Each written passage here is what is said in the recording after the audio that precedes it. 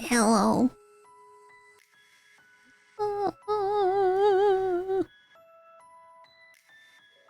Good morning, good afternoon, and good evening. Hello, baby.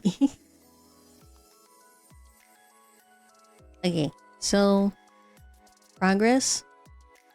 I at least got the baby channel points and like the overall channel points, like the head pats and the clump one. I haven't done my main model channel points yet, so we're not gonna be using our main model today. So I just got all the ones that I know we would be using today. How are you guys doing today?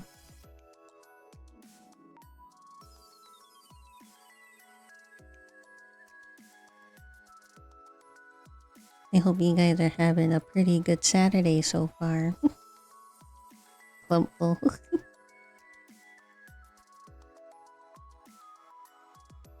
Very clumpful. I'm feeling very clumpful today too. An epiphany.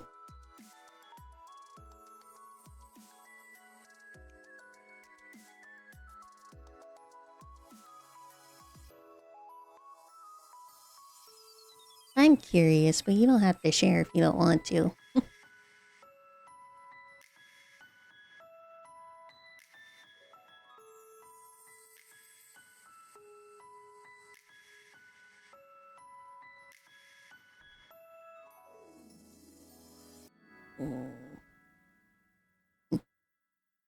Oh, Clump, you're blocking the promotional material.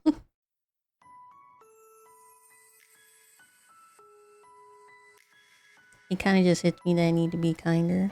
Oh, I see.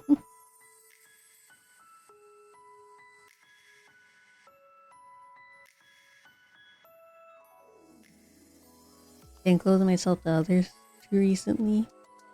I had a little bit of an epiphany too. I need to like learn to be more social.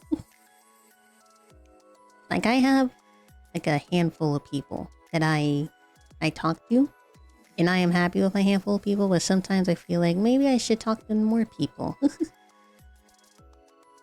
Maybe I should try to be more social. Maybe I should try to reach out more for more collabs with other people or something. I know we haven't actually like done a collab in a while. Yeah.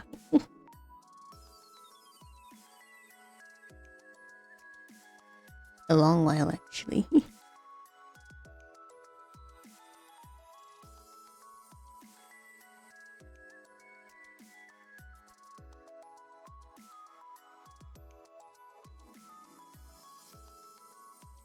Okay, let's see. Bye. We're about to do some reactions and we're gonna get into gaming later. Have good doctor.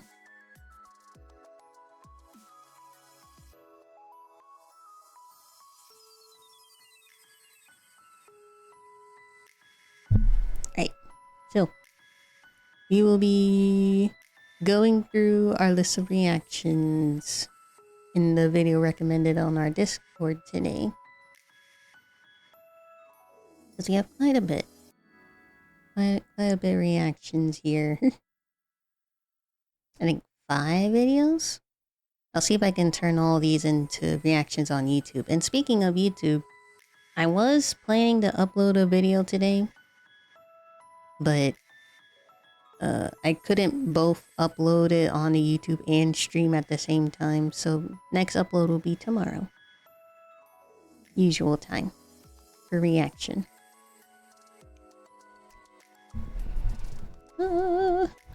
Yeah. I'm still here.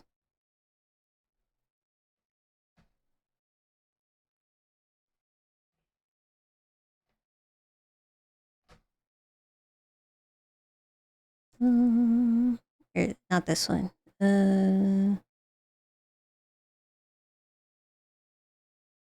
No.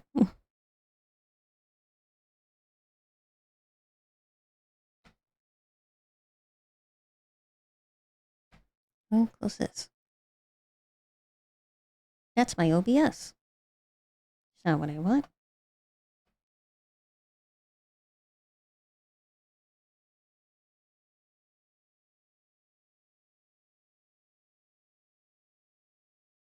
There we go.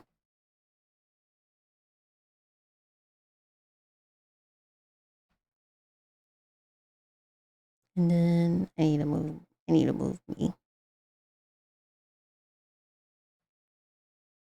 Maybe move like here. Oh, we have 2 clumps today.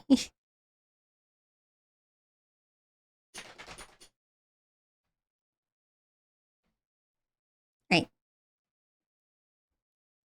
Our first reaction is... Hold on.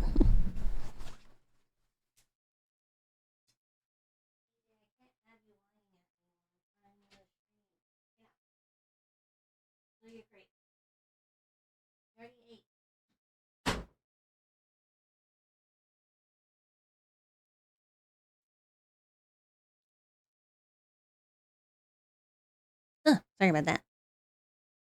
First video by Visual Venture, the internet's most toxic fandoms.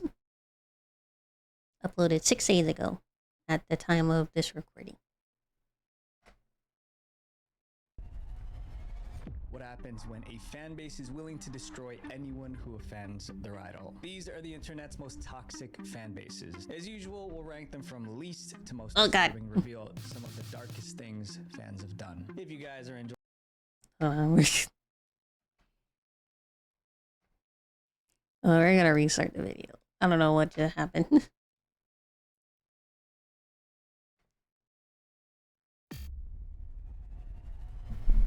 What happens when a fan base is willing to destroy anyone who offends their idol? These are the internet's most toxic fan bases. As usual, we'll I see Genshin on there. Most disturbing, reveal some of the darkest things fans have done. If you guys are enjoying the channel so far, it would mean the world to me if you subscribe, because it helps me get my videos out to more people. Subscribe. I promise to do my very, very best to create the best possible videos I can for you. I'm Visual Venture, and you are awesome. Swift. Thank you. You're awesome too. Detective fan base. So before we begin, I want to make this clear that this is not an attack on Taylor Swift or her fans in general, but there is a toxic part of her fandom that takes things too far. Almost every musician has overprotective fans, but with Taylor Swift, there are thousands of them, and they attack anyone who dares criticize her. In 2020, Taylor Swift released an album titled Folklore. As usual, music critics reviewed it, but one review made Taylor's fans mad. It was from a website called Pitchfork, and the interviewer was a woman named Jill. In her interview, Jill praised Taylor's songwriting, but she didn't like everything about the album, so Jill gave it an 8 out of 10. For most people, she dared to criticize Taylor Swift on the internet? Well, that was a positive review, but for Radical Swift, And an enemy is a suggestion, by the way. It was an insult. Taylor's fans started ranting online, complaining about the review. Then one of them came up with a bizarre theory, which was that Jill and Pitchfork were trying to sabotage Taylor Swift.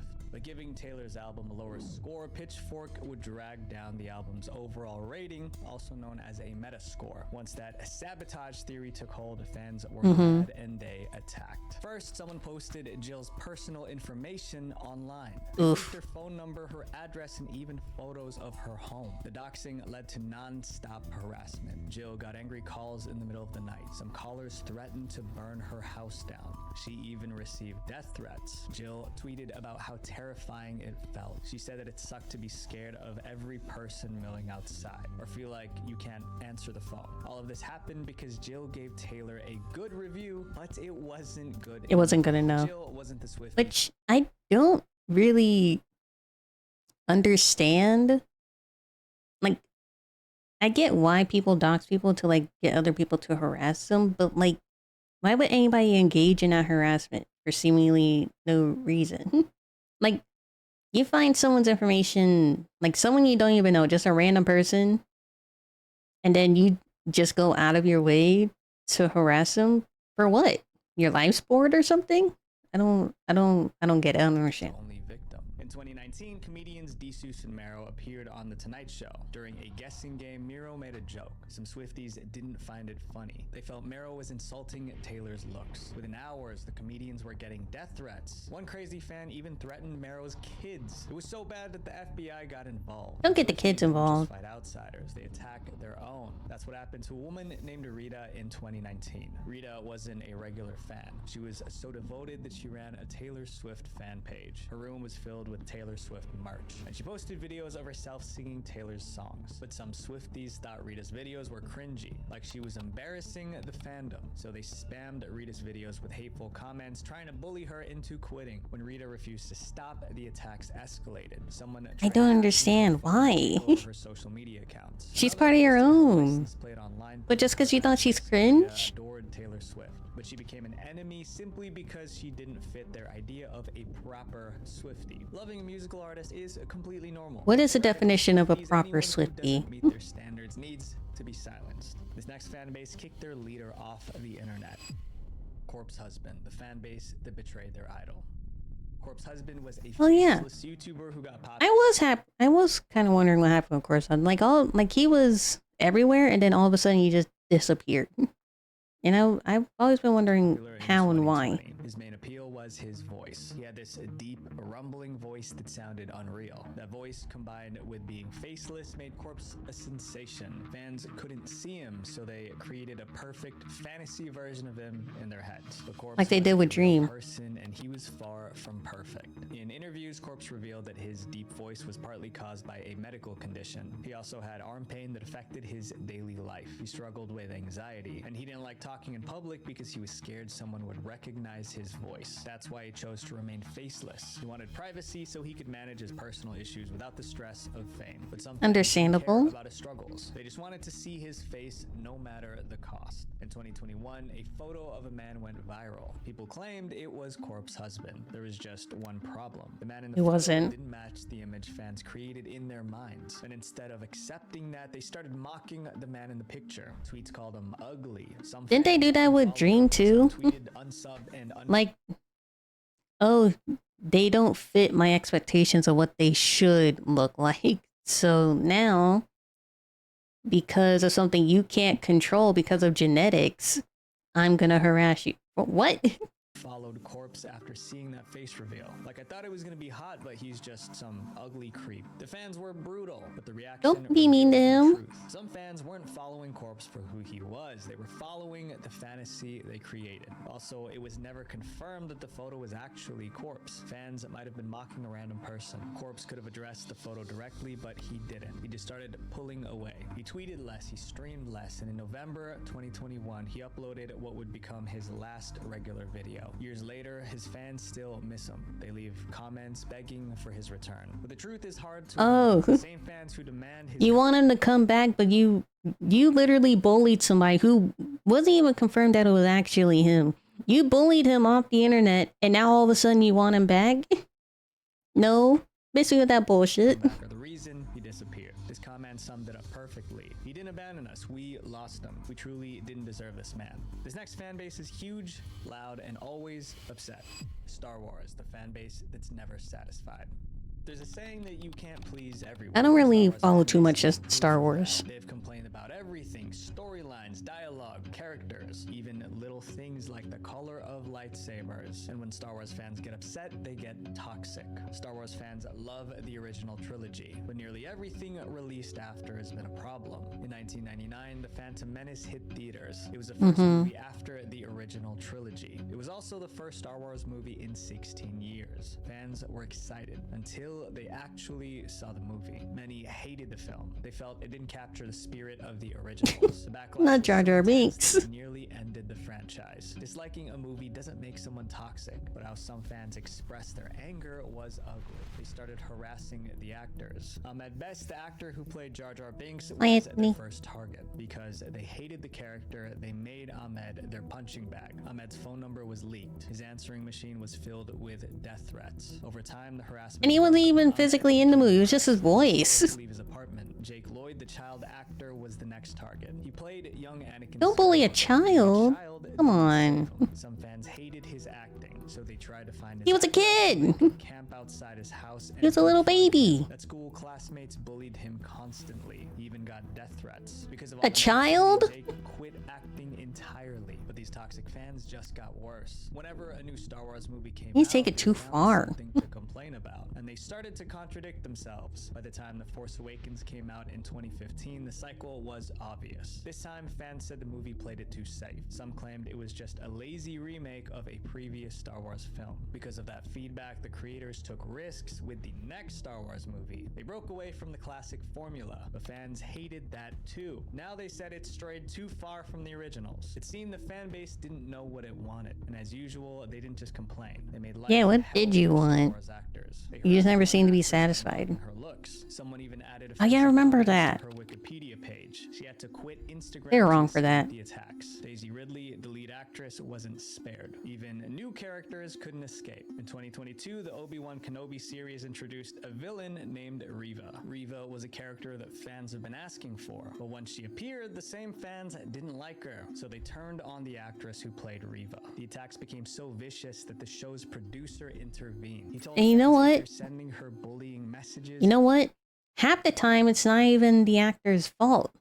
Like, the actors are just doing their job. They're acting.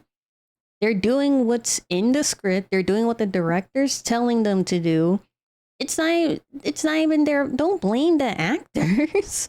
If you don't like the writing, blame the writers. If you don't like the directing, blame the director. The actor's probably like the last person you should blame, because actors just doing their job. Their literal job is doing what they're told.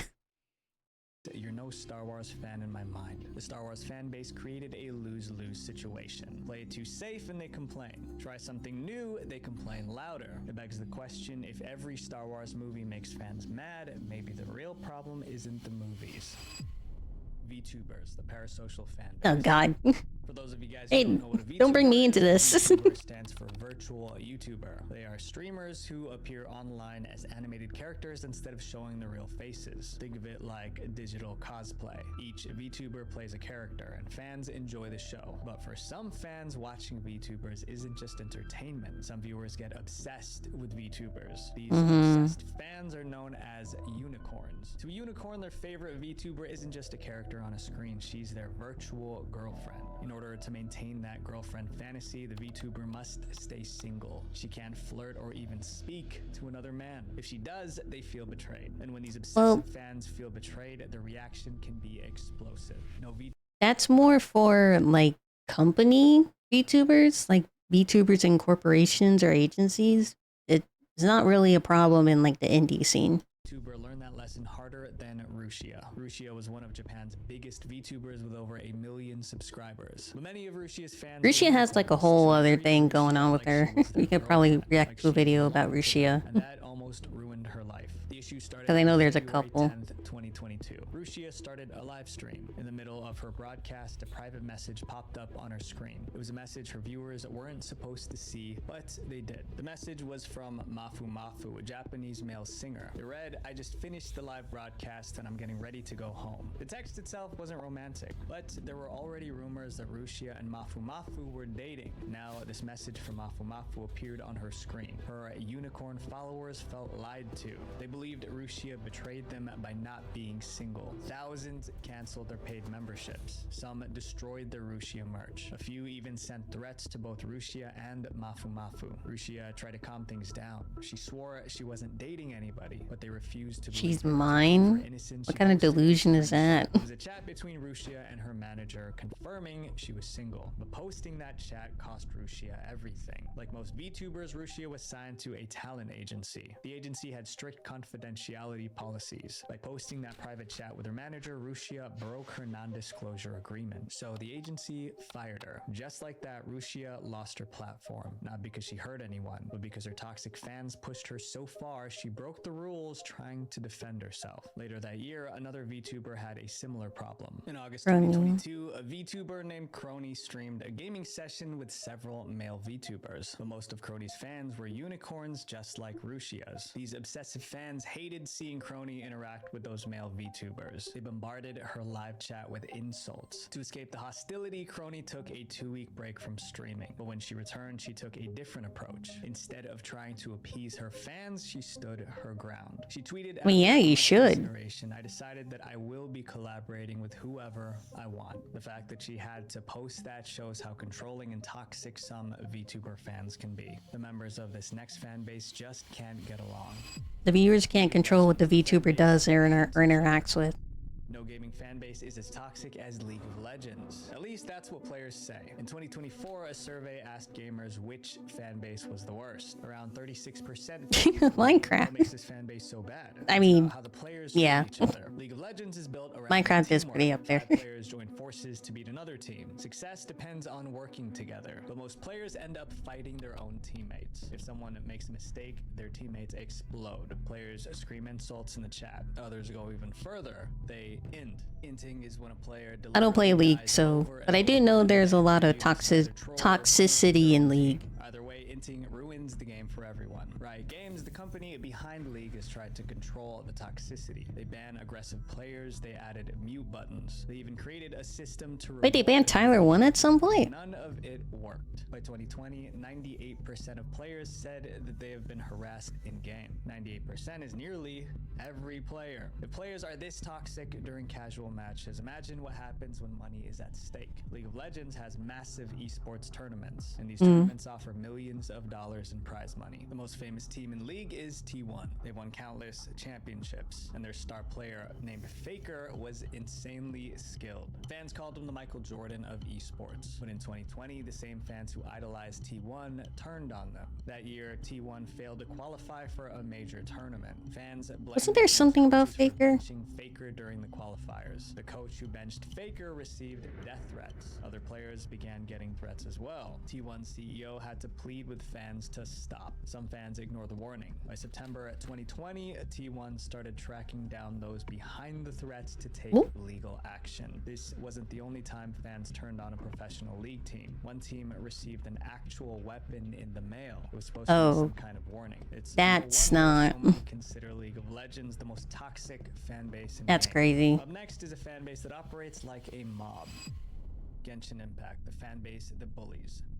The game Genshin Impact is more popular than people realize. It launched in 2020, just 5 years ago. No, I'm pretty sure it's in the mainstream now. Over $6.3 billion in revenue. More It's one of the biggest games. People play the game every month. That's the population of a small country. But a game this big attracts all kinds of fans. Some of them are notorious for bullying, and sometimes they attack for surprising reasons. It's exactly what happened in 2022. An artist posted an illustration of Kaya, one of Genshin's main characters. It was just fan art, nothing controversial. But the artist made one mistake. Kaya's skin tone was lighter than usual. That small error caused chaos. Hardcore fans demanded the artist delete the drawing. One comment said, draw him correctly or don't draw him at all. That was harsh, but some fans went further. Someone stole the drawing, darkened Kaya's skin, and reposted it. They claimed they fixed the art. The artist even... Man, I hate people like that. They tweeted, I didn't mean to paint Kaya's skin color brightly. It turned into this color unintentionally. I'm sorry for making you feel uncomfortable. But the apology didn't end the harassment. The attacks continued until the artist deleted their Twitter account. And this case was just the beginning. Genshin fans attack artists over little things, like drawing a character in the wrong outfit or the wrong pose. But it's not just artists who get attacked. Even actual employees working on the game have been targeted. In 2021, Genshin added a new character named Kokomi. Unfortunately, some players didn't like her, but they didn't just complain about the character. Yeah, Some I remember this. twisted reason fans attacked the voice actress who played Kokomi. She was live streaming when the insults started. Her chat was filled with hateful comments. It got so For no bad, she had to reason. turn off the comments. Like, actually. This voice actress was just an employee. Later, She's she just doing her posted she job. wanted a relaxed and happy environment, but the Genshin mob didn't back off, and this wasn't even the worst moment that year. In September of that year, Genshin celebrated its first anniversary. Oh. Fans expected huge The Google rewards. Classroom event. Rewards were released, and many Or the were Google disappointed. Classroom They felt incident. like the rewards weren't good enough. This time, they didn't just make hateful comments online. They tried to sink the whole ship. Thousands of Genshin fans went on the Google Play Store and review bombed the game. They all left 1-star reviews. On the Play Store, apps with low ratings can disappear from search results. So by review bombing the game, these fans were trying to bury it. The game's rating dropped from 4.5 stars to 2 stars. However, Google noticed what was happening, so Google deleted the fake reviews. But the fact that Google was trying to save the game made fans even angrier. Now, Genshin They weren't trying to save the game. They were doing their job by removing fake reviews. Across the Play Store were filled with fake negative reviews. The war only ended when the developers of Genshin Impact gave in. They added extra rewards to calm the fans down. If this community can sabotage their own game, what'll they do next? Up next is a fan base that chased away the creator of their game. Five Nights at Freddy's, the feral fan base. Five Nights at Freddy's launched in 2014. It was an instant hit. Players took on the role of Did he really leave in a the game? pizza shop. The game was filled with hidden clues and mysteries waiting to be solved. The community grew fast, but as the fan base exploded, so did its darker side. The game was created by Scott Cawthon, and in the early days, Scott was very active in forums. Scott listened to fans and shaped new games around their ideas. Fans loved having that connection, but the closer Scott stayed to the community, the more demanding it became. In 2015, FNAF 3 and 4 were released, but fans thought the games weren't scary enough. Others thought Yeah, I they were remember too easy. people didn't like Angry 3. fans attacked Scott directly. One fan even went after Scott's family. I mean, imagine threatening someone's family over a game. But the attacks didn't stop there. Later that year, Scott released the first Five Nights at Freddy's book. His co-author was a woman named Kira, but fans couldn't find much about her online, so they concluded she didn't exist. They accused Scott of lying and attacked him again. Scott later clarified that Kira was a professional writer, but he And well, told she her just doesn't have an online because presence. he expected weirdos and creeps to stalk her. That means Scott realized how toxic the FNAF fandom was becoming. In 2016, it got worse. Scott launched a spin-off called FNAF World. The game was buggy, so fans hated it. Scott took the game down, fixed the issues, and re-released it for free. But fans kept criticizing Scott, calling him a sellout. When Scott deleted the worst comments, they accused him of censorship. He simply couldn't win with them. By 2021, he had enough. He stepped away from Five Nights at Freddy's completely. After Scott left, new developers took over to keep the franchise alive, but the toxic fans treated them even worse. In 2024, a fan project Because it's not the same without the creator or The something. developers revealed they were receiving threatening messages from angry fans. The harassment shook them so much that they abandoned the game too. The community that made FNAF a hit was tearing it apart. One FNAF fan on Reddit said it best: "We literally can't have anything anymore." My friends, I wonder why. something isn't an excuse to hurt people. If there's one thing to take away from this video, it's this: we can enjoy good things without tearing others down. Visual Venture. If you guys think this video about fandoms was pretty bad, oh, trust me, it gets worse, and it can even end in death. If you want to see the most disturbing internet fandoms part 1, click here. Love you guys. Peace. Yeah, the thing that I hate most about some fandoms is that they just dox people for no reason, and then they go after artists who are just doing art. Like, just because it's not up to your standards doesn't mean it's bad art. That's just stupid. Okay, next video is... You just won the lottery. Next video. Jack Pockets. I don't think I've ever seen this channel before. What happens when you win the lottery? You just won the lottery. Congrats. You're Yay! If you're lucky enough to never mind. survive all the lawsuits, betrayals, and murder attempts you're about to face, you Murder might just live long attempts? enough to go bankrupt. If you want any chance of this working out, listen carefully. The first thing you need to do is absolutely nothing. Don't tell anyone, don't quit your job or drop out of school, don't buy a GT3 RS, and don't claim your prize. Yet, most places will give you a few months to grab your check. Let's just say you won in California, which gives you 180 days. We're gonna use this to our advantage, but in the meantime, it is absolutely and utterly imperative. Also, why whenever someone wins the lottery, they, like, the news have to come in? That's just like putting a target on their back. Like if I win the lottery, I don't want to be put on the news where people can see my face, hear my voice, know my name. Because then obviously they're gonna try to take advantage of me to take all my hard-earned my one money and my money. That you do not lose your ticket. This actually happened to 7 people. 3 of them didn't survive. Take your ticket and sign the back of it, photocopy it, take selfies with it, record a video with it, put it in a waterproof, fireproof box, then take that box to the bank and put it in a safety deposit box. Now that your ticket's hopefully secure, we need to use this time to prepare a few things. First, we need to hire a professional. Hire a lawyer. News segments and found you this guy, Jason Kurland. He's a self-described lottery lawyer that charges $200K up front and a $50K monthly fee. That might sound like a lot, but for legal protection, money management, and tax shielding, this is actually a steal. Before you get your lottery? $200 million Powerball. So 200K is only 1,000th of your winnings. Uh-huh. Now that you have Jason on your team, he's gonna prepare your banking and investment accounts. And of course, he won't withdraw any money without your written consent.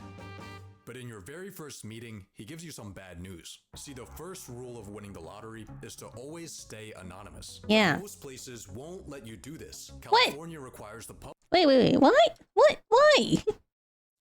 Very first meeting, he gives you some bad news. See, the first rule of winning the lottery is to always stay That's like the first thing I would think of. Like to hide my identity if I won the lottery. anonymous. But most places States that expose you. Okay, so if I win the lottery, I have to make sure I'm in Texas or something, Arizona, or is this New Mexico? I don't know. won't let you do this. California requires the public disclosure of the winner's full name, and no, Why? trust won't help you. You're getting fully doxxed, and we need to prepare for that. But first, your phone rings. It's your boss telling you off for being late to work. Resist the urge to show up to the office with an AR-15 and instead put in a That wasn't my thought in the first place. Just give your coworkers an excuse to sue you. Now back to concealing your identity. Delete your social media, get a new phone number, make a new email, and change your primary address to a PO box. This should help prevent strangers from tracking you down, but an even bigger threat might just be your own family. This guy right here won $20 million, and he used it wisely, starting up a successful gourmet popcorn shop and helping out his loved ones. 9 years later, he was murdered by his sister-in-law. If you don't keep your family in check, you might end up getting killed, or even worse, divorced. Oh my goodness. You decide right now the exact amount you want to dedicate Okay. per family. And Step 1, stay single. Step 2, win the lottery. Step 3, change countries and hide from my family. make a trust for it. Once you fund this trust with a portion of your winnings, Jason will take it over. So when your family members come begging, you could just tell them you're not in charge of the money. Let Jason be the bad guy. After a few weeks of preparation and sleepless nights, You tell them to contact your lawyer. Here is where a lot of people mess up. The lottery press conference is where you'll be presented with. You have to go to a press conference? In front of a horde of reporters who are snapping and publishing nice, clean photos of your face right next to the reward for killing you. It's gonna be an exciting event. Yeah. Look how happy this guy is. He just won $1 million. He doesn't know it yet, but 1 month after taking this photo, he's gonna mysteriously die of cyanide poisoning. No suspect was ever found. In unrelated news, these 2 women inherited all of his winnings. In completely unrelated news, this woman prepared the last meal he ate before he died. What I'm trying to say is that the press conference might not be optimal for you. Luckily, there are some genius tactics you can use to reduce its potential harm. Renting a car will stop people from tracking your license plate. Wearing a disguise will lower your profile as long as it's not ridiculous enough to go viral. But the smartest way to handle your press conference is by not going. You're not required to show up for your media appearance. The massive check with your name on it will still get put on the news, you just won't be in the shot. Instead, you'll go to the lottery office without any cameras and quietly grab your normal size check.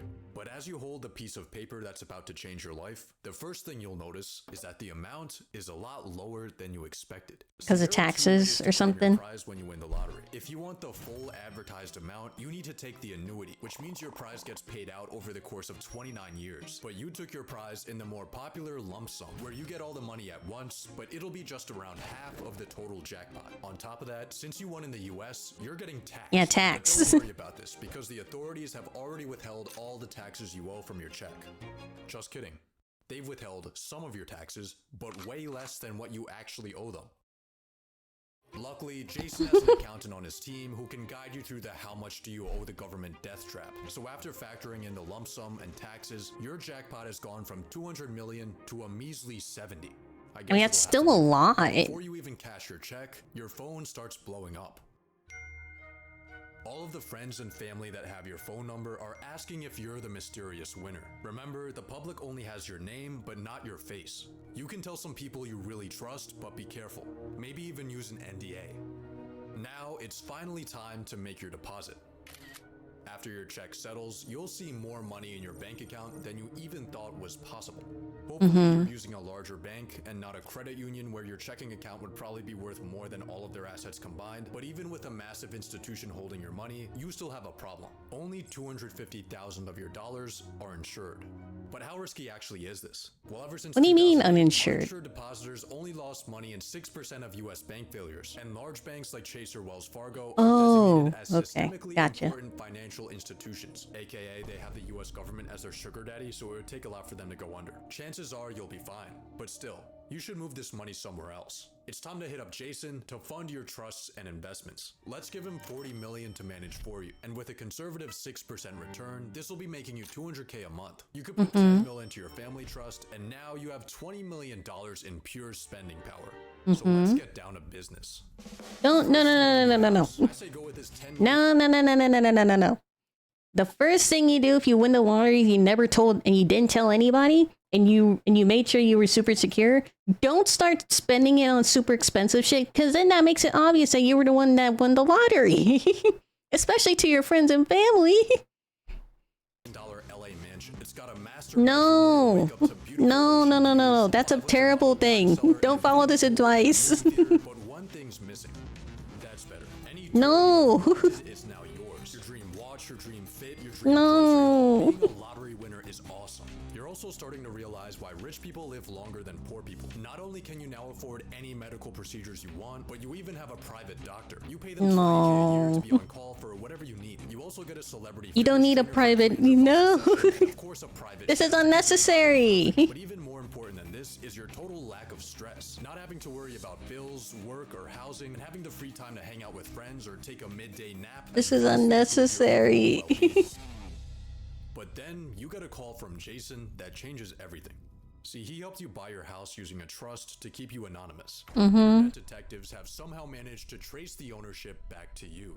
On top of that, news reporters have been silently taking stalker shots of you on your daily routine. And all of a sudden, your face and your address are front page news. Your phone immediately starts blowing up, except this time, it's not just your friends and family, it's strangers. You start getting hundreds of letters in the mail. People are telling you their life stories, how all they need is 10 grand, 5 grand. Someone even shows up to your house. Tries to get in. Hire some bodyguards before things start getting worse. And Then you end up spending more of your money. It's kind of a rite of passage for lottery winners. This guy won 30 mil, then got buried in his business partner's backyard. He won the Brazilian lottery, then got kidnapped while on a walk. Oh my God. Broken into, and he was shot to death in front of his kids. Ah. But you have one advantage over all these unlucky winners: your location. Most of these tragic fates happened in not so great neighborhoods. You, on the other hand, are in a $10 million LA mansion, surrounded by people who are familiar with money. Hopefully this will protect you from any real danger and allow you to peacefully live the high life.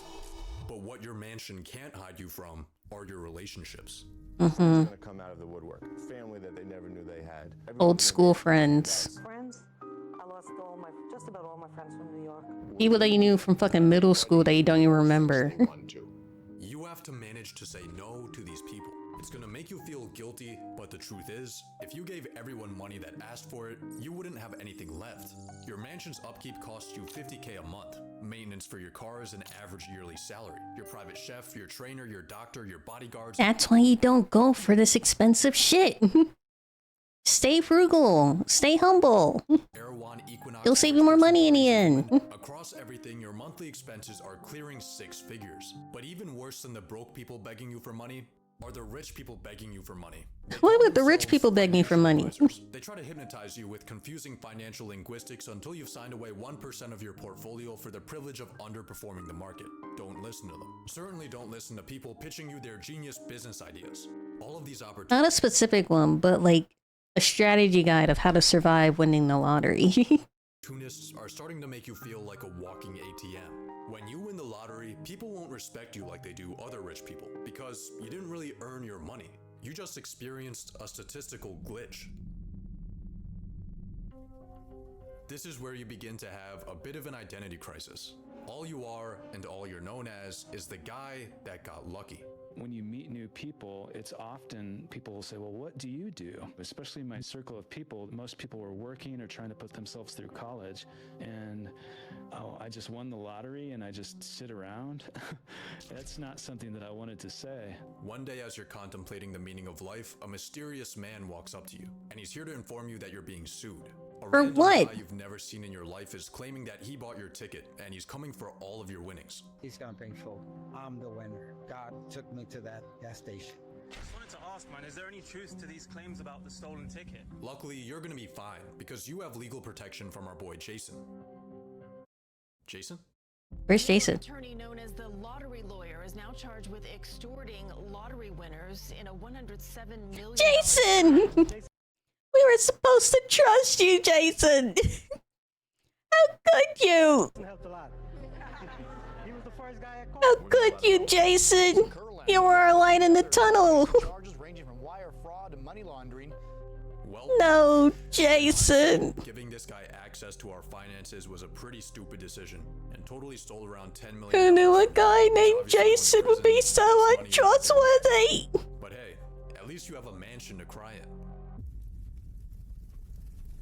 30,000 people have been ordered to evacuate their homes because of a wildfire tearing through wealthy suburbs of Los Angeles. Among the thousands of people in Southern California who have lost homes in the wildfires. Horrible jackpot winner reportedly loses. Lottery winner's home destroyed during wildfire. Things can't get any worse. Well, first of all, your first mistake was moving to California, where there's constant wildfires every summer, and you're at risk of losing your house every summer. So just don't move to California.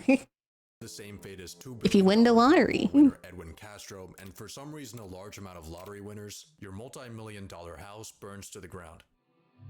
It seems like your luck has run out. You're getting sued, you've been robbed of millions, and your home is gone. Your misfortune is of course front page news. Everyone loves a good downfall. And you've become just another lottery failure. Or have you? Some sources claim that 70% of lottery winners go bankrupt. Others say that it's That means they're 30%. Which is it? The correct answer is neither.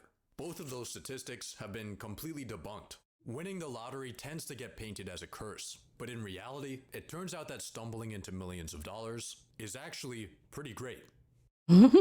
Yeah, that's pretty Real great. studies have shown that lottery winners are healthier and live longer. They have a lower chance of being overweight. They have higher long-term life satisfaction. They don't get socially isolated. Instead, they spend more time with friends. One study found that in a 5-year time span, only 5.5% of observed lottery winners went bankrupt. And these were even based on smaller wins. You're actually at a higher risk of bankruptcy if your neighbor wins the lottery. Most lottery winners don't get assassinated. Most lottery winners don't go broke. Most lottery winners get freedom, health, and happiness. So when you win the lottery, here are the final steps you need to take. Fire Jason Kurland, cash that home insurance check, win your lawsuit, move somewhere far away, and relax. Because Change countries. most lottery winners aren't. But maybe it just makes us feel better if we think they are.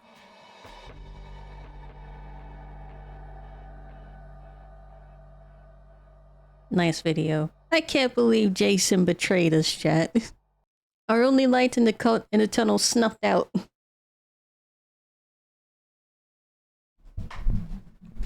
One sec.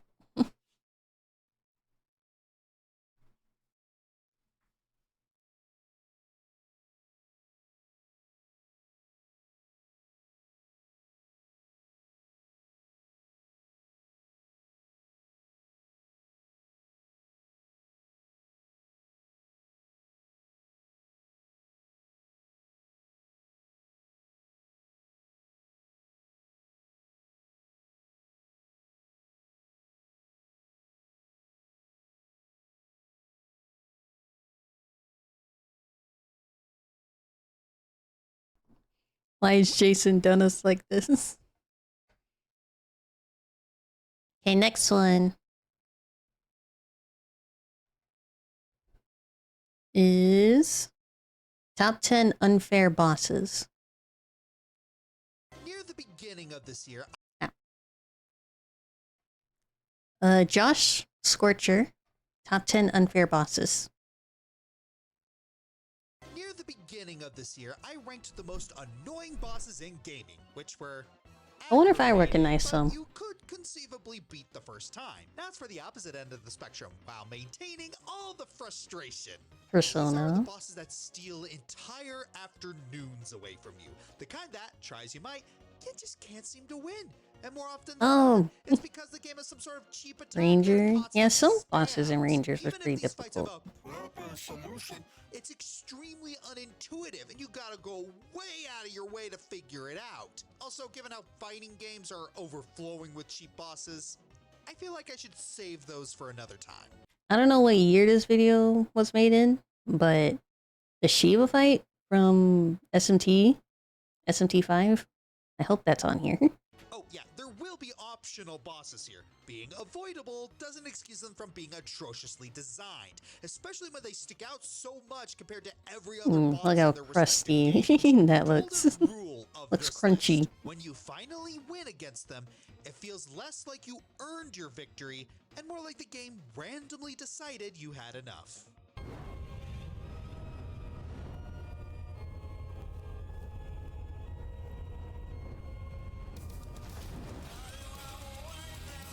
Oh my goodness.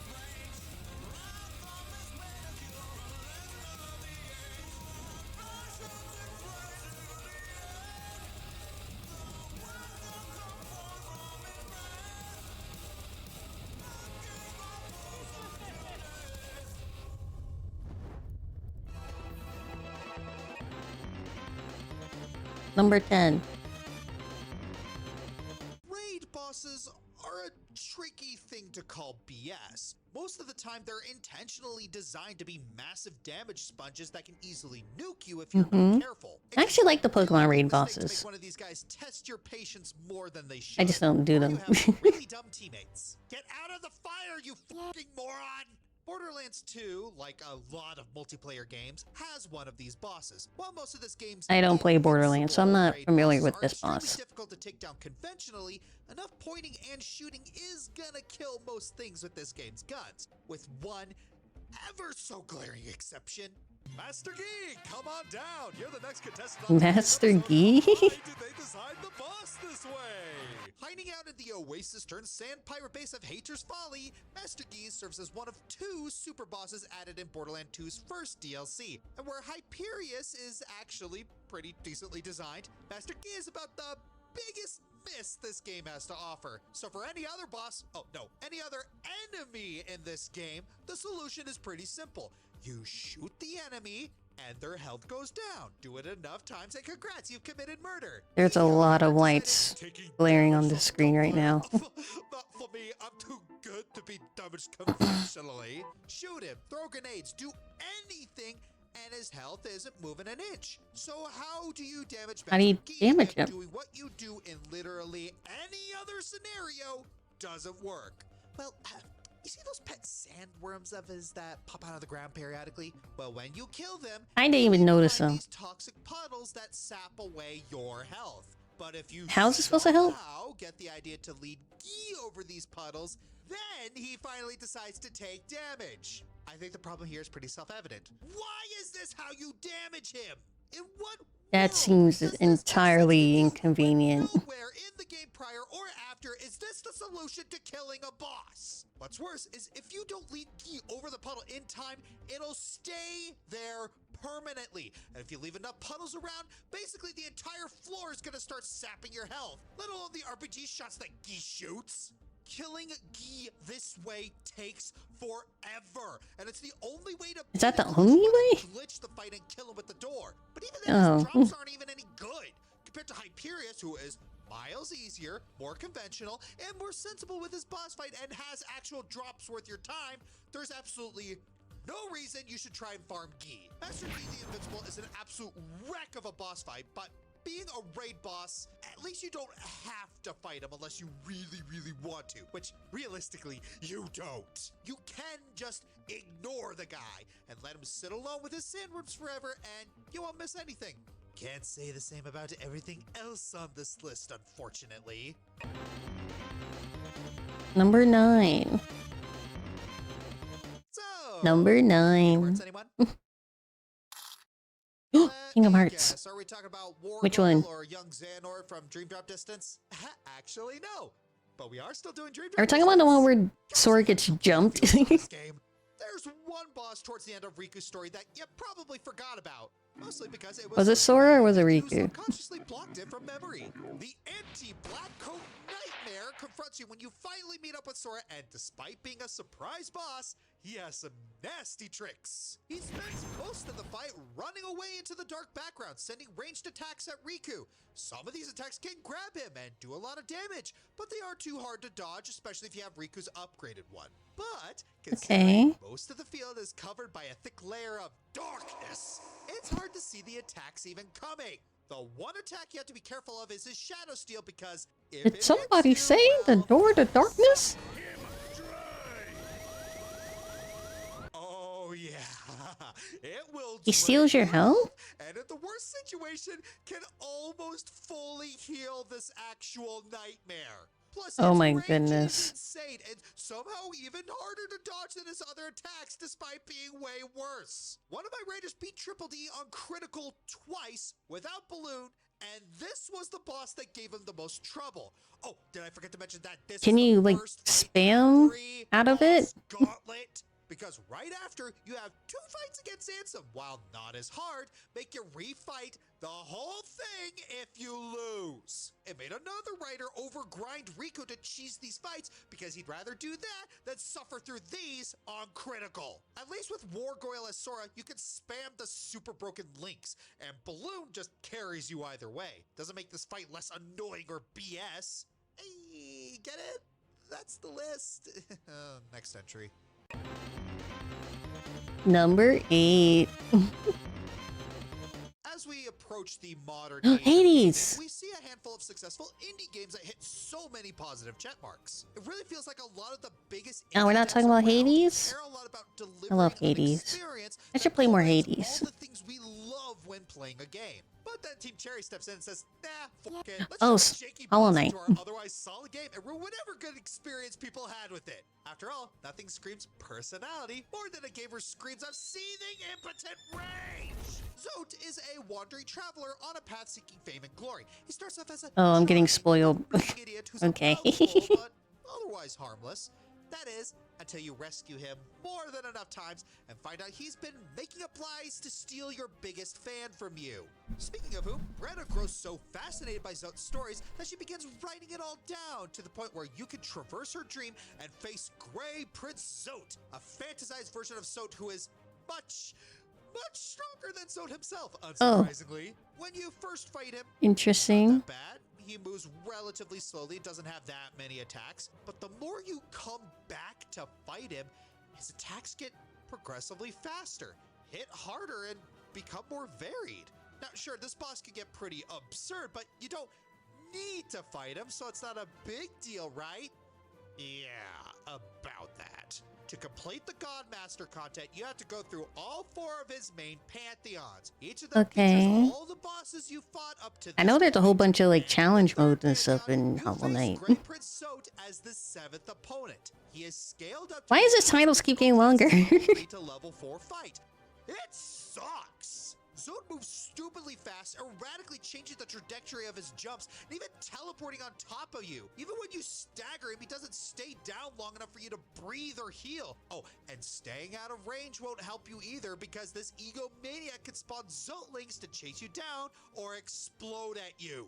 Not to mention, Oh my gosh, what is happening? This looks like a nightmare. drops to the ground, he gets spotty freaking shockwaves. If this is your first time doing Godmaster, you're gonna get stuck here for a while. This guy's not only harder than the actual final boss Sly! of the Pantheon, but arguably even more so than Base Radiance and Pure Vessel. I'm not even kidding. At least those 2 can be staggered long enough for you to take a breather. This guy?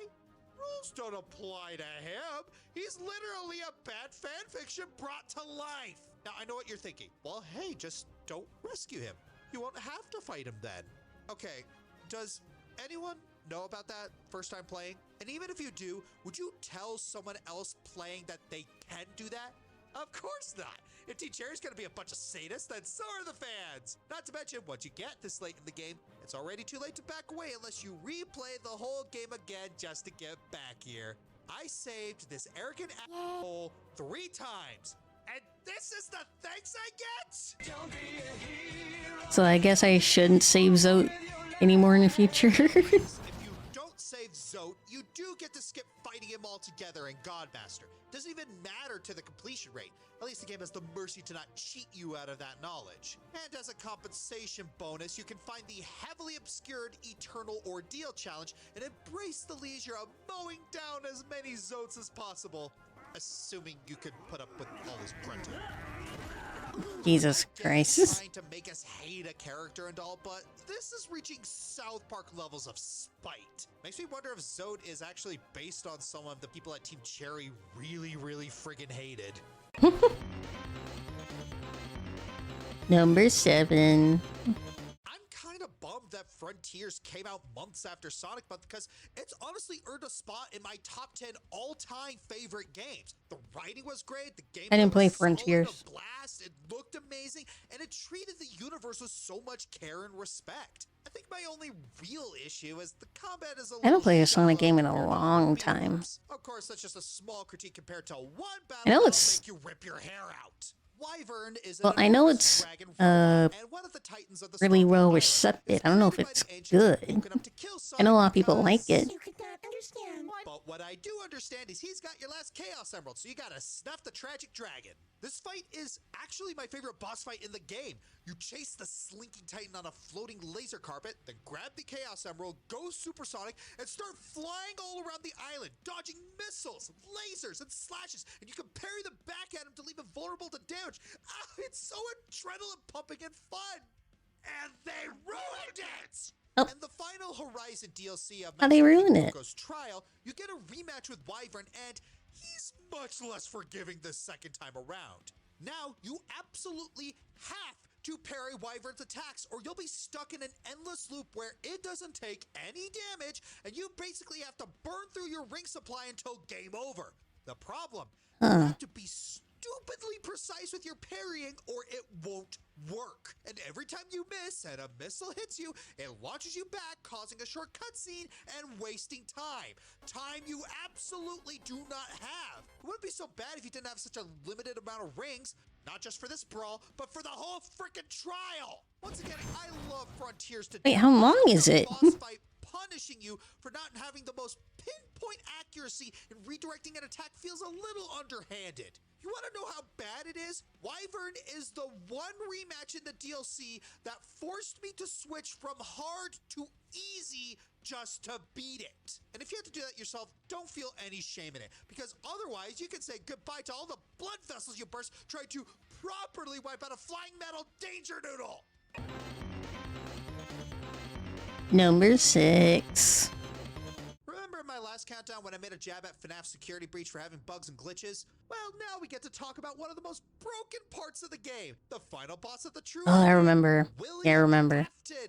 The first thing to note about Afton is that, well, I remember that Roxy would just like clip. And like even if you're like hiding or something, she would just clip and get you somehow. I know that. Instead, he'll wander through 3 different rooms and attempt to reprogram Freddy against you. His boss fight takes us back to the classic FNAF, as we have to find which room he's in on the monitors and hit the green button next to the corresponding one to burn him up. Again, because that totally worked last time, right? Yeah. You can't kill it Why with do we keep trying to burn this guy when fire obviously doesn't affect him? fire, and I really wish I could. That makes me sad. Now, this may sound easy, but Afton is a bloody coward, and throughout the fight, he throws every animatronic in the game at you. In the first phase of the fight, you have to deal with the rest of Freddy's band of glam rock animatronics. Chica and Monty are pretty straightforward. You have to listen for Freddy to warn you that they're coming, and then close the corresponding door. Except Chica Roxy. will hobble down one of the corridors, making it so you have to check down both of them, which is tedious and time-consuming. Monty, on the other hand, will try coming in through the vents like John McClane. But then you get Roxy. Roxy. Yeah, I know Roxy was a problem. Is stupidly fast, and the doors will not work on her. So Freddy will instead tell you to hide. Spoiler alert, this is a massive lie. Sure, you're supposed to hide inside Freddy, but every time you climb into him and try to face Roxy, he runs out of battery almost instantaneously. Then he has to go inside his charging pod, leaving you out in the open for Roxy to jump you. Don't even try to cheese your way through Roxy by hiding behind She'll the clip. bed. I know. Regardless of how you hide, it's not guaranteed that she'll leave the room right away. Now you're stuck. I know sometimes she clip. over here to find her way out of the office, and oh look, Freddy's been corrupted by Afton. Time to die. If you're lucky enough to get past all of that, there's still a second phase to the fight. Now the animatronic blob you saw when you first walked down here will try to grab you with its tentacles, and now you have to be I forgot about the incredibly careful tentacle. not to run into them as you sneak very slowly toward the monitors. Okay, whose bright idea was it to add stealth missions to FNAF? And even if this phase isn't as blatantly unfair as the first, there's still the possible chance that the game will just randomly revert back to phase 1 for no reason at all. Then you have to did that? the most broken part of this fight because, your pain is funny. The problem with this fight is that it would probably be doable if Security Breach wasn't so broken. But the glitches and luck-based elements make it almost as hard as 420 mode from FNAF 1. And anyone masochistic enough to attempt either knows that you need to get extremely lucky, and you will die over and over and over and over again. Honestly, compare Markiplier's reaction to beating FNAF 1's 420 mode. Oh my god! I did it! I did it! Calm down, Mark. To beating Afton's fight in Security Breach. Oh.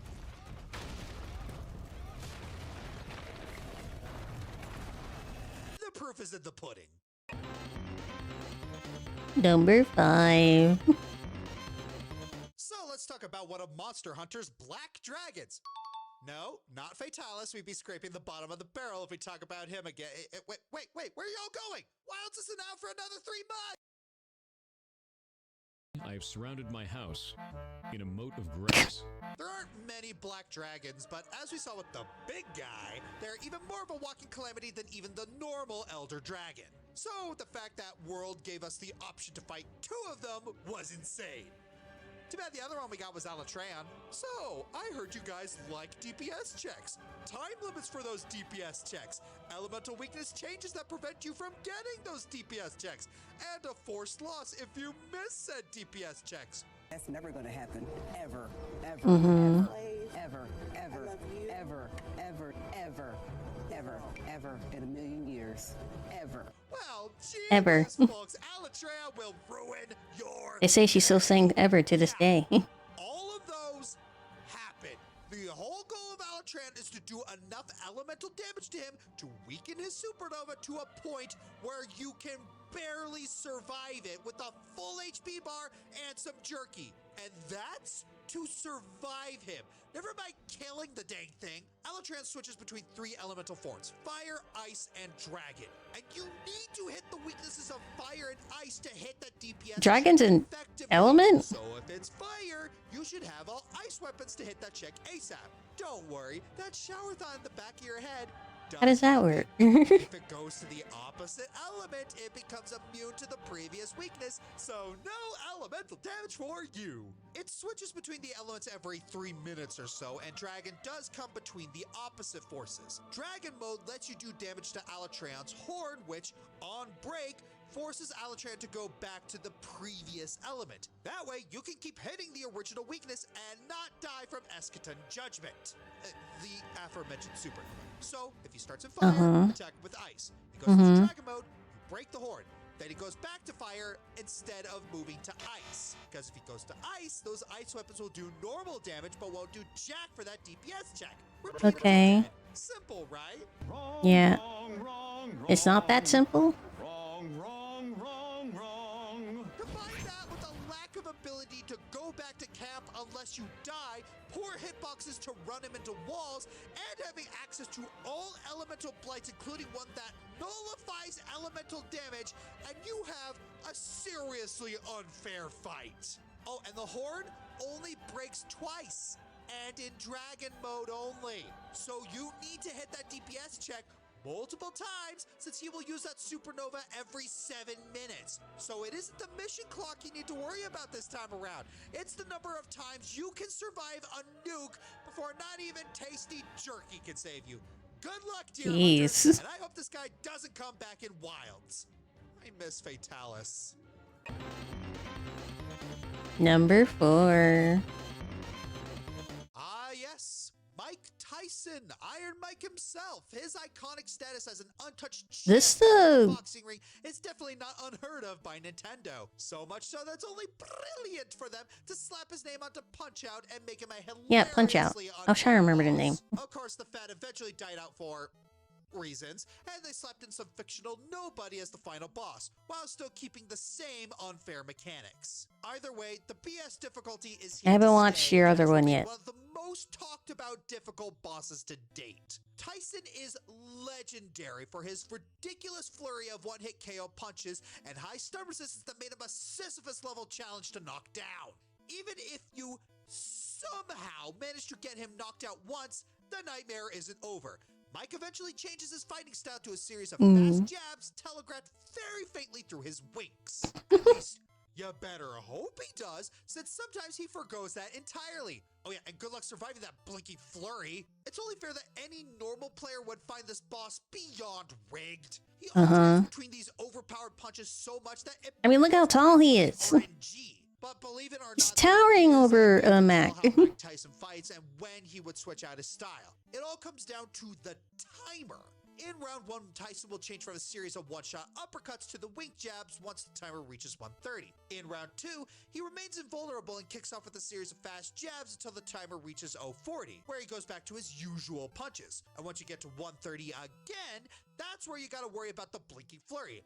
And at 230, he'll either do it again or do 2 jabs and an uppercut. Once you get to round 3, all you gotta worry about is the flurry at 130, and the rest is history. Between all of this, you gotta hit him at the back of the head for maximum damage, know when to block his jabs, and dodge to get him vulnerable. Toughen through all of it until you tire him enough that you can finally I know. stun I him played for Punch-Out longer than on the 2 Wii. punches. With a concrete strategy in mind, mastering the Mike Tyson fight still takes a vicious level of dedication to time each punch and dodge accordingly. It's made with every intention to be a BS fight tailored for the most hardcore games out there. Nevertheless, if you had the strength to push through, you'll see that at the end of the day, the champion is still human. And that couldn't be more true, considering the actual Mike Tyson never did beat himself in the game either. Such is the case when the finger must be mightier than the fist. Number 3. Y'all thought Punch-Out could be too much? That game really only has one super grueling part. Ninja Gaiden, on the other hand, has earned a reputation as NES's most Oh, I heard this game. I never played it though. and it shows. The villain of the game, I think it's on the virtual typical console. power-hungry demon worshiper. He has a repertoire of BS to back it all up. To start with, this guy had Rya's father captured and brainwashed into his knight. You fight him in the first phase of the final battle, and his fight is frankly not that bad if you have some projectiles to spare. Once you're through with that, Rya's father regains consciousness just in time to protect Ryu from Jakio's death blow. The taste for Wait, why is there magic? Mad sorcerer in the second phase of the finale. And this fight. This freaking fight. It looks Is that a demon? What is that? both climb the walls, hit the boss. But these flames actively home in on you and will never stop until they leave the screen. If you dodge poorly, just even once, it can completely screw you over for the entire fight. Doesn't help that you have to wait Oh, for Jesus Christ. the right time when you can hit Jakio without having to worry about an incoming fireball. But the icing on the cake, the real reason this fight is this high on the list is what happens if you This screen is so lose. purple. You get sent back to the beginning of stage 6. Not one route before the boss, not the beginning of the last substage, but all the way from 6-1. Oh, we were right there, man! Stages are not easy. You got a crap ton of falcons, disc throwers, and Oh yeah, Smiling Friends Season 3 is coming out soon. Next month, I think, in October. just to fight the boss again. Can't wait for that. Still lose because you don't have enough time time to learn his pattern. I gotta rewatch 1 and 2 to prepare. Doesn't replenish at the start of the fight if you lose once, by the way. Say what you will about Mike Tyson, at least you can input a code to refight him again at any time. Between his freaky appearance and painful battle, Jacchio really encapsulates evil to its bitter core. While the final battles in the sequels also have their own series of BS-ery, none of them came close to how much of a punch in the gut this boss turned out to be in comparison. Thankfully, after all that, the third phase against the Demon Lord isn't that tough. Just mash your way to victory while sidestepping once in a while. It's almost like a reward for putting up with all the crap beforehand. What is that? Number 2. Bosses in the Soulsborne games have carved themselves into a brutal yet effective niche. I was wondering if a Soulsborne game was going to be in here. Can end you in a maximum of 3 hits. It's a formula that lends itself to plenty of memorable encounters, which you've probably figured out given how many of them have been on the other boss lists. And then there's Bed of Chaos. Dark Souls. At first, it looks completely harmless. Just destroy the 2 orbs, then attack the core. Uh-huh. Only it was that simple. Ew. Once you take out one of the orbs, the difficulty goes from non-existent to agonizing. What its the? hands have insane range, do a ridiculous amount of damage, and push you around like a rag doll. And while all that's happening, a bunch of bottomless pits open up all around the arena. Oh, and the floor is caving. That's just a warm-up compared to the absolute agony of trying to jump onto the root. For added pain, Bed of Chaos has one of the longest boss walks in the entire game, in one of the most annoying areas. Oh my goodness. There is a cheese strat against it, but using it is effectively mandatory if you want to win with your sanity intact. To put this into perspective, one of my writer's friends beat this game in around 8 hours. Half of his deaths 8 were to hours? this boss. That's fast. And fun fact, there's an unused version of this boss that appeared to be far less infuriating. Mercifully, you are granted some leeway. Oh, so they intentionally made it harder. in the game that has built-in checkpoints. You can also find a hidden bonfire much closer to it to help. That boss looks like the amoeba alien thing from Attack on Titan. About number 1. No. Oh, honorable mentions. Hymax, Mega Man 6. Turns out you can actually damage him with the blade armor. But who would figure that out the first time? Silver, Sonic 06. Did you know that all you needed to do was attack him when he jumps? There, saved y'all 18 years of agony. Jasper Bat Jr., No More Heroes 2. If there's a character Kane should disintegrate. Tower Power Pokey, Sticker Star. Either get all run or get frickin' stamped all over. Legendary Numbers, Jimmy and the Pulsating Mass. Relies so much on RNG that the developer said, go back and one-shot it later if you don't like it. Veld, Fire Emblem 5. That doesn't help. You have to deploy specific units near specific targets in a game where you can't arrange units pre-battle. Yeah, that's fair. Solo Muze, Tales of Shilia. How do you make the solo boss in a Tales game suck? Whitney, Pokemon Gen 2. Oh, bitch. Fucking Whitney. That effing cow! Even in the remake. Damn. But no SMT? SMT didn't get referenced at all? There are some pretty hard bosses in SMT.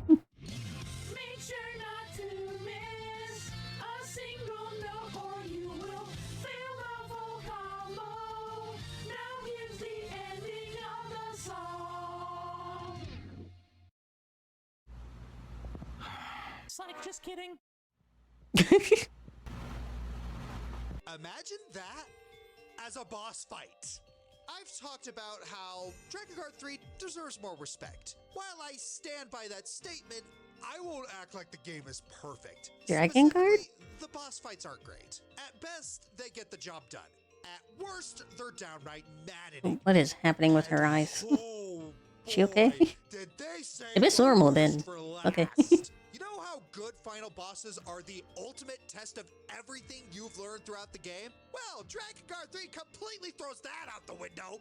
It's a I don't think I've ever heard of this game before. the hardest ever created. threw the Fire on Flames on expert, wishes it could be even a fraction of this controller shattering. While it starts off simple enough, the BS quickly gets cranked up to maximum when the game decides to take control of the camera away from you.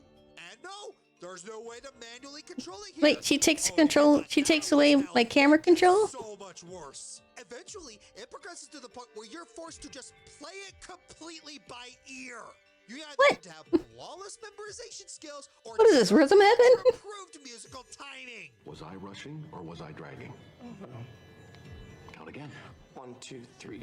If that wasn't enough, the notes eventually start coming at you in sextuplets. You can't just button mash through them because of how insanely strict the timing is. Oh, and don't even think about putting the controller down when the screen fades to black.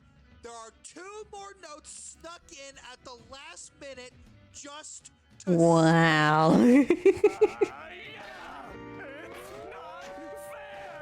Editor here, just to tell you 3 things can be done to minimize the frustration with this boss. Number 1, turn down the background music to prevent overstimulation from the horribly mixed audio. Number 2, use Jesus both the Christ. face and shoulder buttons to deal with those faster notes because pushing buttons in sequence is often more effective than mashing. Number 3, and this is an important one, keep the subtitles on because the text for Mikhail's second line of dialogue matches perfectly with the final note.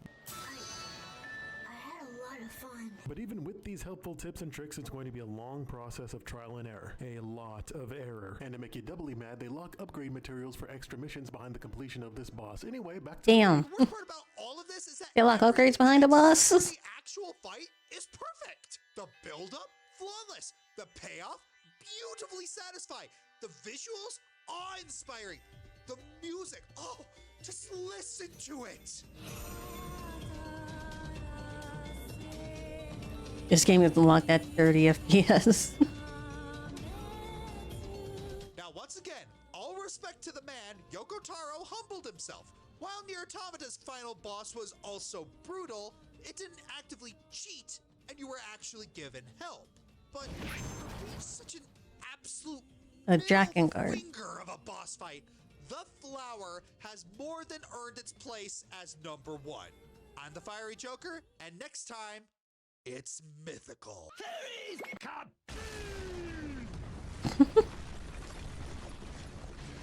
I'm a bit sad SMT didn't get mentioned, but I'm glad Fire Emblem got mentioned at least. There's some pretty cruel bosses in Fire Emblem. Please check out my other social media like my Twitter, Twitch, and Tumblr. Check out my other channels such as Joshua Burner for reactions and other stuff, Dragon Fighter Gaming for tabletop, and Bob Equestria for cartoons. Consider checking below the video and donating to my Patreon, Streamlabs for my merchandise, or becoming a YouTube member. Thanks for watching. Thank you for the video. Next. Yeah, wait till it's done.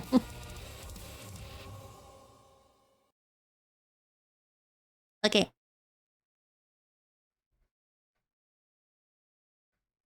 Next video is a death battle video.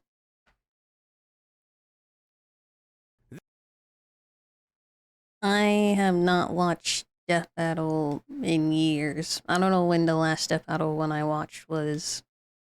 But this one is Galactus versus Unicron. Marvel Comics versus Transformers.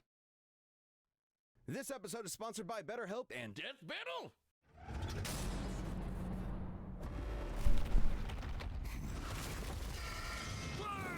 I'm only really familiar with Galactus. Galactus, Devourer of Worlds. I'm not that super into Transformers, so I don't know much about Unicron. That's right, it's the day we've all been waiting for. He's Wiz and I'm Boomstick. And it's our job to analyze their weapons, armor, and skills to find out who would win a death battle. Boomstick, what is the nature of evil? Oh, it's 3.5 beers too early for that kind of question, Wiz. No, seriously, is the wolf that hunts the hare evil? What about the bear that kills the wolf? Or the man that slays the bear? Is that evil or nature? Perhaps this question was on Gallon of Taz. Dang, that bear had footwork. The end of infinity. I'm pretty sure the question on his mind was, how do I turn this goddamn spaceship around? Eons ago, the planet Ta was a paradise, the most advanced civilization the universe had ever known. Too bad the universe was coming to an end. Hey, hate it when that happens. The Ta'an scientist Galen watched as the rest of his race ignominiously perished and decided to die gloriously on his own terms. By flying a ship into the sun, just like great-grandpappy Boomstick, the crazy old coot. But instead of being vaporized on contact like great-grandpappy Boomstick, Galen got bitten by a radioactive god. As the last living thing left before the universe's end, Galen was visited by the sentience of the multiverse, who merged with him as part of a cosmic cycle of death and rebirth. As the old multiverse died, a new one was born, and the scientist Galen was no more. In his place was a being of untold power, the Ravager of Galaxies, Galactus. I never knew that was his backstory. I mean, they probably rebooted it a bunch of times before then, but I never knew his original backstory. G-Dog here is one of the strongest beings in all of I didn't know he was a human turned god. one thing he wants to do: eat friggin' worlds. Galactus is so unbelievably, mind-meltingly powerful that strong doesn't really begin to describe him. Victim of countless backstory recons. Perception of reality. In truth, he isn't even really a physical being with a soul. He has a daughter too, doesn't he? Energy itself, the power cosmic. Galactica? All-purpose space god magic that no good almighty ass-whooping god can go without. Sure, he can use it to blast your ass to unholy smithereens, but it's a lot more flexible too. Described as being in touch with every other living thing at once, the power cosmic allows one access to a near infinite pool of knowledge and the ability to sense danger ahead of time. I don't think there's a lot for him to be afraid of. He can manipulate matter, read and control the minds of gods, and teleport entire galaxies across the universe. The power cosmic allows him fundamental control over life itself. You know, crazy thing is, he can manipulate matter, but he can't manipulate the tapeworm that's causing his universal hunger for planets. Interesting. Manipulating souls, creating new life forms from nothing, and even resurrecting the dead. And because his body is composed of energy, he can't really be hurt in the traditional physical sense. This allows him to grow or shrink his body with seemingly no limit, and alter his appearance. Wait. He chooses to look like that? His physical appearance matches the species observing him, so a human sees. I haven't seen the new Fantastic Four movie yet. So it's just like So don't spoil, please. What are you staring at? What matters most to me in the world. Awesome. No, not awesome. Very not awesome. At least as far as Galactus is concerned, since witnessing his approach is itself the end of the world. You would only have enough time to pray to your paltry gods before Galactus consumed your entire planet, absorbing its energy into himself, then moving on to his next meal. Man, I guess his costume is appropriate because he sounds like a total dick.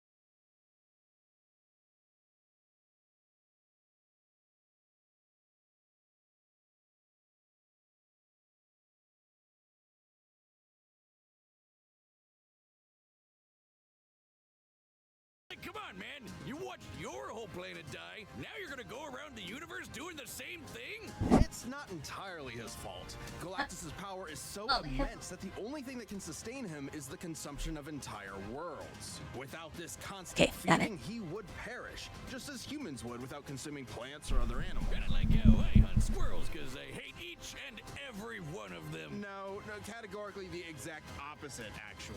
Galactus isn't vengeful or cruel.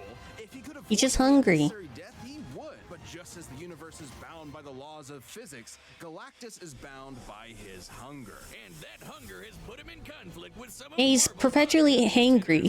Odin and the Phoenix Force. Galactus' fight with the Other and the Scryer got so intense, they threatened the entire infinite multiverse just as a side effect of the battle. While While Galactus himself can comfortably cross countless light years in seconds, some of these beings are more like abstract concepts than actual living things, many of which operate outside of linear time. Like this alien bug dude who tried to use Galactus's energy to destroy 2 whole universes. Even after being drained by him, he still nuked 3 whole star systems before getting a snack. Should Damn. he somehow be threatened by beings beyond even the scope of his power, Galactus crafted a device to solve all of his problems, the Ultimate Nullifier. In case that name isn't obvious enough, it's a teeny tiny weapon that destroys anyone you think of.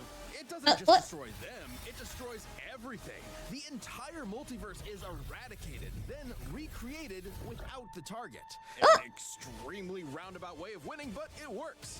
That's exactly what happened when Galactus used it on the abstract god of destruction, Abraxas. He destroyed the god of destroying things with a Happy Meal toy. It's like my therapist said, great things come in small packages. And the Nullifier was key to Galactus' first great defeat upon his inevitable arrival on Earth. When that pesky Reed Richards managed to get his stretchy hands on the thing, Galactus finally backed down and spared the planet. Which makes no practical sense. The Ultimate Nullifier is a part of Galactus himself. It uses his own power. He can So it can't destroy the creator. escape its effects by hiding in a pocket dimension. It even had the safety on. Maybe he was Wait, just bored. it's a safety? Millions of years of cosmic genocide just to survive. I'm pretty sure Galen forgot what it meant to be mortal. Perhaps that was the true evil all along, the slow death of Galen's humanity. Because what could be more terrifying than a being that sees everything and everyone you know and love as nothing more than his next meal? This episode of Death Battle is sponsored by BetterHelp. Wiz, it's getting to be the holiday season again, and I just know Mama Boomstick is finally getting me the new dune buggy I've been drooling over. What's gonna be stuffed in your stocking? A couple undiscovered elements would be nice, but the holidays are also about giving gifts to yourself. Maybe that means giving yourself a break during this busy month, or treating yourself when you have the time. And in anticipation of a new year, sometimes that means therapy. Therapy can be super helpful year-round, but especially during this season. The holiday blues are no joke. If you're thinking about starting therapy, consider giving BetterHelp a try. What's great is that it's totally online, so it's super flexible with your schedule and convenient.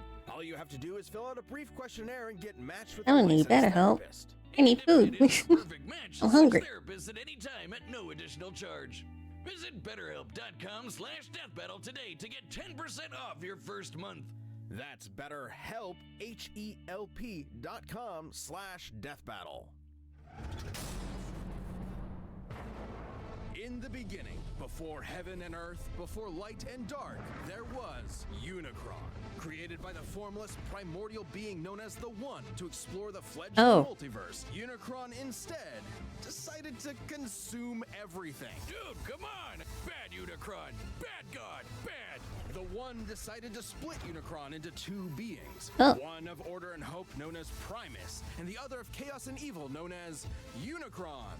Again. Like all good sibling rivalries, they pushed each other's shit in over the fate of all existence. That is, until the goody little two-shoes Primus tricked his bro into imprisoning their souls in giant asteroids. Classic sibling prank. For me, it was the dryer. Primus terraformed his asteroid into what would later be known as the planet Cybertron, while Unicron did something different. Yeah, he turned his planet into a planet that eats other planets. Not only that, it can change its form into a giant badass robot Satan.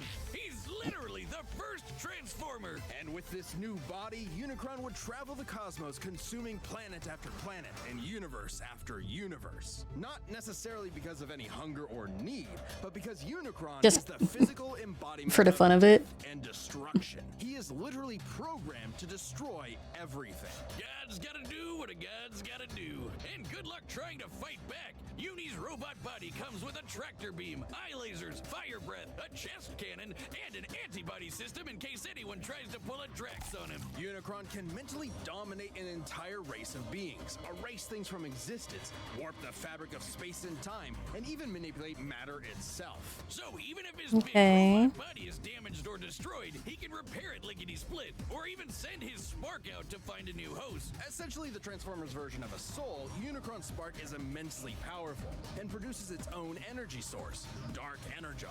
Unicron is Okay. so evil that he can literally turn his bad dude energy into weapons of mass destruction, like unholy blades or planet-busting lasers. This Dark Energon will corrupt any that consumes it, turning them into a puppet of Unicron himself. It's also obviously the opposite of regular Energon, which is created by Primus and what fuels the Transformer race. So Unicron basically runs. Were they drinking it like soda just then? Death as a big robot. Can he even be killed? Not by any conventional means. Even the destruction of his spark isn't guaranteed to end him. He will continue to exist as a necessary force that drives the cosmos. Anytime he's destroyed, he will appear again in a new universe. In fact, almost every A new universe. Wait, was that a mech? Was that a mecha anime? Unicron is a literal force of nature. You can't reason with a hurricane that hates Wait, you. wait a second. Transformers had a mecha anime version of it? All you can do is see it and get the hell out of the way. But this hurricane is never gonna stop until you and everyone you know is DED dead. His mere Or I guess the correct term is Gundam, maybe? I was trying to be poetic before, but this is what evil is. Incomprehensible, undeniable, inescapable. You can't even wait him out. He is unbound by the concept of linear time. The Chaos Bringer is so powerful, his mere presence wrecks the space-time continuum and can erase galaxies from existence just by strolling by. To be clear, it isn't the force he's generating by moving that destroys things. It's his existence. His mere being is so overwhelmingly evil that the fabric of space-time cannot fathom Unicron's presence. Holy dude. Does he have a cult following? Or does he just like to do things on his own? Estimates for the size of the Transformers multiverse vary from over 15 quadrillion universes. Like in universe, do Transformers choose to stop following Primus and go follow Unicron under him, or does he just prefer to do things on his own? He doesn't have anybody under him. Infinite number of universes, branching timelines, and planes of existence. And who better Was that TMNT? who brings death to the universe than the man who gave birth to modern cinema? A final role fitting for an artist so much larger than life.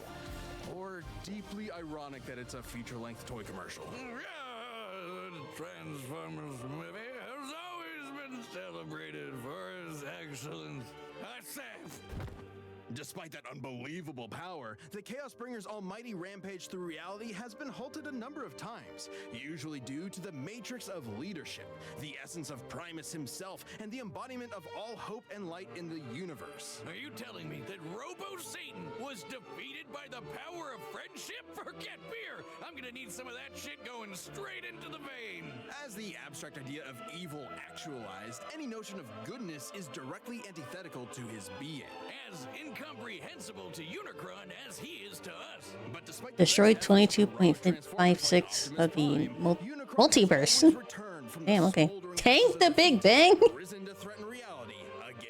It's his very nature. Such is the time a united armada of Autobots, Decepticons, and an entire people created from his cells, the Minicons, tried to destroy him once and for all. They actually succeeded in killing him until Galvatron's hatred for Optimus brought Yeah, they can't kill him because, like they said earlier, like he can survive just off his like soul or whatever, right?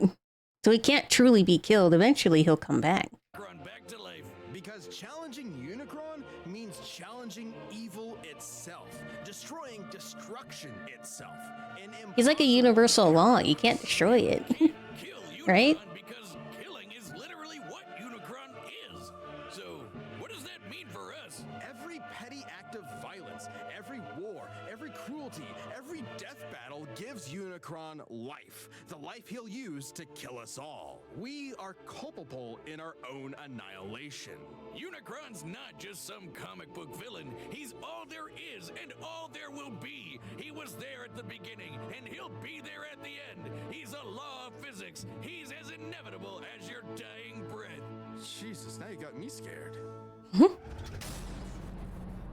This episode of Death Battle is sponsored by Death Battle. That's called Synergy, right, Wiz? By popular demand, Death Battle the game is finally back and available for pre-order this December. Ever wanted to live out your very own death battle with you as the combatant? Of course you have. Yes, I am. Is a fast-paced head-to-head card and dice game. We're watching Galactus versus Unicron, which I'll get into the fight soon. Let me just go feed my dogs real quick.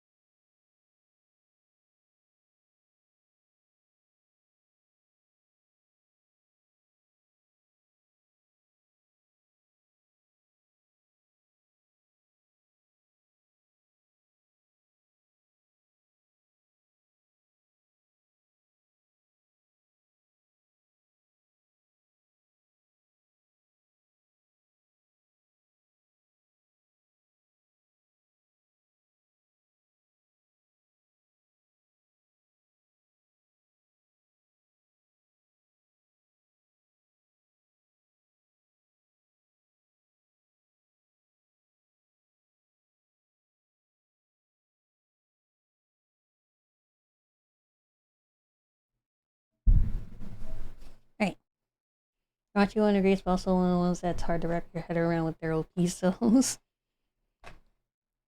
I am constantly looking up super OP characters, so I kinda got it. Hey, we're players. Well, battle to the death. Are you deadly enough to win a death battle? The first player to eliminate all of their opponent's cards wins. Who will be the last one standing? With 100 weapon, armor, and skill cards, there are tons of options for character creation.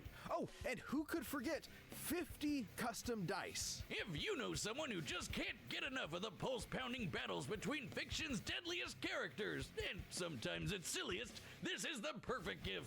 Pre-order your copy of Death Battle the Game this December and ring in the new year with your favorite internet show brought to life. Go to store.roosterteeth.com to pre-order your copy and get ready, cause it's Oh. time for a death battle.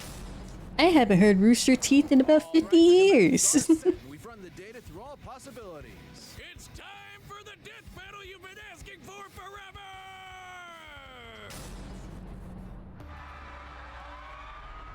As all things must, your world has come to an end.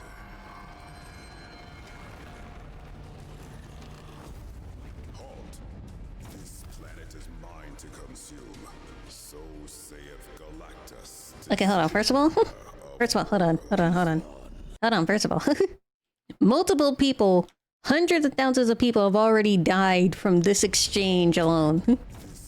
The hands right here, he killed like a good portion of, what is that? Africa? Europe? And then all these people down here are dead. There's so many casualties already.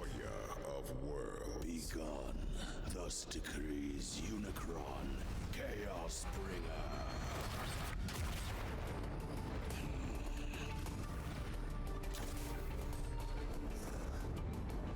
Can I make a quick prediction? If Galactus has access to like his erasing device that he has, and he manages to hit Unicron's like soul thing with it, then that's a wrap. No, that might be. Don't tell me how it is.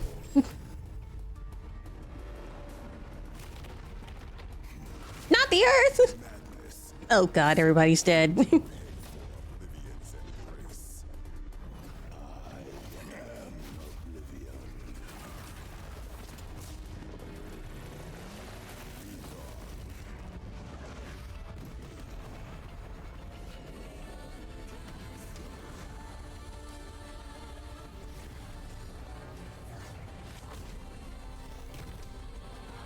Oh my god, they're destroying the entire universe.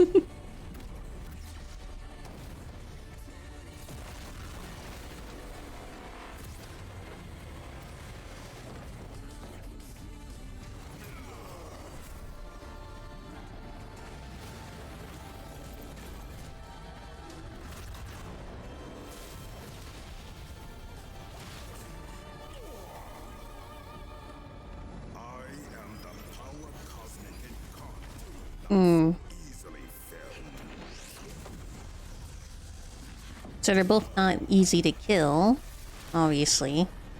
Uh-huh, his soul thing.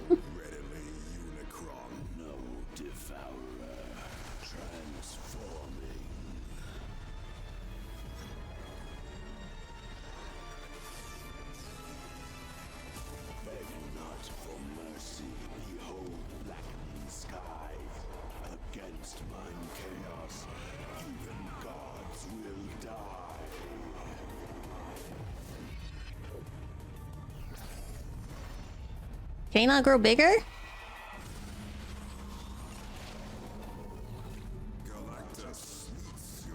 There he goes.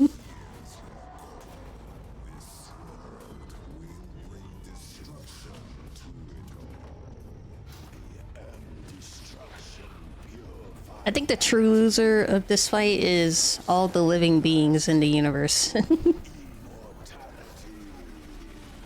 They're just casually throwing galaxies at each other.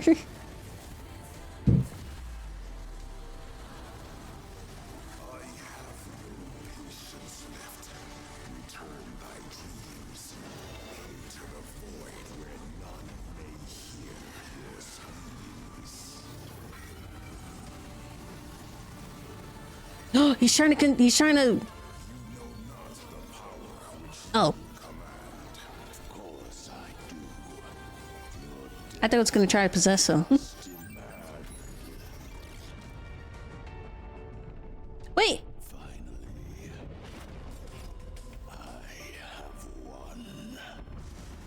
Oh! Wait a second. So he possessed the eraser thing, used the eraser thing to erase Galactus, I'm assuming, but then Galactus from another multiverse comes in to finish the fight.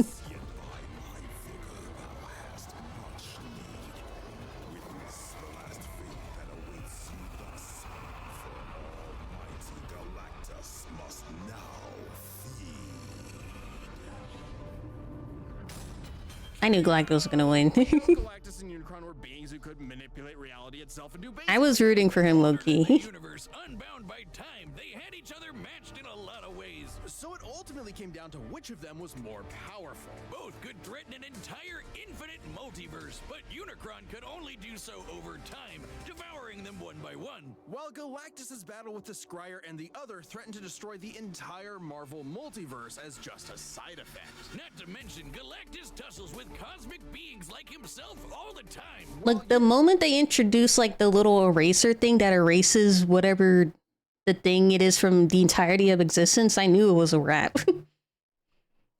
It all hinged upon who got access to that eraser thing. So since Galactus had it, and Galactus can like summon it whenever he wants, it's basically a part of it.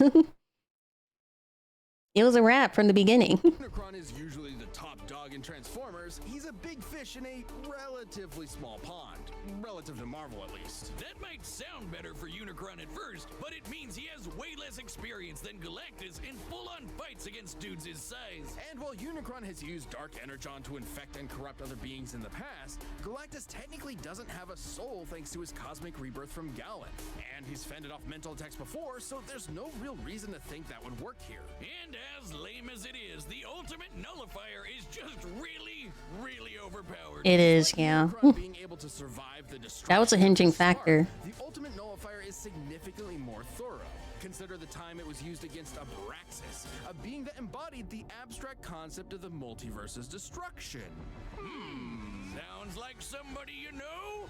Even against someone like that, the good old Ollie Nully had no problem erasing him from reality. And the same would happen to Unicron, while Galactus could always hide in that pocket dimension, just as he escaped the nullifier before. Unicron was an insanely terrifying threat, but Galactus had the power, experience, and arsenal to ultimately annihilate him. If you thought Also, even if like Galactus is like gone, the concept of destruction doesn't really go away. There's always going to be something to like take over the concept of destruction, even if it's not Unicron.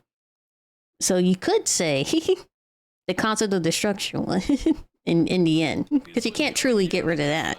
You are Unicron. The winner is Galactus.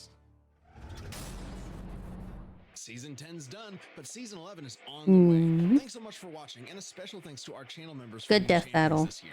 Get ready for more death. Maybe if you guys want, I can react to more death battles and watch the ones that I haven't watched. Because I haven't watched Death Battle in so long. So I miss like a whole bunch of battles. Next one is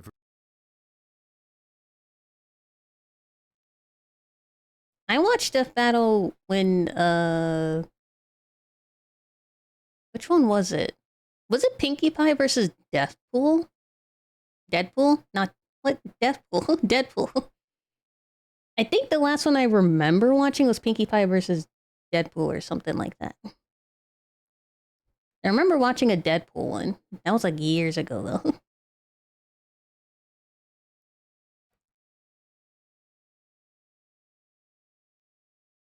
But next one is...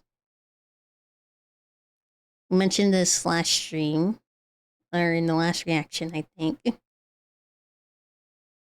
Internet historian, the Ingoodening of No Man's Sky. Ingoodening? I don't know. Sponsored by that game, everyone. Oh, wait. They were good suggestions, thank you. Let me get my dogs real quick. They're probably finished. They're probably finished eating.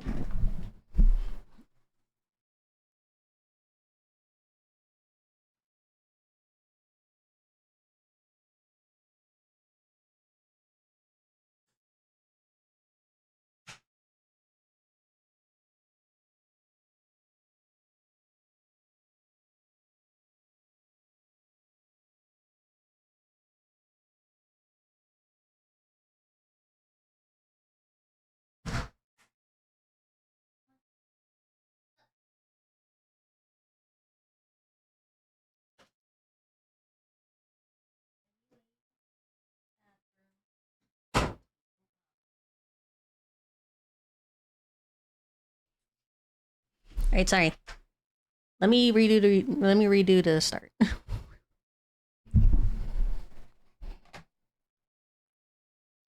This is Internet historian, the Ingoodening of No Man's Sky.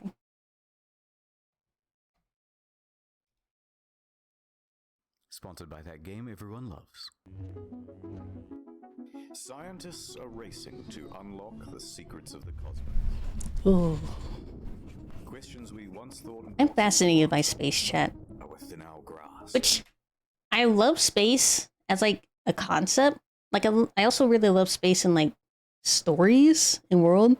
Like Studio Trigger. Studio Trigger loves space. And they use space as a concept really well. Where does the sun go at night? Is math related to science? If the universe is so big, then why won't it fight me? Why won't it fight me? Into the universe. It's scared? Light from distant stars, eons old, perhaps hundreds.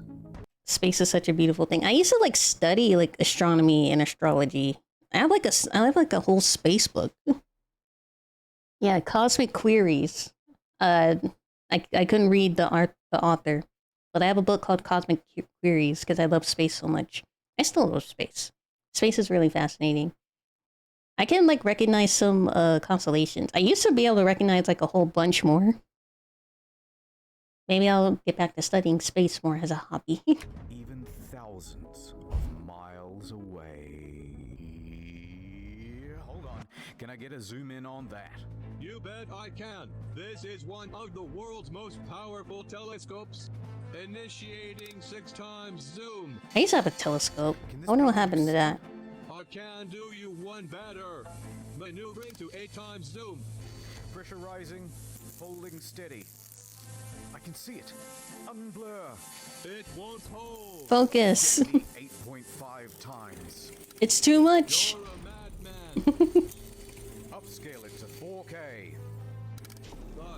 Sharpen the image. Enhance. Enhance. Hold it steady. Uncropping and increasing aspect ratio. Now, punch it. There it is. Life on another world. And to think. Interesting life. Indie development studio. Hello Games.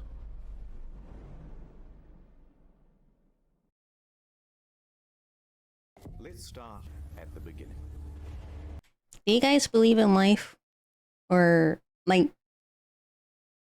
do you guys believe that there's life on other planets or, like, aliens and stuff? Because I do.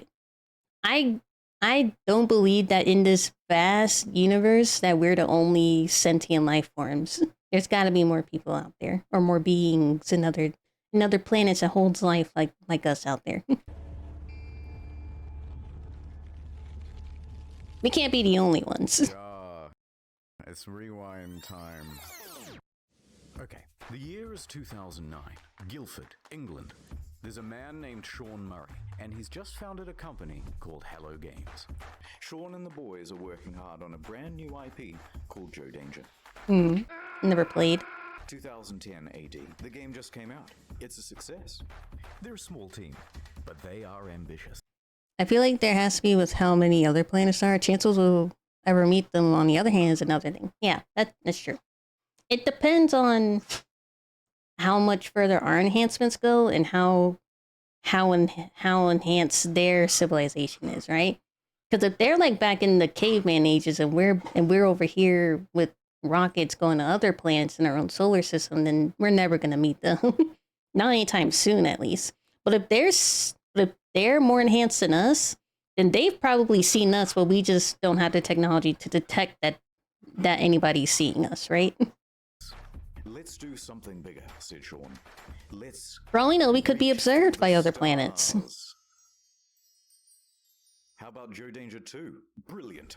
It's 2012. Joe Danger 2 has just come out.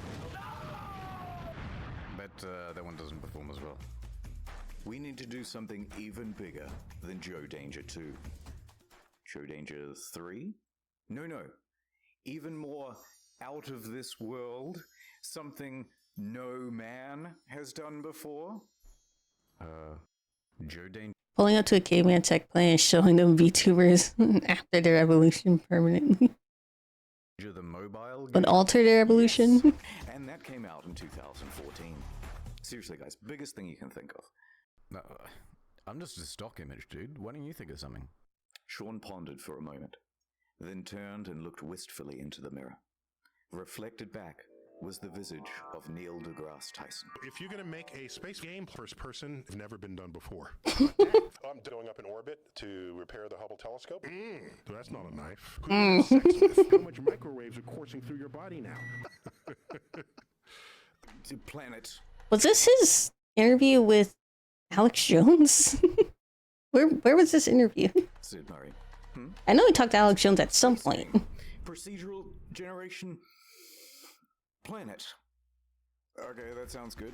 Yes, we all agree. So they set to work, cobbled together a prototype, and by VGX 2013, they are ready to announce another new IP. No Man's Sky. Check it out. No Man's Sky.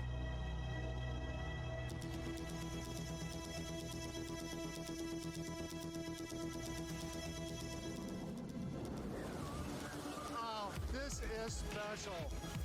Oh my god! Woo! This is special.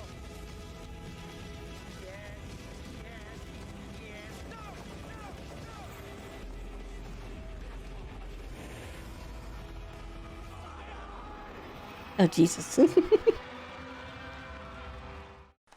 It's 2014, and it's E3 hype time. Oh, God, that was so long ago. Promised to be a game like no other. 11 years ago? Oh, my goodness. Boundless experience, vibrant with I feel life, old. color, and things to explore. What's over there? You'll have to be the one to discover it. And then, wow, look at that big f***ing dinosaur, holy shit. And a moment later, we're in space, having a battle amongst a giant fleet. Claim a planet as your own. Explore the galaxy with your friends. Okay, that's it. This is gonna be the best game ever, you guys. It even won awards for its hype. And it will release in June 2016. Mm-hmm. So they The said. train was officially loading up and ready to chug out of the station. At every stop of the journey, there would be press junkets talking about the amazing scale of the game. Spread across 18 quintillion planets. It's so vast that by the time you finish exploring it all, I would have 2 new videos published. Sean himself was doing the interviews. Because who is better to talk about the game than the lead guy himself? He went from interview to interview, and with each question, One thing I noticed about Sean's that he's always smiling. of the game's scope. Like he's constantly showing those pearly whites of his. You could encounter other players. Can you grief other players? A little bit. They're literally building your own like massively multiplayer world that's procedurally generated. Sand planets like in June, rivers, walking sentinels, hacking. So sophisticated that light diffracts through the atoms, they had to redevelop the whole periodic table to make it work. What? Even Elon Musk was hyped for it. Wait, you can't just change a periodic table. Those are universal elements. And that hype train is really moving. I guess for a video game. Perhaps one of the biggest in video game history. Reddit was shoveling most of the gamer fuel. Skeptics and naysayers are treated as What if it's only 9 out of 10? Pre-orders open, and they are doing very well. The date is booked in. Some are even taking the day off work. So much hype there is that... Uh-oh. Jason Schreier of the soon-to-be defunct Kotaku is about to spoil the party. Oh. He announces No Man's Sky? More like delayed. June 2016 to August. I mean, it was. I remember. Liar, the incensed audience cries. Please be quiet. Wasn't it delayed for like a while? And death threats too. Not death threats. We just watched a video about that. A week later, the delay is officially announced. Ooh, sorry lads, we need more polish, said Sean in his usual accent. To that, Sean received some death threats too, by the way, although he didn't take them as seriously or go to the police. Yet. Sometimes foreshadowing is relatively obvious. But the impatient crowd relaxed a bit. Foreshadowing is a literary device. We will wait. But we expect a level of polish no man has ever seen. Speaking of waiting, Shadow Man here. Have you heard of Raidy Shady? My wife died in a... I have. Not in a while, though. Let's get serious for a moment. Raid isn't just a game with 50. When was the last time you seen a Raid ad? 6 months. Other than this one. Lifestyle. It's a lifestyle. Think differently. Play Raid differently. Achieve your dreams. I'm sorry, sir. You've contracted Raids. Congratulations, it's Gorgorub of the Undead Horde. My life for Nessie. You just collected. I don't think I want to contract raids. Champions. Why? Doesn't sound very nice. Have you heard about the online RPG PvP? Huh? It's extremely well reviewed on the Play Store. Oh, you remind me of my wife. Raid is more than just a game. It's a reassuring pat on the back from your dad. It's an experience. I never played Raid. Dance at your wife's funeral. If you haven't played in the arena yet, I'm gonna break into your house. You're all getting Raid for Christmas, kids. But Dad, I'm not old enough. I'm younger than 13. In the description below, you can get an extra 50k silver. And Not my description, in the original video. wow, you're the best dad ever. Wait, Mum's dead? Raid Shadow Legends. Ad over. So let's talk about the team in charge of all that polishing. It's small. Tiny. In fact, I haven't been able to find a smaller team behind a AAA release. That is really small. All of these expectations are on the shoulders of just 6 people, expanding to a team of 15 by the end of production. Okay. July.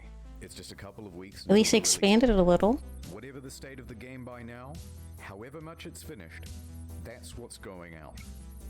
That's unfortunate. Celebrates with this iconic image. The quintessential soy face. They're exhausted. Look at what video game production does to a man. God, what's wrong with your face? Nonetheless, they continue, working on the day 1 patch. And... Uh-oh? Sean, if your game isn't coming out for another 2 weeks, then why is there a box copy on eBay? That's right. Somebody fucked up. It's a leak. Someone broke the embargo and is selling early access to the highest bidder. And Wait a second, how much money? Oh, that was on it reaches eBay or something, right? US, sold to some guy with the Reddit handle Damien. Hi, Saludio. And starts uploading footage. I hope your doctor was good. What the frick? Said Sean and Sony. What are you watching? The Ungooding of No Man's Sky by Internet Historian. It's the last reaction of today. Damien finished it a lot quicker than expected. And then gaming actor. There are things I don't like, there are things I like, but at the end of the day, when I say to myself, what is this game supposed to be? This, what I'm looking at right here. Your knees okay? But good. A clump soldier cannot be wounded in the line of duty. You must go out to the trenches. This is what the game is supposed to be. He noted a few problems, but said he was optimistic that they would be ironed out with the day 1 patch. They don't call me the end today. Sean, it's another leak. Some retailers Another leak? Official release date. Journalists too, and they started streaming playthroughs of the game. But Sony tried to DMCA all these videos, but their aim was terrible. Round of applause, everyone. We've officially become No Man's censored by Sony. Our news story from earlier this week about No Man's Sky leaks has been hit with a copyright strike on YouTube. They went bumbling around from platform to platform, just taking down any video that even talked about the leak or showed the trailer footage. But it was it was on. The footage had people talking more skeptically about the game. Was it actually on there? Especially because there were no early review copies. I don't want to know. And it was looking like the weight of all these expectations had become too much. And the whole thing was about to give. Oh no. It's August. In space, no one can hear you lie. We all bought the game and we're fucking hyped. Here we go, lads. Oh dear lord, it is. What is he doing to the ship? Hello, Sean. It is me, the auditor of games. I used to work at an astronomy lab, don't worry about that. It seems like you've made a lot of promises. Promises that you have not kept. Let's go through the checklist. Okay. Have you got any large-scale joinable space battles? Nobody would want that. No, okay. No. Okay. Well, at least let me play as a trader. Some may call this junk. Me, I call them... no. Those sand planets from June look nice. Think I might... Please, Sean, there must be rivers. No, it's not. Animals interact with each other in the environment? No. What is it? Jesus Christ. Sean. No. I'm literally crying right now. Should I even ask whether I can play as a space pirate?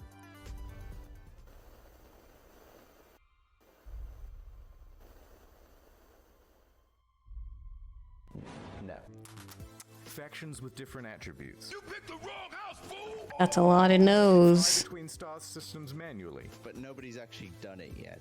Oh my god, it's glitching out so much. I'll still be happy. No. Well, day-night cycles determined by the orbit of the sun. Yeah. Really? Really? No. Oh. Land on an asteroid, radio chat, and name your ship, hacking, portals, all that stuff about the elements, Sean. This is not good, Sean. This is not good. Very not good. This is bordering on false advertising. The only bugs this game doesn't have are the butterflies in the demo. Buried buildings, aggressive emojis, tractor beam malfunctions, animal husbandry, oil. Oh my gosh, why are the animals humping everything? Animals doing retarded things. Ship's interiors disappear. First person mode as a gun. That's not how flying works. That's my only means of transportation, leaving the planet. Take off. How? Holes in the map. Holes in my graphics card. Whole lot of nothing from down here. Textures bugging out. Animals bugging out.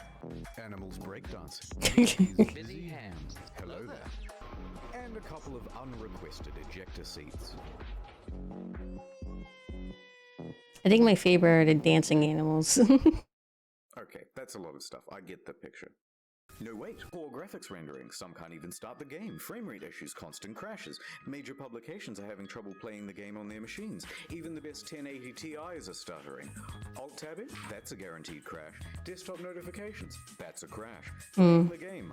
That's a crash. Changing options in the game without restarting. This is reminding me of early Cyberpunk. Version with the bonus spaceship, you might have a problem.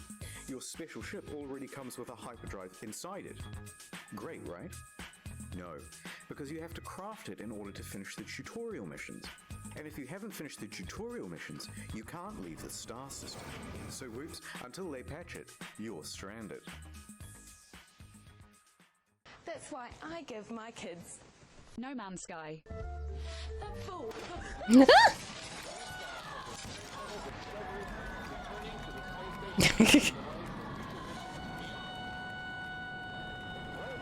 My ship's in bits! Who does Internet Historian's editing? Because it's so funny. Just a quick note about how high expectations were for this game and just how many people bought it on release, myself included.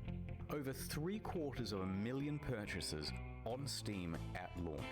It's the single best-selling game on the PlayStation Store that month. Okay. And a large proportion of people who bought it in the hopes of playing with their friends, well, you're in for a surprise. It might be No Man's Sky, but is that Woman's Sky? Is it even possible to meet up with your friends in No Man's Sky? The answer is absolutely yes, it's possible. On multiple occasions, Sean said it was That's a lie. definitely in the game.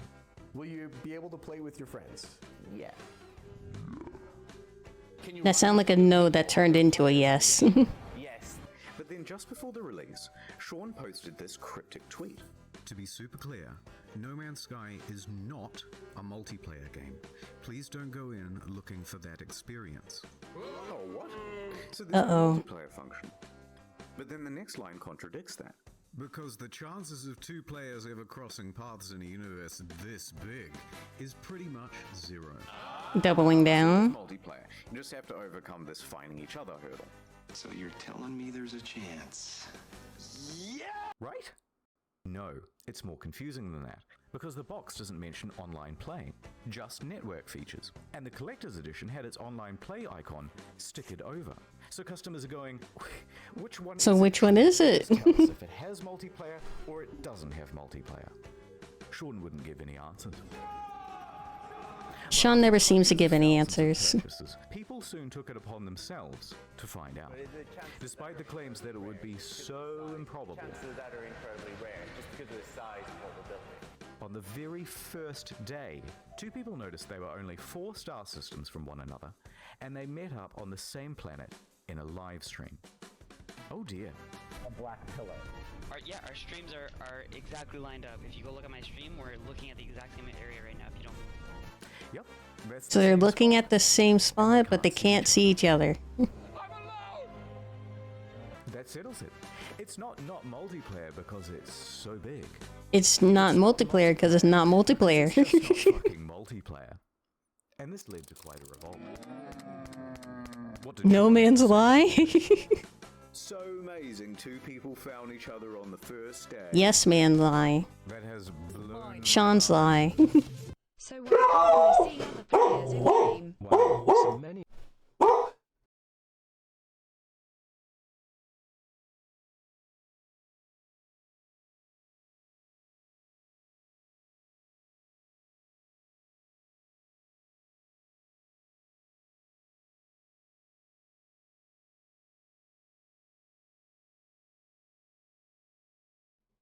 Gee, she came out of nowhere with that. What did Sean have to say about all this? So amazing, two people found each other on the first day. That has They didn't find each other. So why can't we see other players in game? Wow, so many of you playing. Yeah, Sean, but why? Truly amazing. My mind is blown. So what's the game actually like then? Is it any good?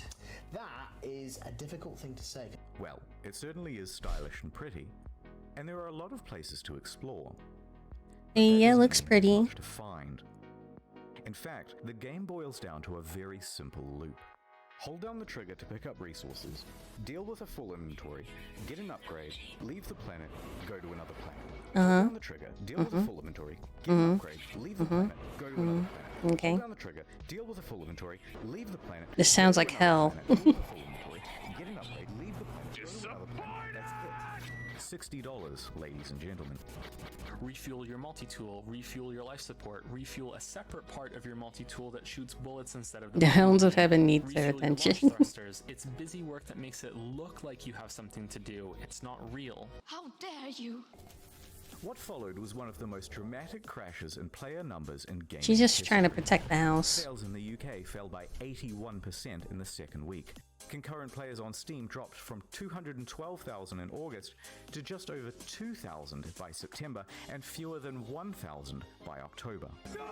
And what followed that was perhaps the biggest pylon in gaming history. Reviewers on YouTube panned the game. Oh. Pylon. Pylon. Had no hype, and I can tell you that even without that disappointment, this game is hot garbage. Has anyone coined Sean Murray new yet? Numerous times Such a in the first 2 diligent hero hours of really the game, makes I us kept proud. saying, this is it? Fuck this shit. Reviewers in the media were almost as harsh. Devastating realization that most of the crafting Sweet. activities you do on and between those planets ranges between bemusing and outright bad. The criticism I'll get her a was treat. deafening. Protecting the kingdom. And a lot of it really funny and creative. Krobycat made a video that captured the sentiment of that day, and if you haven't seen it yet, you're missing out. So people are furious. The game is boring, and soon people discover that complaining about the game is actually more fun than playing it.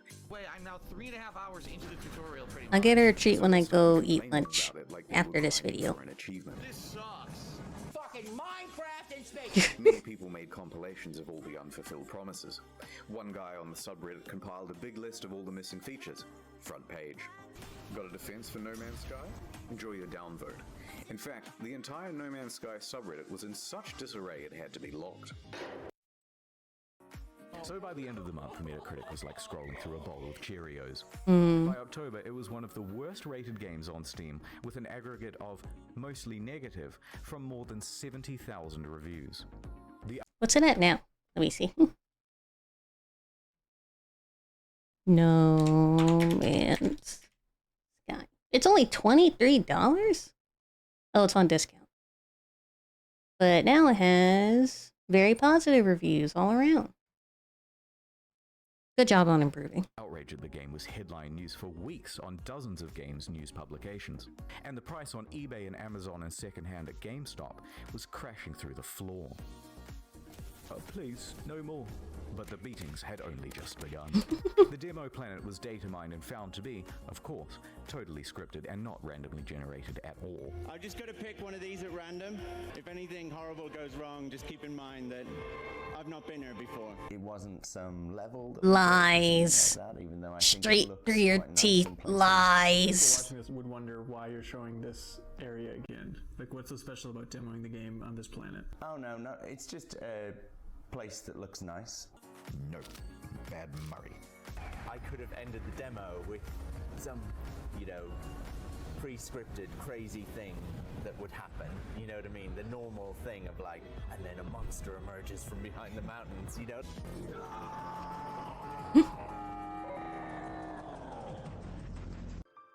People see what's going on with the game and feel lied to. This is false advertising, they say. And angry I customers mean, start it screaming. was, yeah, at the time. September 28th, the ASA busts through the door and goes, "Yep, too many complaints. We're going to investigate." But then soon after, the ASA cleared them of any legal wrongdoing.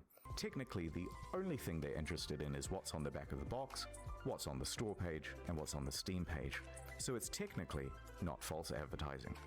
Technically. Of course, technically not illegal doesn't mean much to an angry audience. True. October 28th, Hello Games Twitter is hacked. The hacker posts, "No Man's Sky was a mistake," and is shitting on the game in the replies. Turns out Sean didn't use two-factor authentication on his LinkedIn, and that's how they got in. They also sent discrediting emails to journalists, which they knew would rile people up if published. Some people even show up to their offices to take photos and knock on the door, even at night and on the weekend. They posted empty pictures of the office, so naturally out of context, this started rumors that Hello Games simply took the money and ran. I mean, yeah, it doesn't look good. Numerous bomb and death threats during that period. Those ones Sean did have to take seriously. Regular intervention from police and Scotland Yard and things like that. And while Sony didn't quite throw them under the bus, it was more like a gentle push under a minivan when Sony president Shohei Yoshida admitted that Hello Games did not have a great PR strategy for No Man's Sky. The press took the ball with that one and ran. But despite all of this, all of the negative press, they were actually nominated for a couple of awards. But by this Interesting. point, Murray and the other members of Hello Games were so downtrodden. Oh and yeah, so I sure remember. they were going to win, that They didn't even show up. I remember. They didn't even show up. No one was there.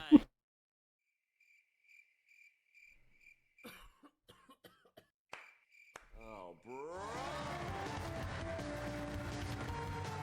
This lovely trophy going once. Whoops. Apparently we won an award. That's on behalf of Hello Games, and congratulations to them. And I'm going to walk off stage like I planned that whole thing. By this point, you've got to feel just a little bit sorry for them. And then what followed that was the final straw for many. No particular incident, but a lack of incidents. Right, it was silent for, yeah. Over 3 months of not a damn word from No Man's Sky. Where are they? Where is my refund? Where is Murray? Shouted into the void. The game was over. And it was dead. But actually in those 3 months they were working on the game, right? So they can improve it to something that they can actually be proud to sell and advertise. Same story, another side. The year is 2000 AD. We're going that. Sean Oh. has just graduated from university and is headed into the big wide world. He rises up the ranks at a number of studios, eventually working as a technical lead for Black and technical director for Burnout 3. Mm. When Burnout's developer is bought by EA, he is in his late 20s. And he and 3 of his buddies decide to leave and start their own studio. I mean, yeah, because you don't want to work for EA. I would want to work for EA. So we'd done this incredibly foolish thing of like quitting our jobs, and then we had to sit down and try and decide what the game was going to be. Together they create their first title, Joe Danger. I can't believe they went from Joe Danger to No Man's Sky. That's a big Even jump. once they were arrested in their own office because the police thought they were there to rob the place. Because who would be working at 11 p.m. on a Sunday night? But they had to work that hard. Like any startup, it was a huge financial and professional risk. They had no income. They were working in a tiny room above an old tile shop, living off savings. And to keep the project running, Sean even sold his house. So we made a really tough and probably at the time seemed really foolish decision. It's kind of almost embarrassing for me to talk about. I sold my house and just basically went all in and funded what we were doing, which is not something I would recommend anyone else do. But by June 8th, 2010, they had done it. The game was good, and they could breathe a sigh of relief because on the very first day it hit the PlayStation Store, they made their money back. Nice. 2 years later, Joe Danger 2 was released.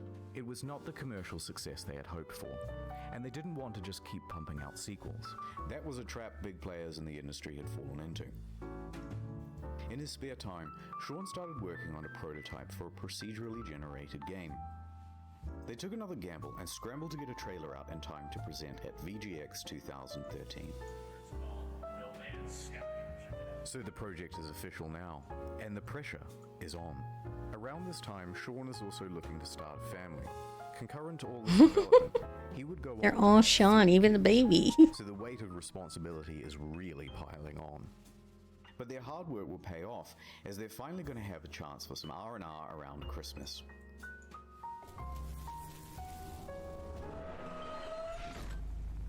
Misfortune knocks. Their homes flooded, their cars submerged, and their plans for Christmas Day very much ruined. Bad news. Oh, their office get flooded? Rain and flooding in the south of England, right around the Hello Games office. Oh no. They are completely inundated and they return from their holidays to find laptops floating around at waist height. But some good news, they hadn't lost any data. So they pull together. Soldier on. Development continues. So there they are, working in a damp office, and then ding dong. Ooh, ding dong. who's at the door. It's Danish mathematician Dr. Johan Gerlis. He's seen the game, and he says, "They are using my super formula," in perfect English, and there is a potential for a lawsuit. Sean says they didn't, and he can prove it. So they have a meeting, and the claim is eventually dropped. Lawsuit evaded. So back to work, guys. Ding dong. Ding dong. It's Sky Television. They've seen the game. You were infringing on our Sky trademark, they said in perfect. Which is stupid. They had succeeded in getting Microsoft to change SkyDrive to OneDrive, and they were about to give gamers No Man's 1 under threat of lawsuit. But this You can't copyright a word. That's stupid. threat loomed over them for the next 3 years, right up until the month before release. So they get back to work and ding dong. Ding dong. It's Sony with some good news for once. We like your game, kid. We want to feature it front and center and make you a big star. This could mean millions of dollars in additional revenue. They said, yeah. But along with it, a lot of press for this game would need to be done. Being a small team, they didn't have anyone for PR. They had their designers, they had their developers, and that was about it.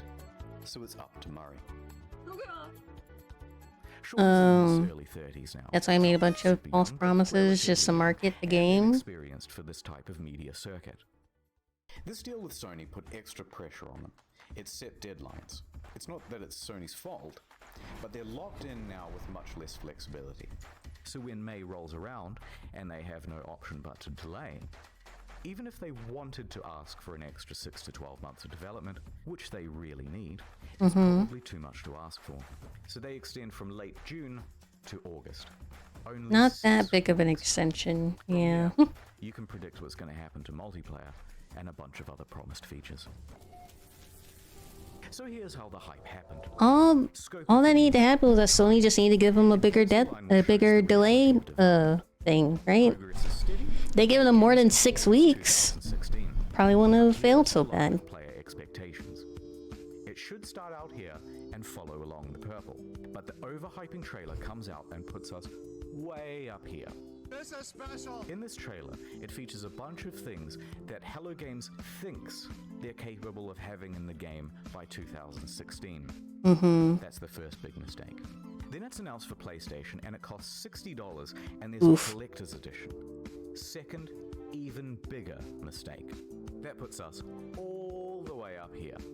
And I think this is the main problem, because price tags set expectations. For a $60 game, this was seriously barren and disappointing. Like, if my game's gonna cost $80, it better be a fucking $80 game. No problem. But But when they gave it the Very worth AAA every single dollar. rightfully aligned their expectations with other games in that category. That is the main reason customers' expectations were so skewed. Then Murray went to interviews, exacerbating the problem. Every time he mentioned a feature in the game, even in passing, fans set their expectations to AAA heights for that feature. Now, some people think the interviews are the main problem. In my humble opinion, not so much. Most people never saw these interviews. It's not that rickety 12-foot ladder Sean's standing on that's the main problem. It's the 900-foot building he's perched it on in the first place. So the obvious solution here would be an official statement. Hey guys, look, don't expect a 10 out of 10. Expect more of a 5 out of 10. No. And we'll improve upon it as we go on. Of marketing and opportunity into the game. What's wrong with you? And that would be a huge middle finger to them. The publisher isn't going to make you hype the shit out of your game, but you can't talk it down either. So, he's kind of stuck up there. In some ways, during the interview, he tries to temper expectations, but it's limited. Can you build a space station? No. True Let's lies. over the interviews. Sean is a technical guy. He's a developer. He's also the introverted type. And the big lights and the stuff on camera does not come naturally to him. Is it super nerve-wracking to talk on stage at E3? Yes. Yes, definitely. I personally find going on stage at E3 like the hardest thing I've ever done. That's something that I would have had in a nightmare before. You know what I mean? It's literally that I mean, yeah. yeah, I can He relate. stepped up and I don't think I can talk to that big of a group of people. 2013 to 2016. And the main thing people wanted to hear about were the features. Can you have more? Not all those beady eyes on me. At what point do you get points or anything? From these interviews, people took Sean to be a liar, a Peter Molyneux or a chess club member out to sell his game at whatever reputational cost. But I think the truth is more complicated. Virtually, though. Sean and the team are indie developers working on a new IP. Their project and plans are constantly in flux. They have no idea how large chunks of the game are going to look, especially not a couple of years out from release. And crucially, Sean doesn't understand that something mentioned in 2013 I'd have to get used to it for a while before I could do it. is going to be seen as a promise in the year 2016, even if by then you've decided to cut it from the game. For example, orbiting around the sun. Day has turned it out because the planet has actually rotated on its axis. This originally was in the game, but it caused the player too much confusion. It kept being reported as a bug in the beta, as people left the planet and then returned to find everything different. But nonetheless, into the line compilation it goes. So while they're still essentially formulating the game, the media all want a piece of Sean and to report on features first. Conversely, Sean thinks the reporters might help him to temper down things by emphasizing that Hello Games is an indie studio. But that is not It how can only do journalism so is done. much. This is how journalism is done. Can you customize the look of your character? Sort of. Full customization confirmed in No Man's Sky. I don't think we should be wooing war. Periodic table to create atmosphere. I think war is like a general bad thing. The right wavelength. The press kind of operates downstream from the community because things are click driven as to what stories you get served and things like that. But a rumor would surface from Reddit straight to the front page. There's all this hype. World domination, on the other hand. And keeps increasing as the months go by until a point. They are close to the deadline and have to delay. And the reality of what they can achieve in the little time remaining is staring them in the face. They know they're not going to be putting out a finished game. They're worried. There's nothing more they can do. And the fear that they will disappoint the audience is growing on Sean and the team. I disavow war, but I approve of the clump world domination effort. Upon release, all of these clips are seen as proof. Speaking of, do you guys need an increase in budget? You guys need more Emmy bullets? I mean, it's kind of the body language. You need more, who is lying. food This stops? is why I mentioned he's an introvert. How about toilet Remember, paper? he's a technical lead. Actually, a really good one, but not a salesman. cut him just a little bit of slack, because this is simply how he talks. Here are some innocuous questions, and he answers them honestly. Lead producers on. We need more souls. Yeah, I guess I'm working on it. developer on it. I suppose the Double the soul rations budget. or something like that. No, I really like making games. I don't necessarily love. Okay, I'll get that signed and I'll get that out to you as soon as possible. Even though you guys are very. I'll send it via the M train. Seriously, same body language. And Jesus Christ, they have him up on stage and in front of cameras and bright lights and on the goddamn Colbert Report. Try keeping your nerve on that. Nonetheless, free of that context, the clips have him cemented in the community as a liar. Back to disaster. The graph plays out right to release. And that graph, it's actually a track. And The train better not be the. I don't have any power over that. up the hill. Instead of neatly pulling into the station, it comes crashing right through the roof. The disaster unfolds. They are absolutely shit on. So there were Sean and Hello Games, surrounded by the rubble of their former reputation. Punished Sean was at his lowest point, hated by the majority of the gaming community. But they were still alive, and they had made tens of millions of dollars. They were left with two choices. Take the money, start a new project, and be a pariah. Take the money and Or run. the tail of the industry and hated by the gaming community forever. Or Me pick forever. themselves up, get back to work, and with potentially no profit motive, finish the game. It allowed me to do something that I've always done in difficult times, whether it was crappy bosses that I've dealt with before or crappy situations at school growing up. I got my head down, I sat in front of a computer, and I made games, which is what I enjoy. They picked number 2. So, Plan. here's the plan. The team is assigned to fixing bugs and the most obvious problems. Mhm. Go. Sean tells the team to stop reading all the overwhelmingly negative feedback. Just on get off the game, internet. And he reroutes all of it to his personal devices. Oh, that's Emails, not helping. forum posts, Google News alerts, player feedback, it's all going directly to him now.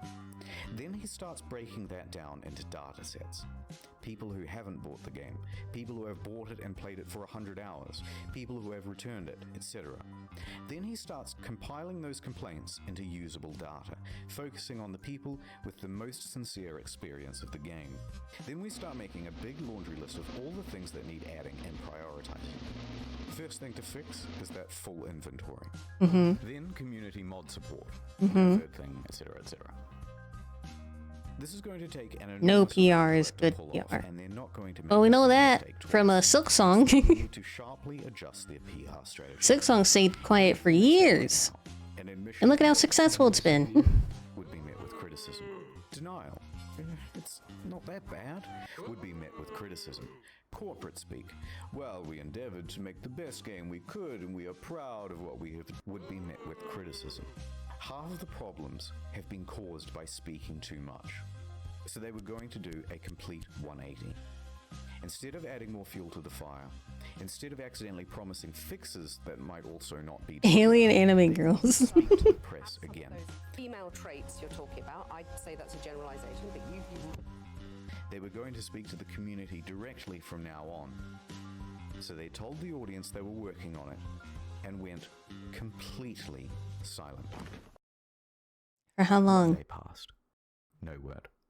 2 days. Uh-huh. A week. Okay. Have you heard from Hello Games? They just had this disastrous release. Nope, haven't seen them. I hope they're working on the game.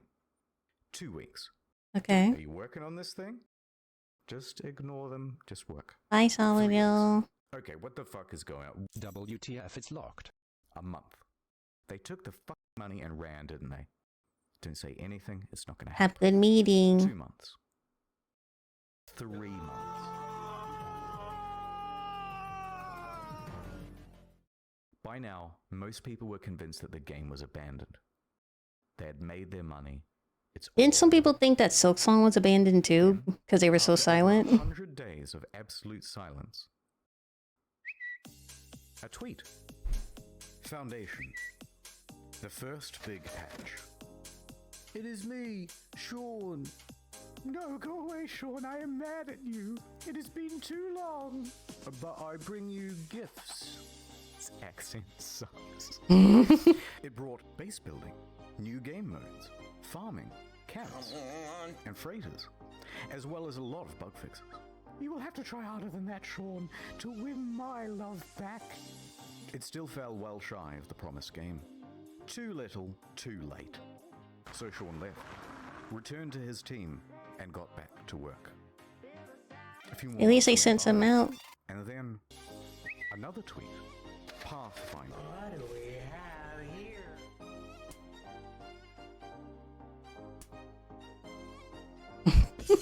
Oh. What the fuck? Oh, it's you, Sean. I bring you online base sharing, own multiple starships, starship specialization, multi-tool specialization and classes, permadeath modes, vehicles you can drive around in, and create racetracks for them too with time trials. Oh, she's still flying! Okay, that's pretty good, but I'm still mad, and there's still a ton promised that isn't in the game yet. So Sean went away once more. And leaving the pile of bricks for next time. Knock, knock. Oh, it's you, Sean. What is it now? I bring you an overhaul to the storyline. New worlds, crashed freighters, space combat, terrain editing, portals, procedural mission system, interstellar trading, and joint exploration. By now, people were really starting to warm to No Man's Sky. No Man's Sky is and to good now? The game has, in many ways, Shocked exceeded Pikachu face? It's a substantially better game now. No Man's Sky is back, baby! People saw this was an honest effort to fix the game, and the number of employees working on it was growing. From a studio of 15 to 25. Sean Murray and Hello Games social media also started becoming more active and engaging with the audience. The subreddit was flourishing once more. The price of the game secondhand on Amazon, eBay, and GameStop was going up. Then a few more months went by. Oh, that proves that it's growing in value. It's becoming a good game. eBay prices are increasing?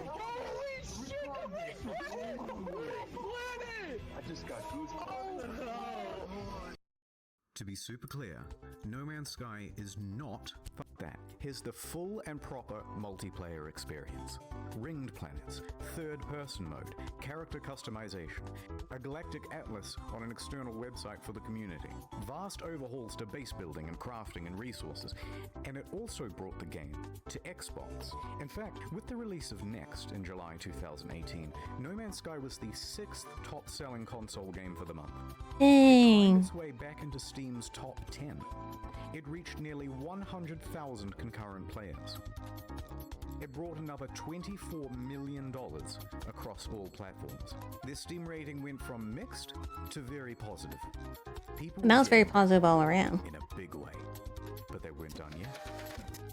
Better creatures, weird underwater shit, discoveries in bases and environments and equipment, and it keeps going. New biomes, more diversity, archaeology, more things to discover. By now, Sean and the gaming inspector, personification of the gaming community, had literally patched things up and were making out on the couch. Which was when he released his biggest patch to date of this video. Oh my god, Free VR support. Not a whole other game you have to pay for, like some titles. Overhauls to NPCs, tech trees, base building, streamlined multiplayer, ride animals around. All sorts of stuff that was never promised in the first place. And they're still adding more stuff. Someone at Valve, who was a fan of the game, said to me, what you do now is more important than what you say. There's only one thing that's credible, and that's your actions. In fact, I was so slow to get this video out that they put out another patch the other day. With ship salvaging, ship upgrading, more advanced terrain editing, first-person exocrafts, improved VR, improved base building and inventory management, and quality of life stuff. It goes on. Nice. Is it perfect? Technically, there are still things on this spreadsheet missing. But come on now. But they're working on it. Yeah. Especially when you compare them to relationships with other games companies. They could have gone the route of Fallout 76. Paywall mods with Fallout first, charging a monthly fee, a downward spiral. There's also a video on 76, I know. With scraps released without QA testing. But instead, they never added pay to win. They never added microtransactions or paid DLC. They never made VR as a second game. They didn't give up on the game or scale their resources back to do it. They didn't come out and call all gamers entitled. They didn't add loot boxes. They didn't start work on the next big project or sequel. They didn't do much of anything except get back to work. And just like that, the game once panned by critics now had awards rolling in. Your developed star 2019, No Man's Sky, Sean Murray. No Man's Sky next. Nice. No Man's Sky's next. Always good to see a game improve on itself. The subreddit No Man's Sky the game even got together and pooled money for a GoFundMe to have a billboard installed near the Hello Games offices. It must have been a harrowing moment for Sean and the team. They took a huge risk to start a small studio. They clawed their way up to create one of the most notable games of the console generation. Disappointed pretty much everyone with the release, and took one of the biggest online beatings in video game history for it. But they took it like a champ. Release, we faced some really difficult challenges. Everything that you can imagine from like the worst of the internet, we hit. But then over the course of the next 3 years, completely turned it around and came out the other side with a win. It's the underdog story. And after doing all of this research, I couldn't help but come to the conclusion that they were the good guys. So what is the future for Hello Games? In 2017, they announced Hello Labs, a support program focused on original titles and games using procedural generation. Two of the team also branched off to work on a small title called The Last Campfire. But for the foreseeable future, they're just working on No Man's Sky.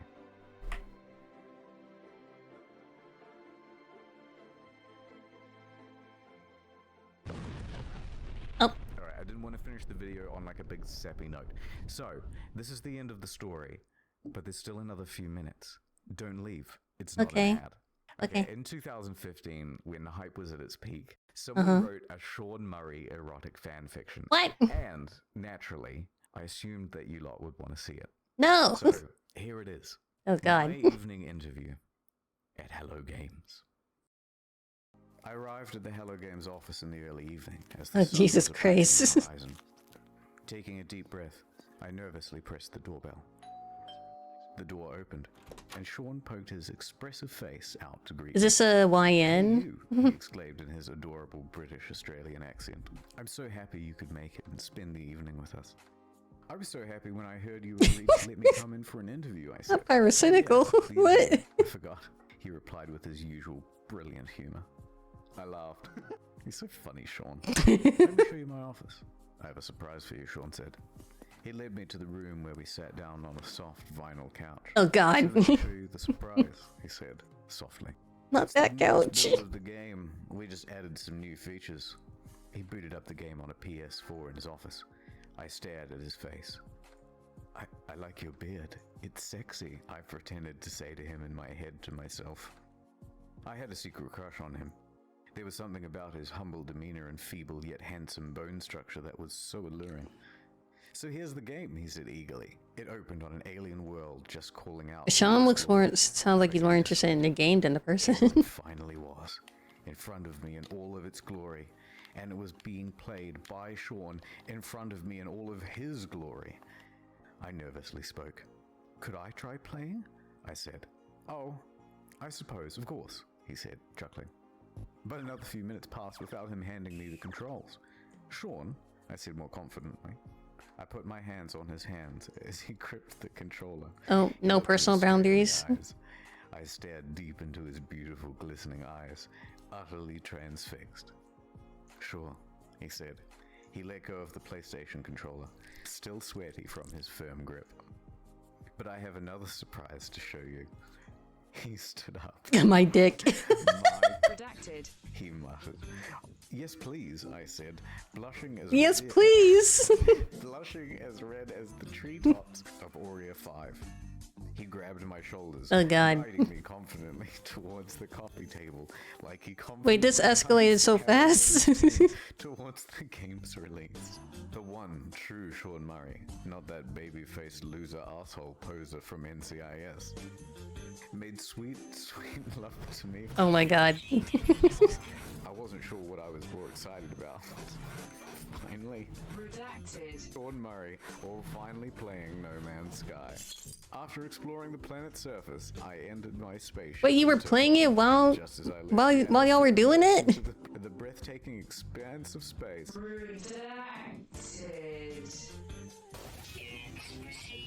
It was an out-of-world experience. The story got overly graphic and a bit boring. So we jumped ahead a bit. There's more. Oh god. He uttered sensually. As I turned, I saw Sean's avatar standing before me in a beautiful, procedurally generated spacesuit. Jesus Christ. He said, "It's time, everybody," he shouted. No. I heard footsteps slowly come from the cramped office. I soon saw many spacesuits appear before me in-game.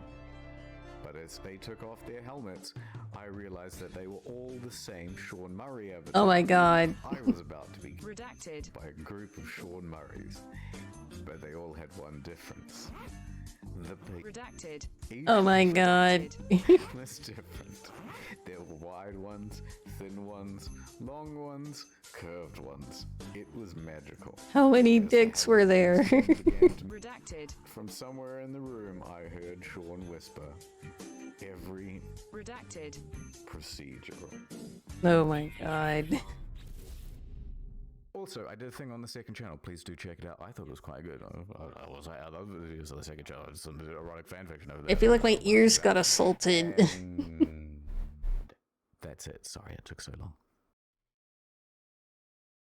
Alright. That's it for today.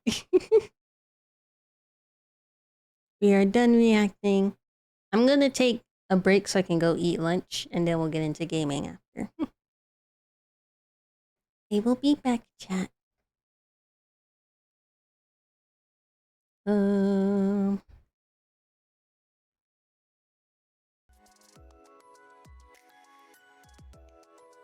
That's not.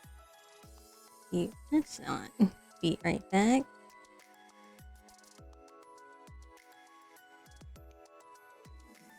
There you go. Oh. Okay. Bye. I'll be back.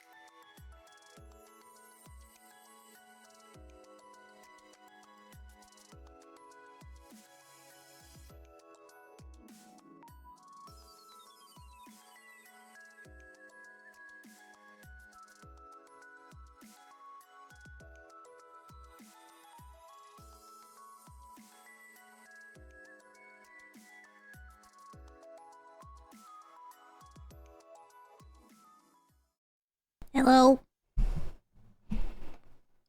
I return.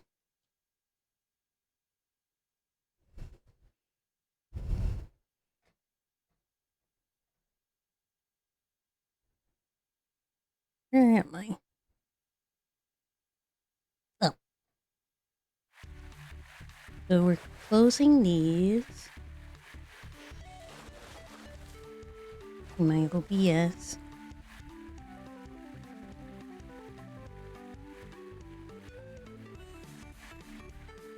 We are playing a game called Water Park Simulator. I've been seeing a bunch of other VTubers play this game and I was interested. And I like simulator games, so we're playing Water Park Simulator today. There's Twitch integration?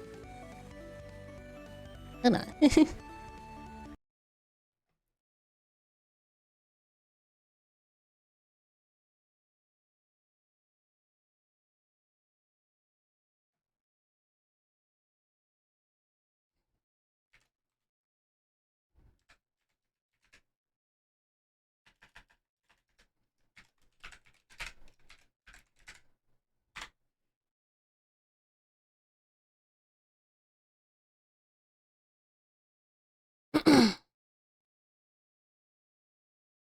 So it's connected now?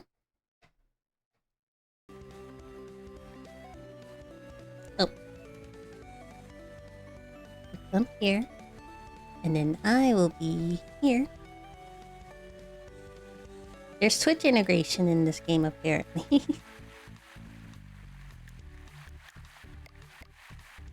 I'm connected. There's visitors. There's a visit command and a hire me command.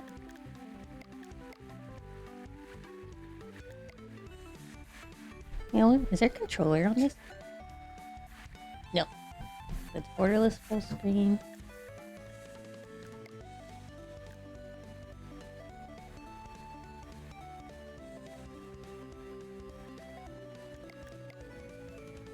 English, yes.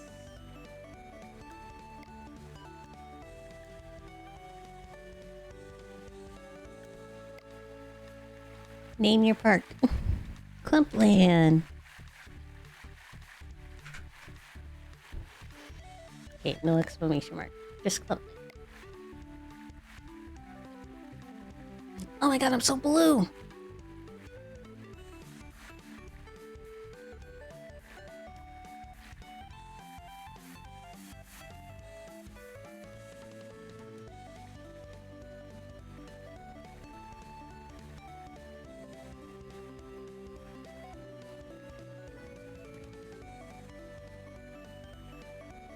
Oh, game.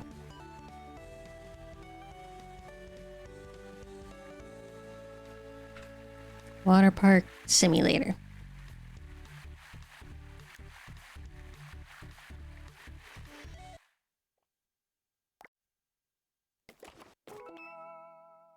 Oh. Need a new life. You quit your hated job and use your last savings to chase a dream. You bought an old abandoned water park. You can restore it to its former glory, or will it fall just like it did under its previous owner?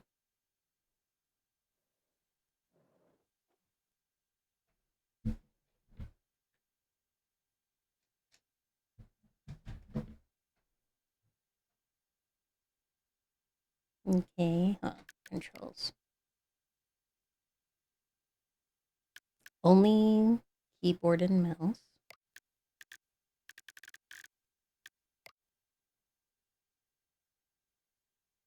I may need to do something real quick.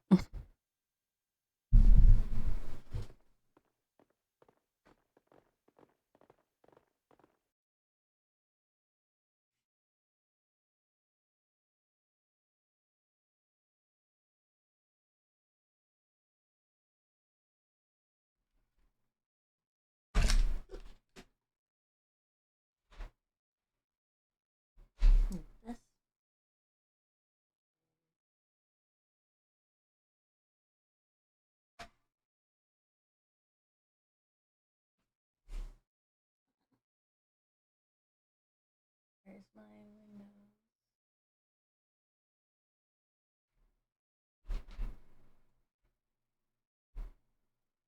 I can do it on this one.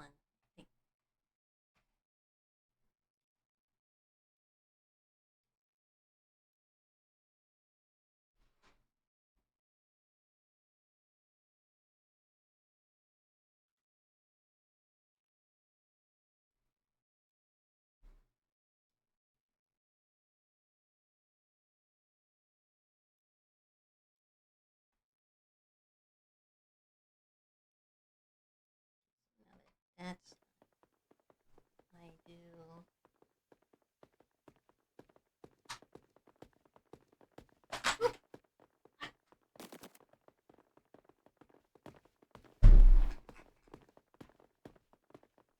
This one.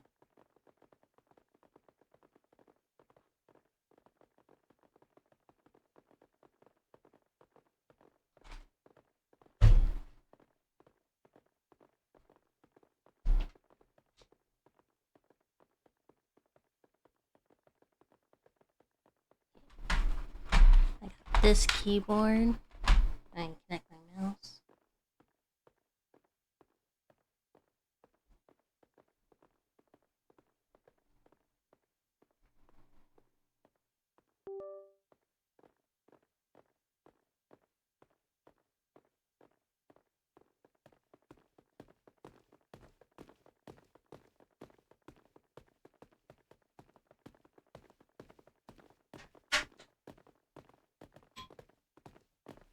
Okay, so now it should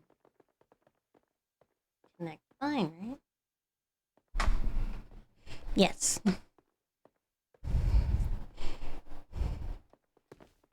Here we go. Where's my audio?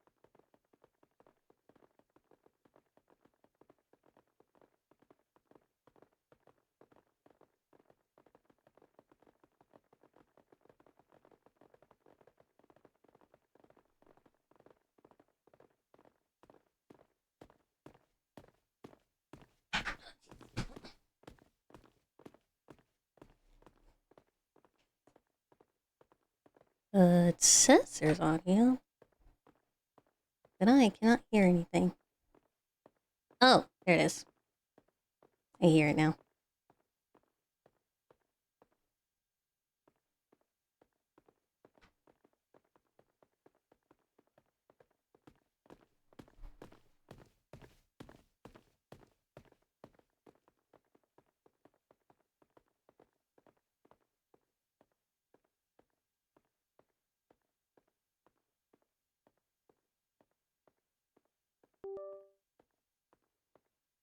Okay, sorry about that. I was trying to figure out my audio.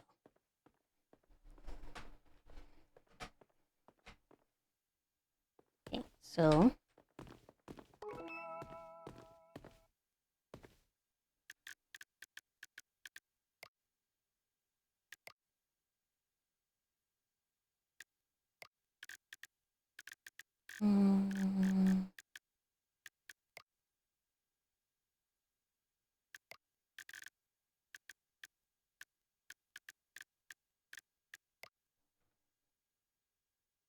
this.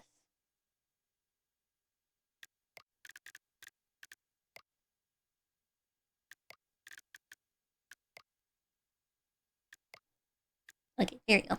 Much better.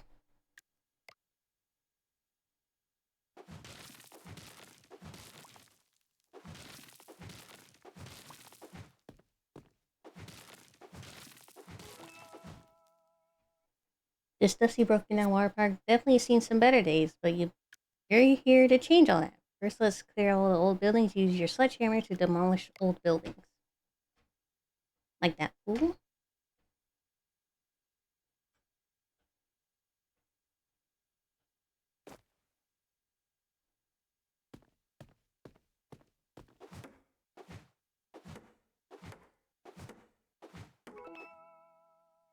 Not exactly 5-star cleanliness, huh? Trash everywhere, let's be real. No one's lining up. Relax next to a pile of soda cans. Grab a trash bag, clean up all the mess, and toss it by holding right click into the dumpster. Where's trash bag? Okay. Oh. Woo! That's a big jump.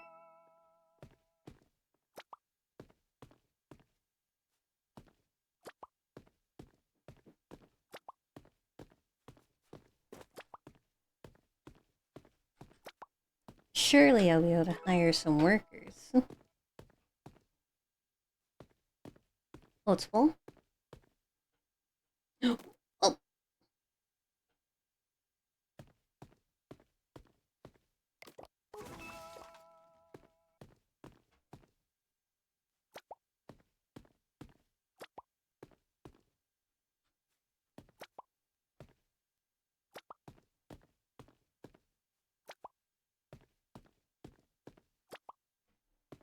Hi, Michael.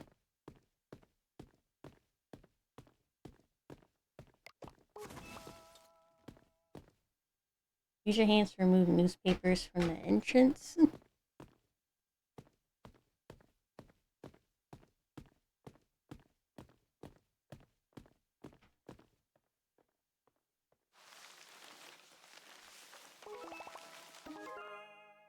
Can't have a water park without a pool. Each pool you build raises the number of max guests your park can have. Press B to open the building menu. Select a rusty pool, and place the blueprint in your chosen spot. Then hit with your hammer a couple times to build it. Press B, build pool, and then put it in my desired spot. I guess here, like right here. I can rotate it. I'll just leave it like that. And then use my hammer.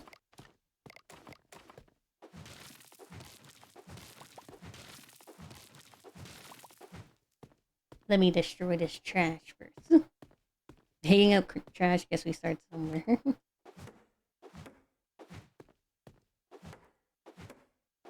No, I'm just gonna destroy everything. A clean slate.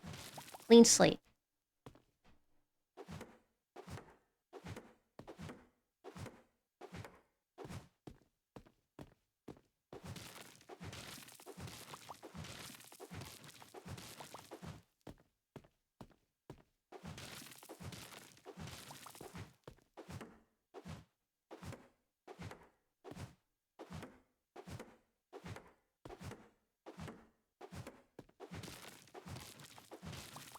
Right.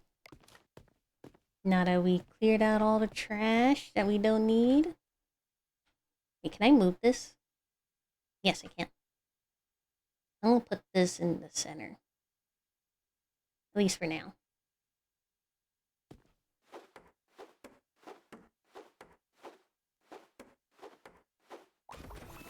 Oh god. That's a really small pool. Find a water plug in the pool and close it.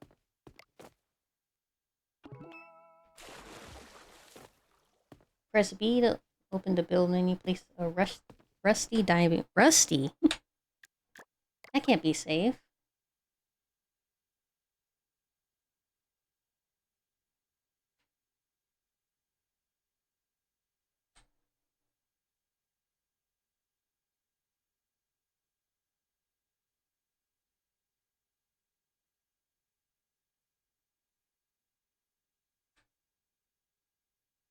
Put it right here.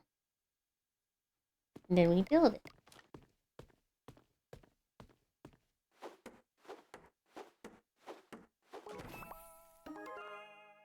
Time to open. Really? Already? Preparations are done. Go to the ticket office and open the part with the button on the wall. Once you've opened for business, start selling those tickets. Choose the right time, age, pass, type, print it out, and pass it to your eager guests. Let them come. That's a lot of information.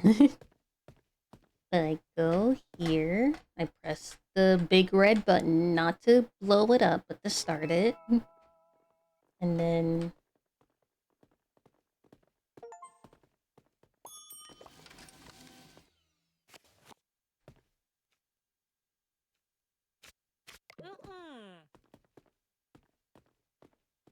What do you mean?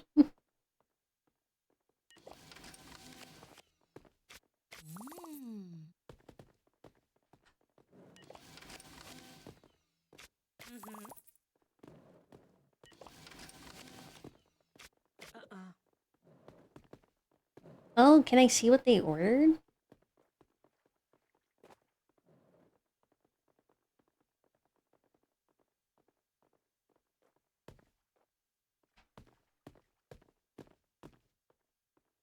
Well, they seem to be having fun, at least.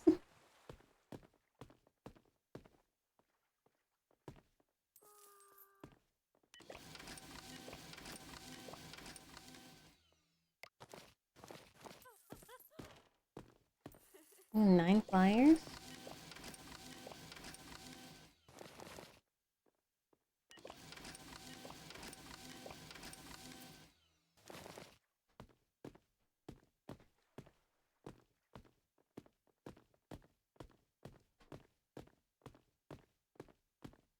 Excuse me, good sir.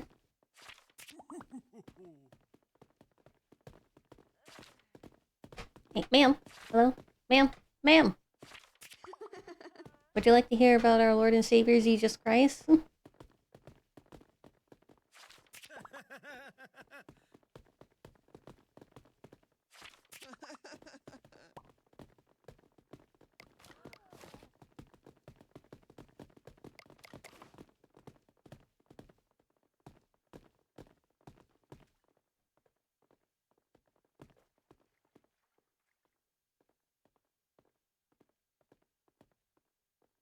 Pass for 8 hours. So, teen? Ticket? No? Teen?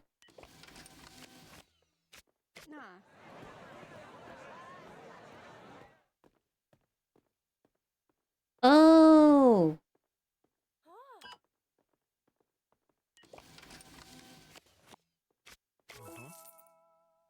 Guess I sneaked into a park without a valid ticket. You can spot them easy. They're missing a bracelet. Push them out to send a message. Okay. Pass for 6 hours. Adult. Okay, gotcha. I need a receptionist for this, though. Senior, 6 hours. Who doesn't have... Oh! Hey, you don't have a bracelet!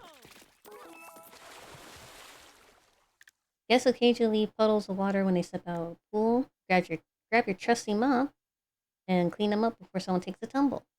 Well, if they're running in the water park when there's puddles, that's more their fault than mine.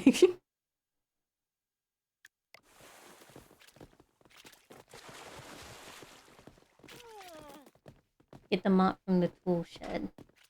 There's changing rooms. Oh! I fell.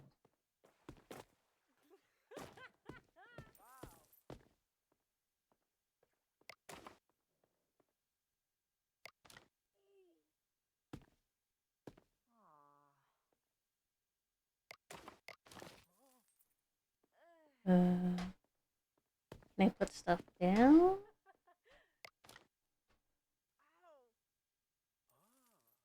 Drop items.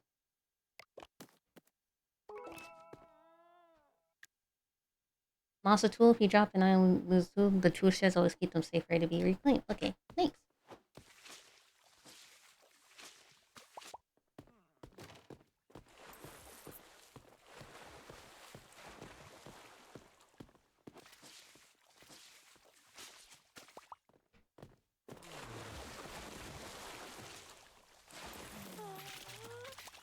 Stop walking in the puddles.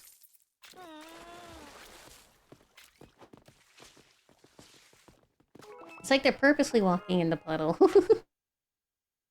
Swimming's just the beginning. Slides are the real stars of the show. start of the water park. But not everyone is a Brewmaster. Make sure you check if guests want a slide pass and before selling tickets. Okay. Offer the wrong ticket, they'll turn around and leave.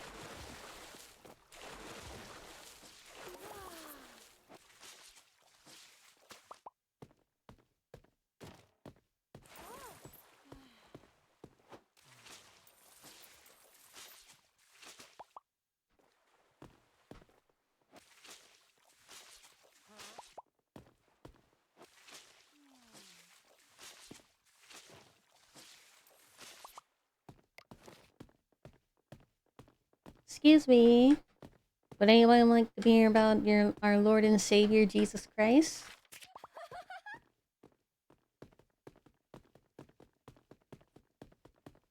Would you like to hear about our Lord and Savior Jesus Christ?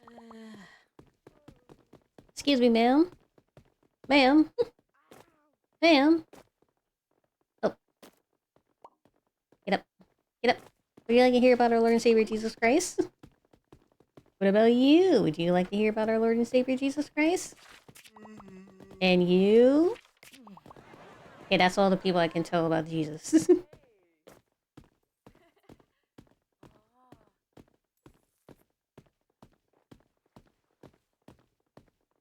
Right, so adult pass for 6 hours. Okay, that's senior.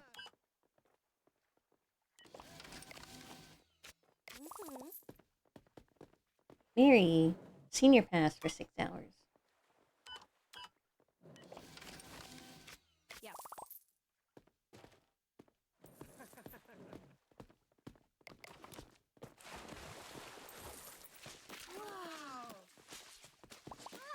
Why don't you stop walking in front of me while I'm cleaning? Damn, why are you getting in the way?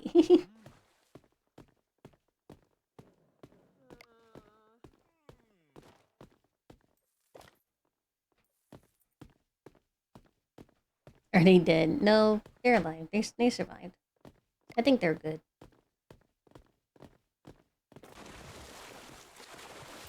Yeah, Casey's fine.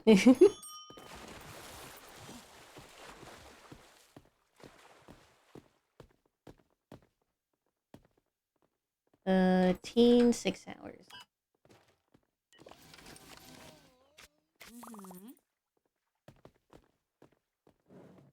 Teen 4 hours. Yes. And then press B, open build, build a rusty slime.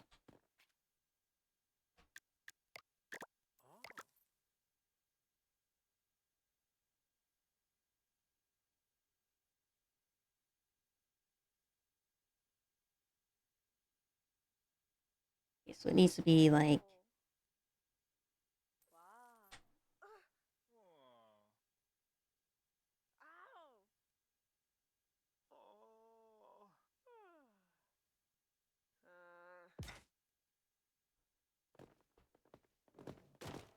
go in the shower.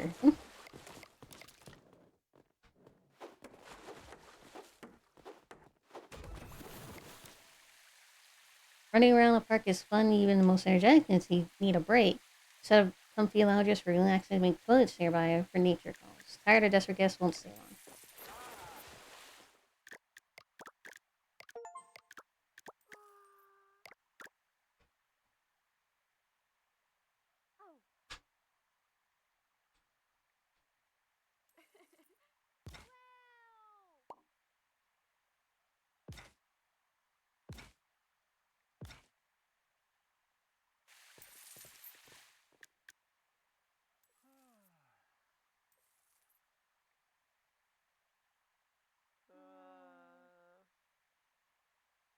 I like them in a grid.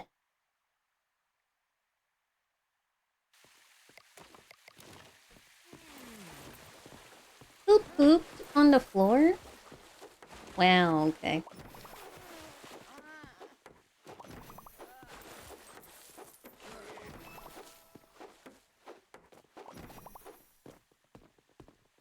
And somebody pooped in the wow.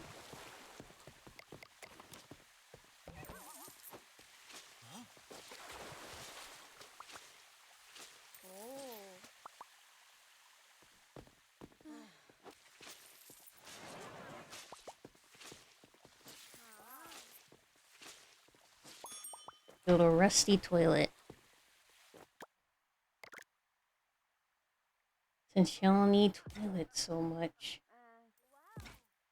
Here, you get 3.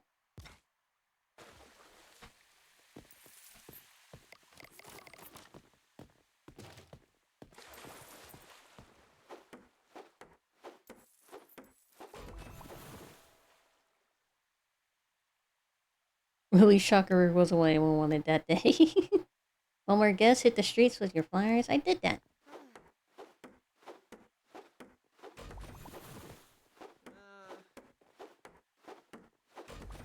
Now I gotta clean out the pool.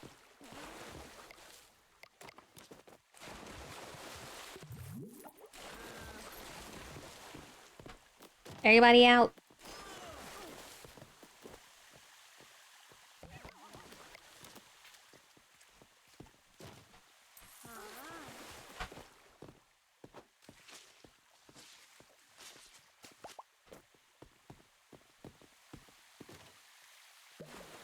Trash bag. Okay.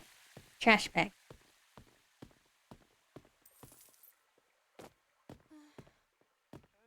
So I need to put this away or something.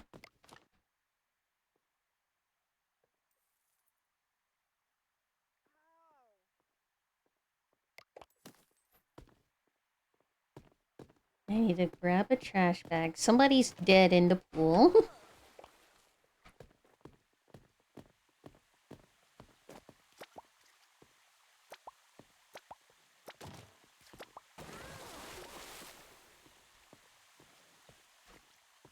Oh my god.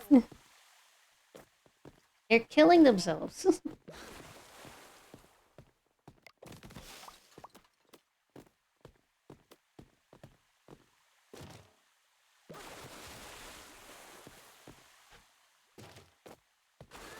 I mean, if they all stop going in the water.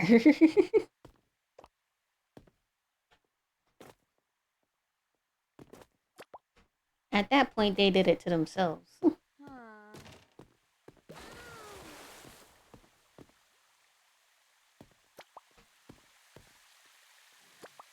How do I get them out?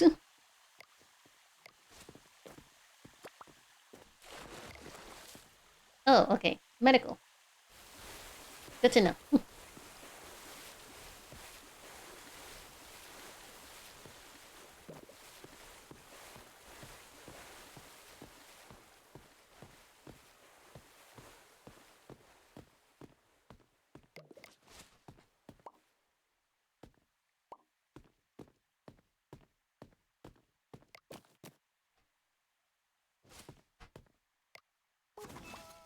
I don't know if I should feel sorry for them.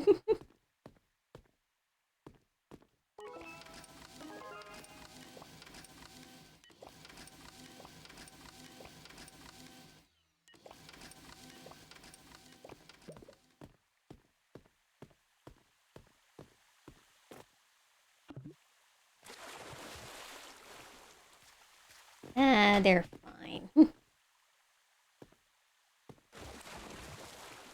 I can't push them out or anything, so...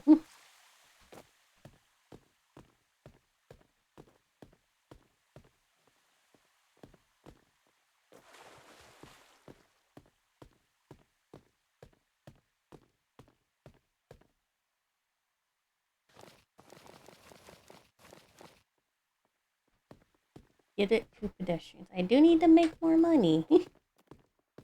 Hey, don't mind the ambulance being here. Would you like to hear about our Lord and Savior, Jesus Christ? I need to open the park. What is this? This is where I sleep?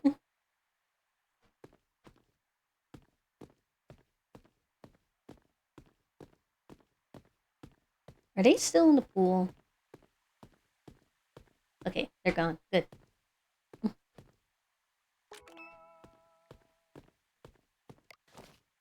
Excuse me. Would you like to hear about our Lord and Savior Jesus Christ? Oh, you already want to take it. You already know about our Lord and you. Okay. You already know about our Lord. What about you? And you? And you. Wow, sure I'm bringing a lot of followers for Jesus.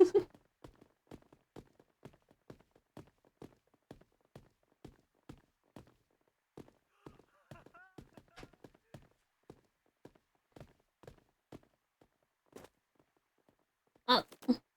Can I run? Oh, I can. Oh, but I can't follow them. Dang it. Would you like to hear about our Lord and Savior, Jesus Christ? What about you over there? Would you like to hear about our Lord and Savior, Jesus Christ? Dang it, I missed him.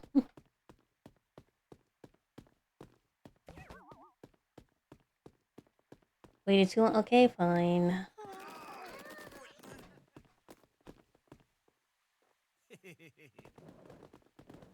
Oh, I angered them.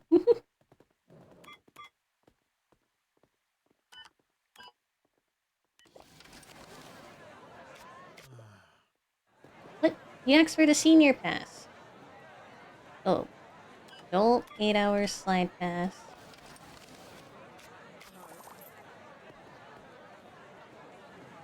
Adult 4 hours slide pass.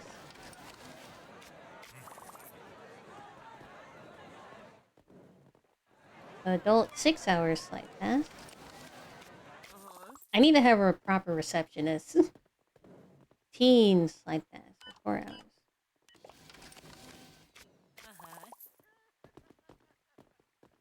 hours. Adult 4 hours slide pass.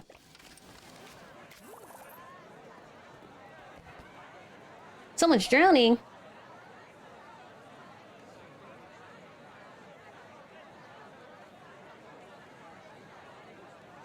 Grab a life ring from the tool shed.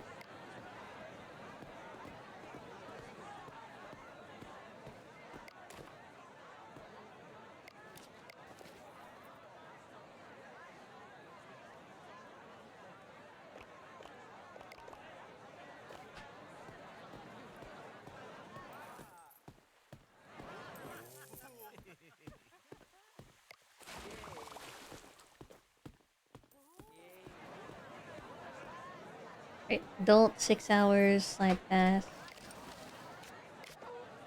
What? I gave you the adult. The 6 hour and slide pass.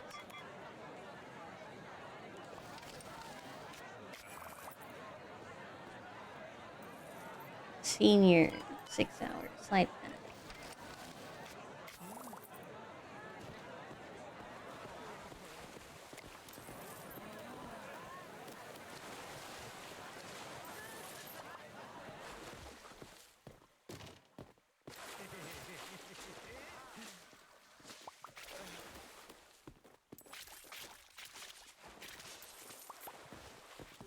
I feel like they're just walking into the puddles.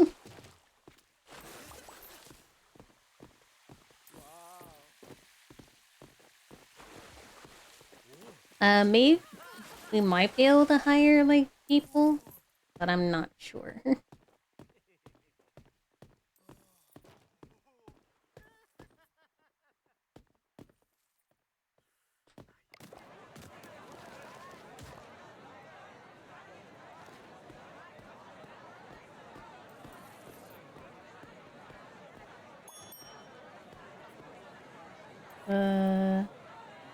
Teen 4 hours slide pass.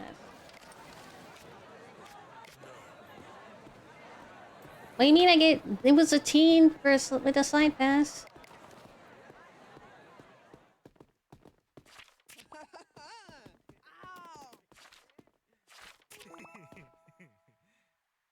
Oh yeah, they were complaining about food.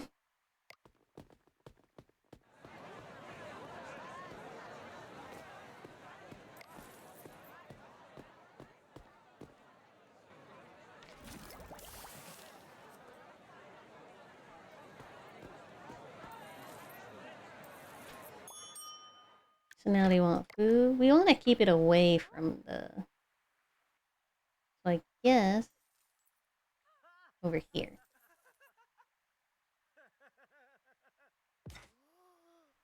maybe just one. Sledgehammer. Where's my regular hammer?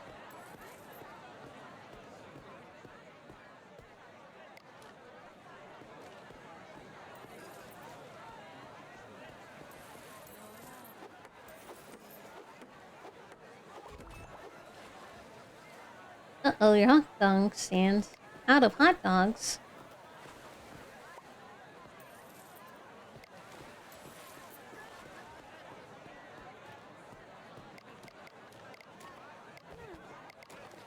I'm working on it. Adult, 6 hours, slide pass.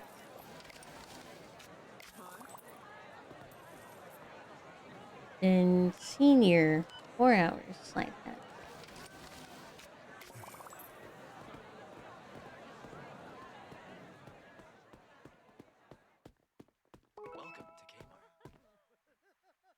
Hot dogs for 25? Done cold feet. Approach him, give him a little encouragement. Sometimes that means a gentle push.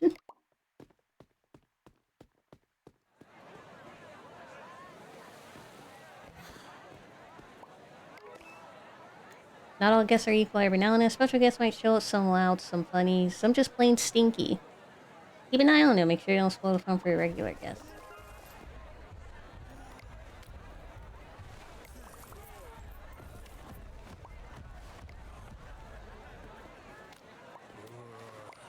Hey, dude. Did you literally just eat all my food?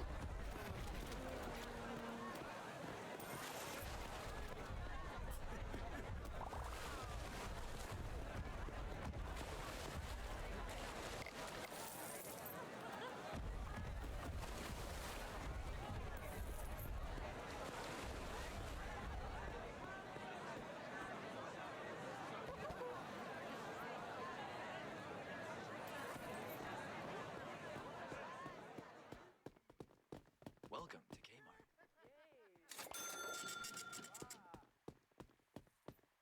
Can I push him out, maybe?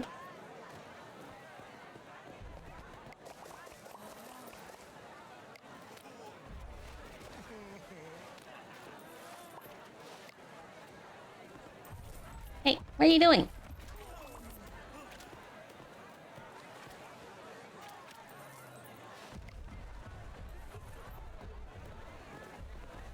What is happening here? Sir, are you okay?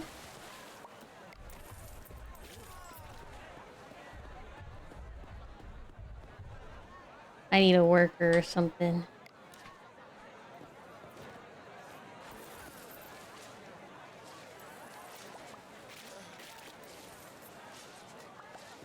I need somebody to help me maintain all this. This is too much.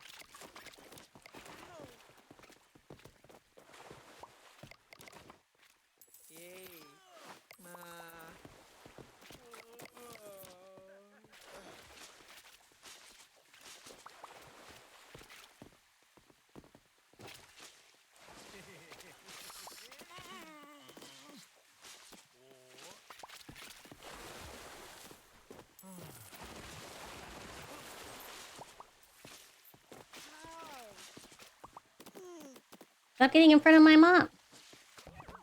Y'all not have common sense?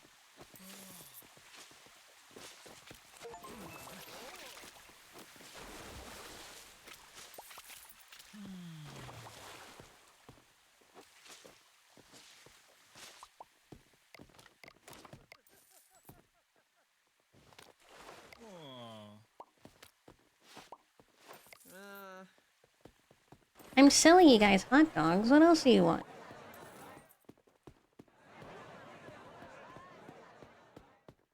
Welcome to Kmart.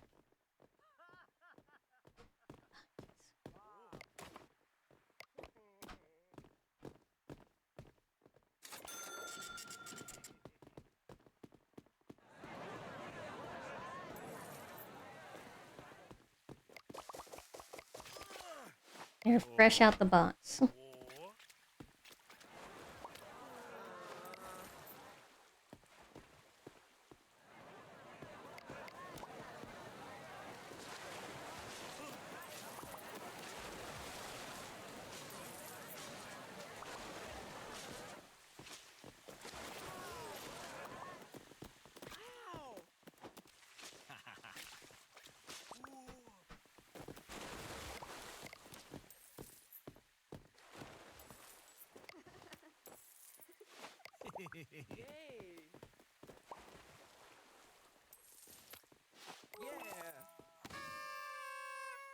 It's time to earn your first star. But I still have pet pets. Stop pet petting me. You're gonna make me go bald.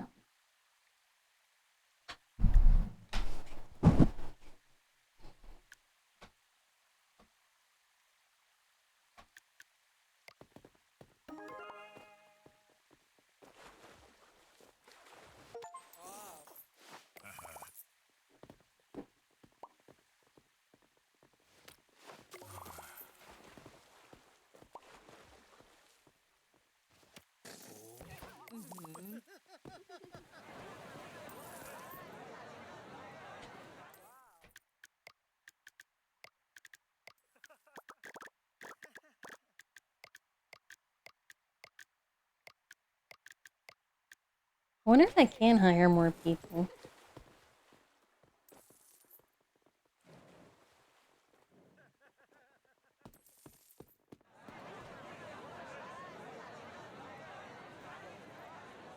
Walk speed, visitor patience, cart, decoration, cashier staff. That's at the next one?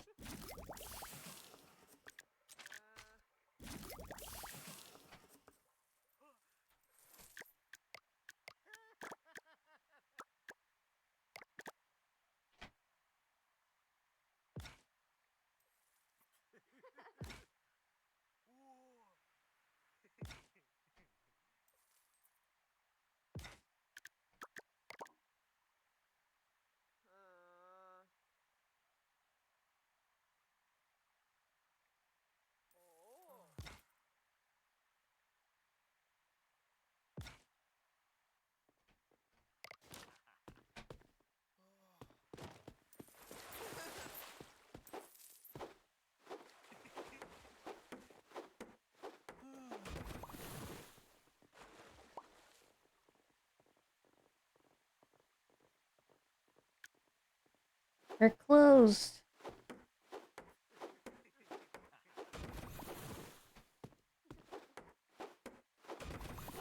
I only need to buy one trash can. But it even says my stars right there. That's nice.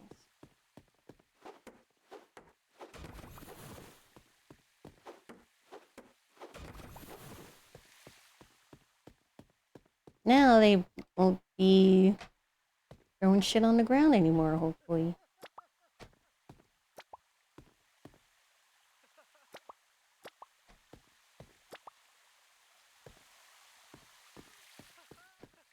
They got trash cans all over the place.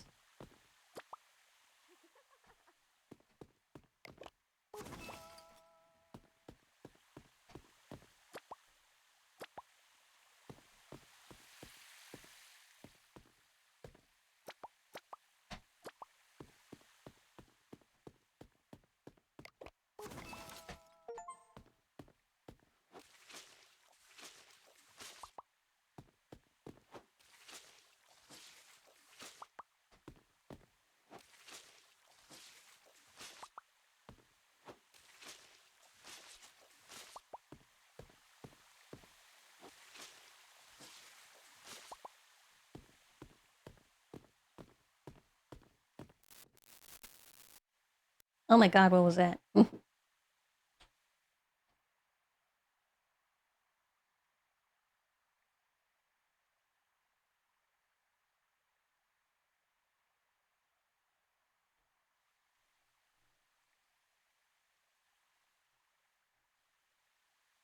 How do I rotate?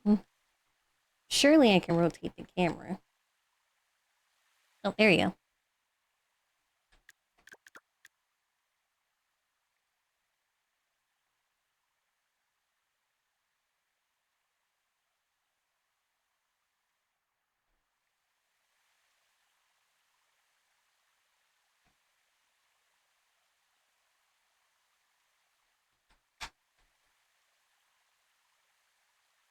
Just reorganize these.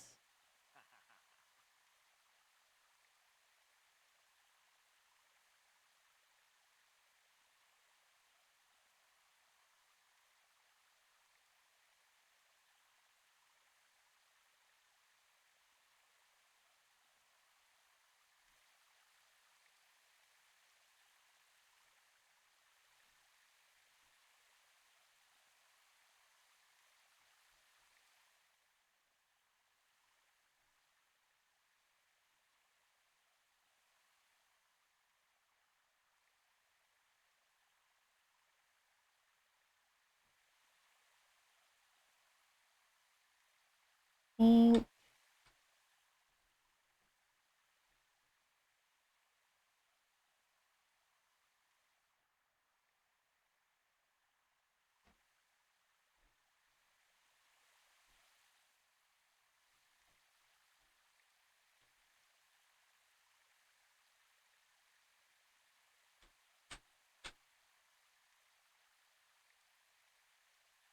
Put that there.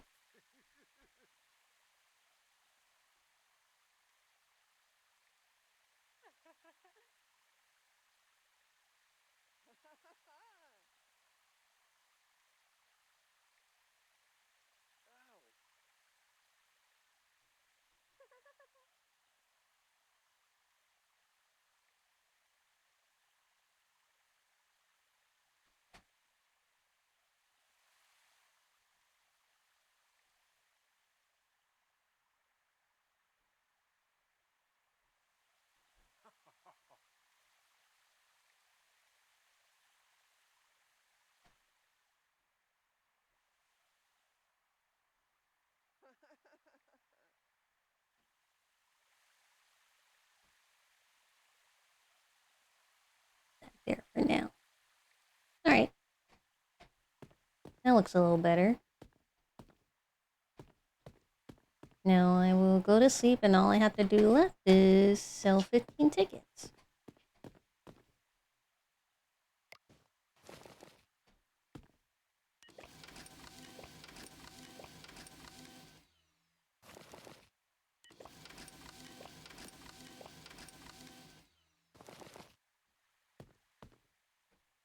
Also, I don't run it by myself. Eventually, when I level up my park, I can hire...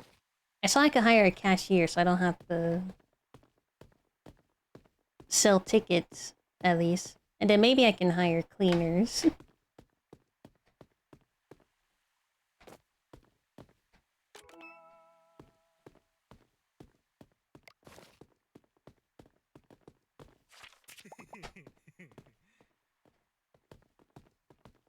Would you like to hear about our Lord and Savior?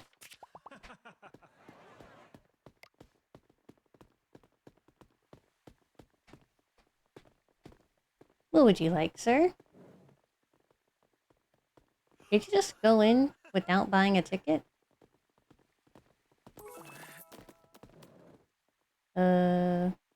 Team for 4 hours. 15, 4 hours, slide pass.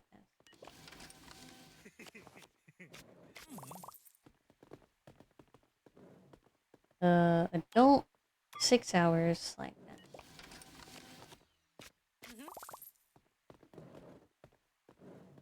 Adult, 8 hours, no slide pass.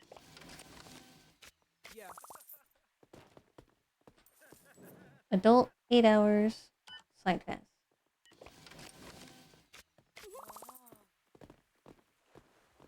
Senior, 4 hours, slide pass.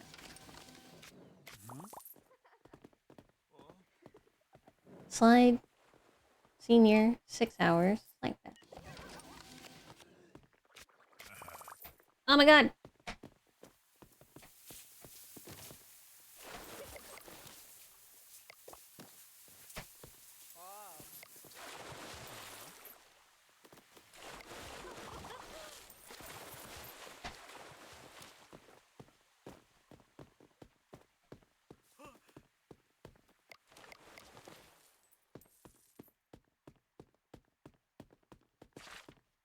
Gilly.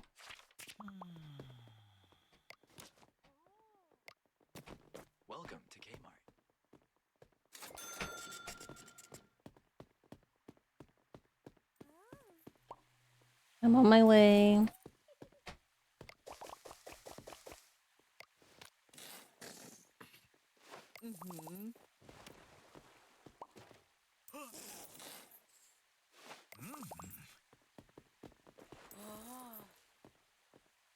Oh, finally, they're keeping my shit clean.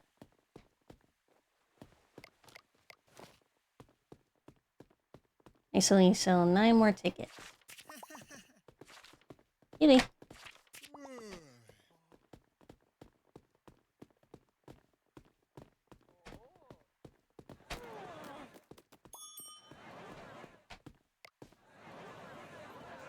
Past 4 hours. I don't look like a teen. But okay. No pass.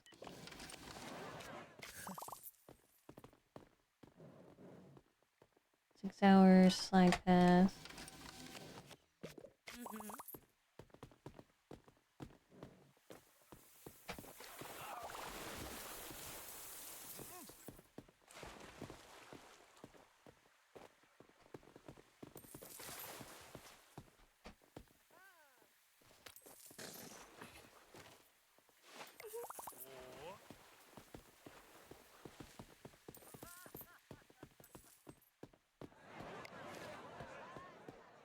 I need 6 more tickets.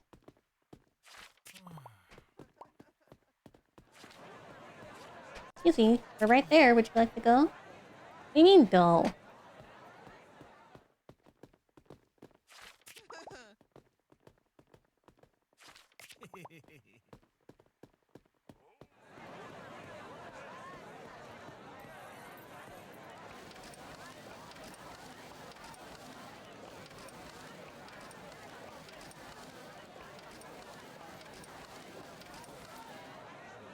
Hey, breathe.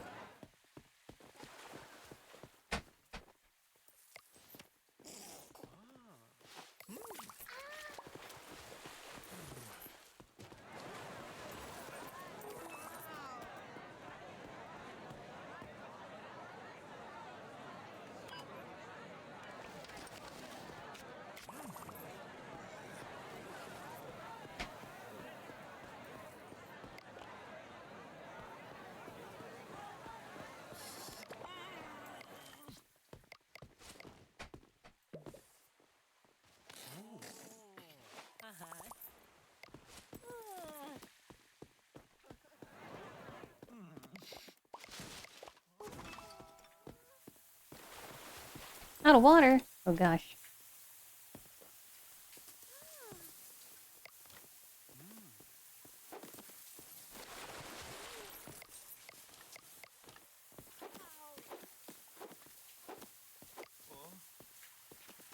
How do I feel? Stop! Stop! Stop! Stop! Everybody stop!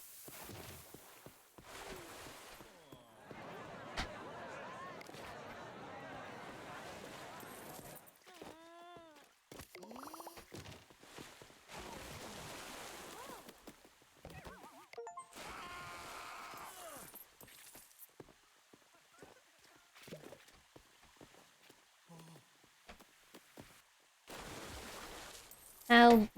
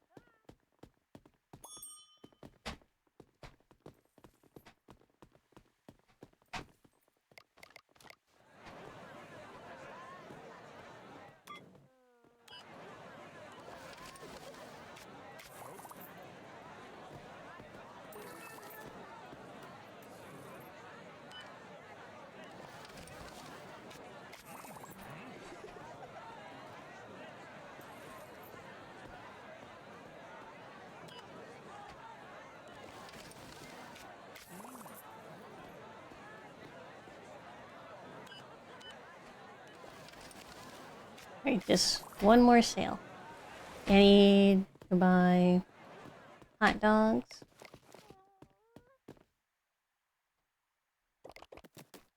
Welcome to Kmart.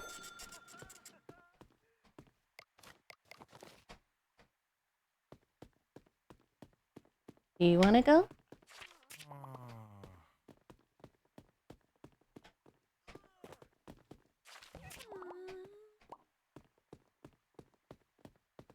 What do you mean yawn? Don't yawn.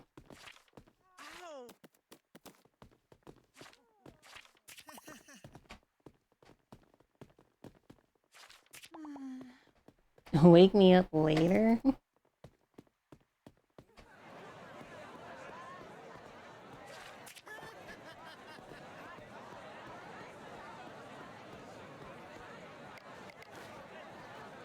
Whew.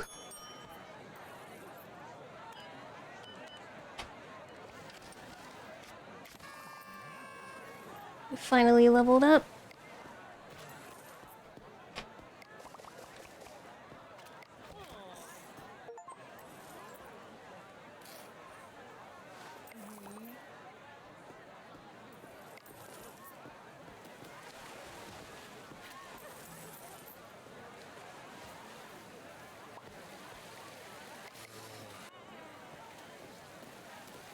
Oh my goodness.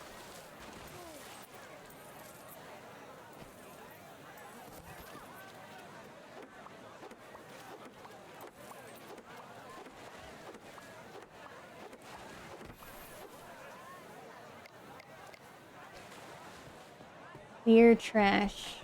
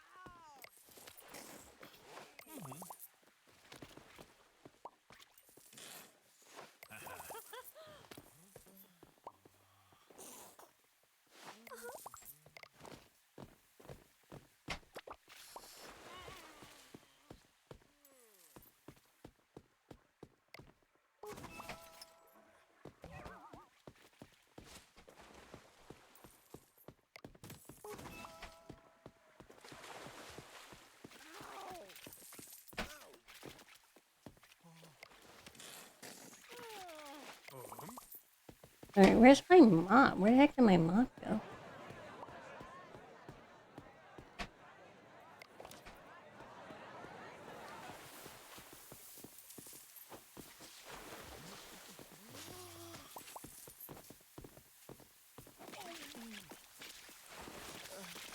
Get out of my way! Oh my goodness.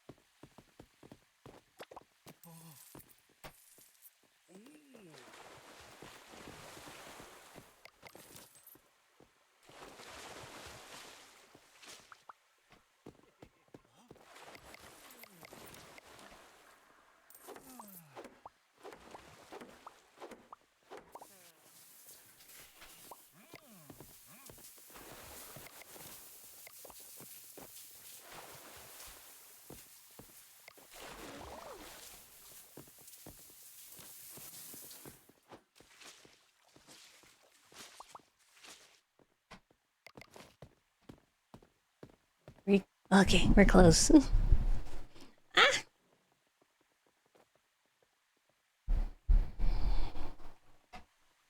Finally, some peace.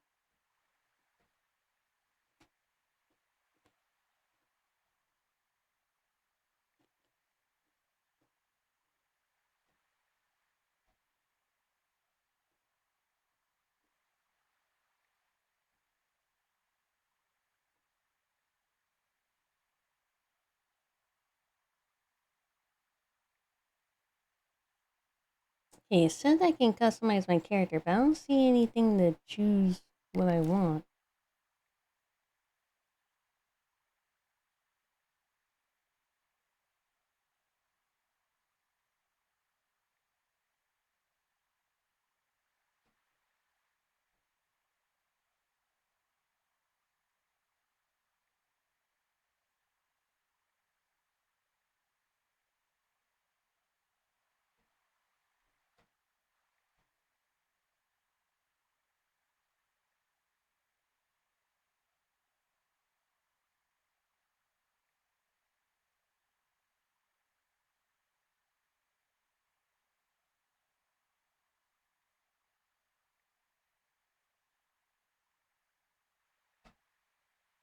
Okay, we'll go with this.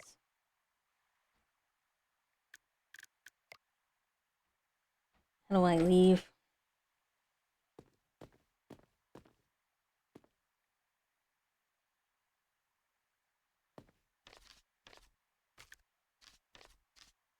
Okay, so art. I can't do. I have to do the paintbrush first. And now I can do cashier staff.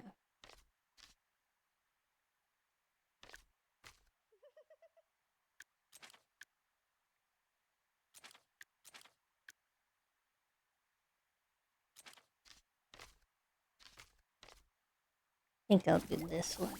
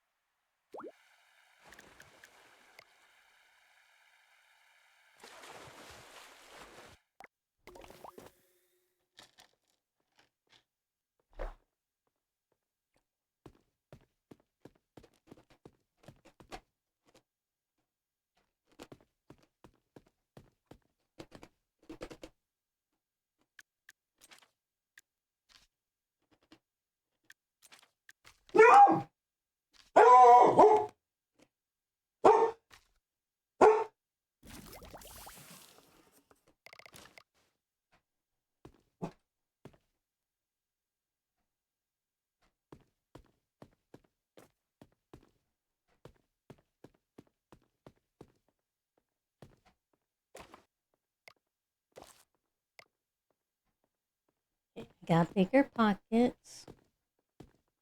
Where did it say I could hire somebody? That's pizza.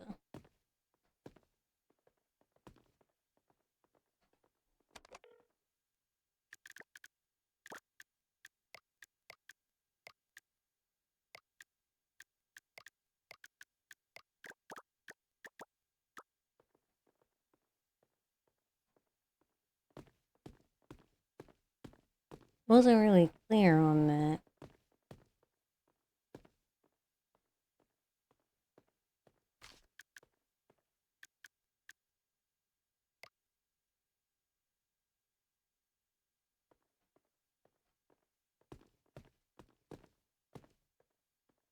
Was in the iPad? Yeah. Higher. 200? What the heck?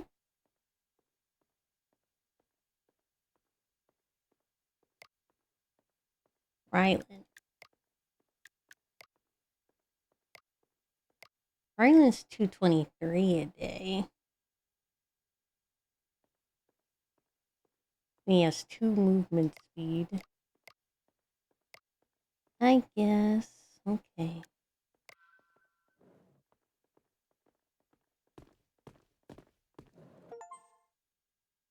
Hire for staff.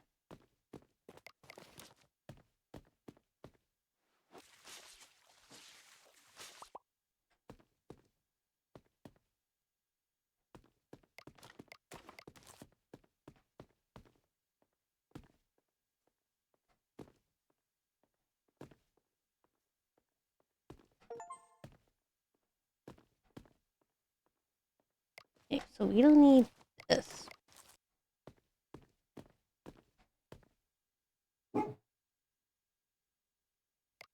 I'm gonna drop this.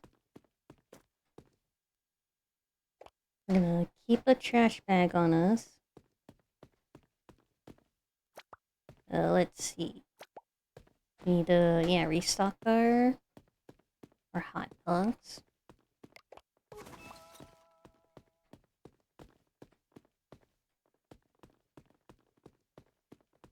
Welcome to Kmart.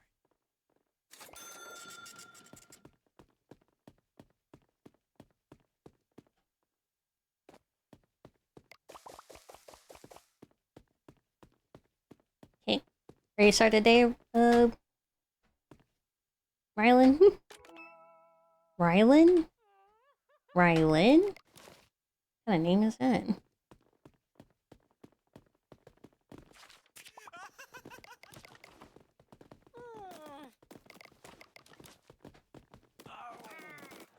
Oops.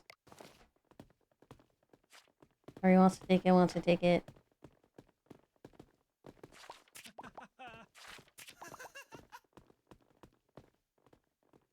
Go get him, Rylan.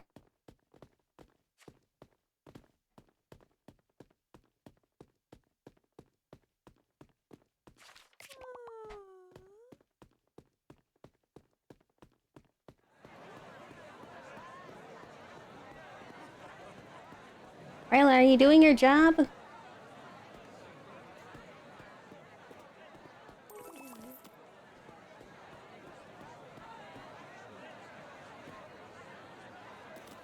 Rylan, do your job.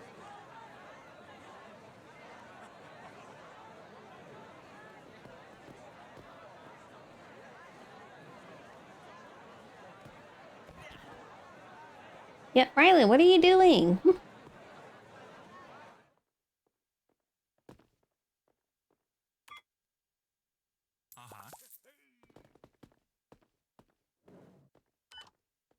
I have to count the numbers for you? You must be slow.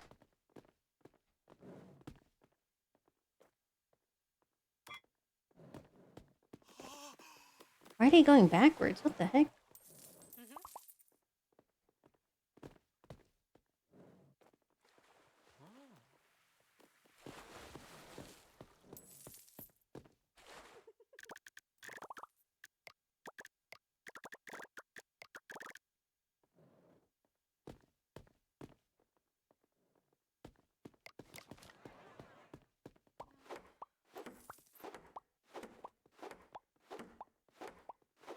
Rylan, don't screw up. Come on. I hired you for a reason.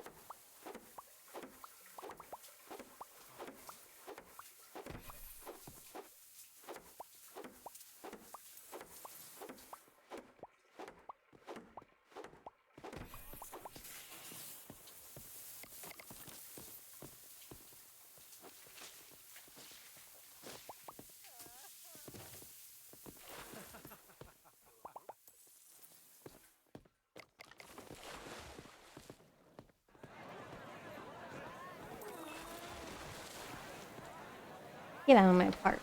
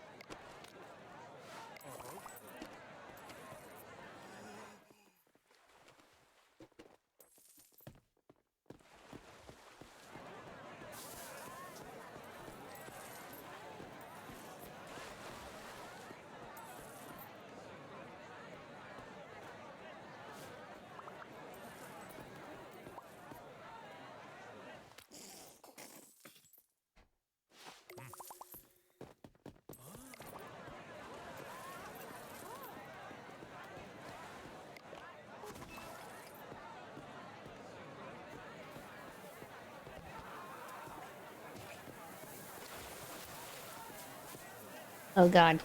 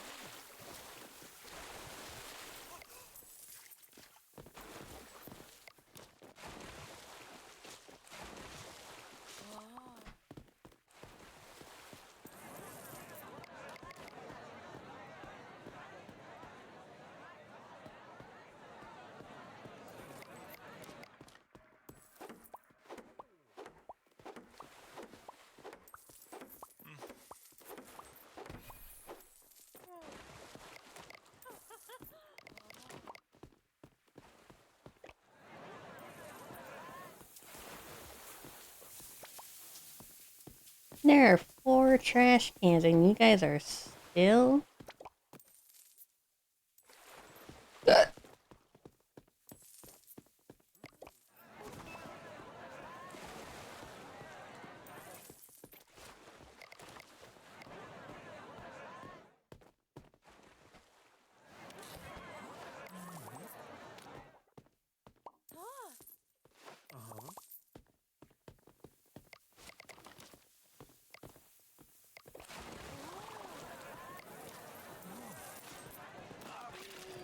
What are you doing? Get out of my way.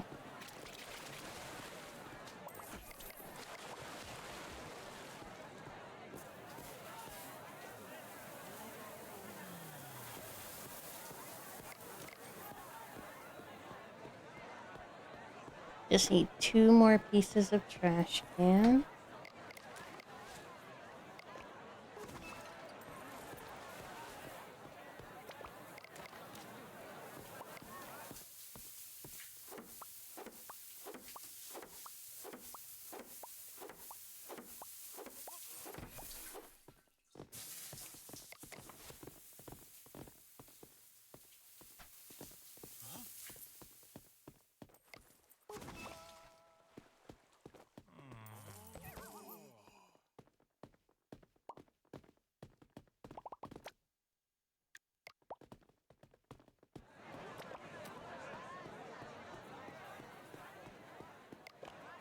Repaired building, cleaned building.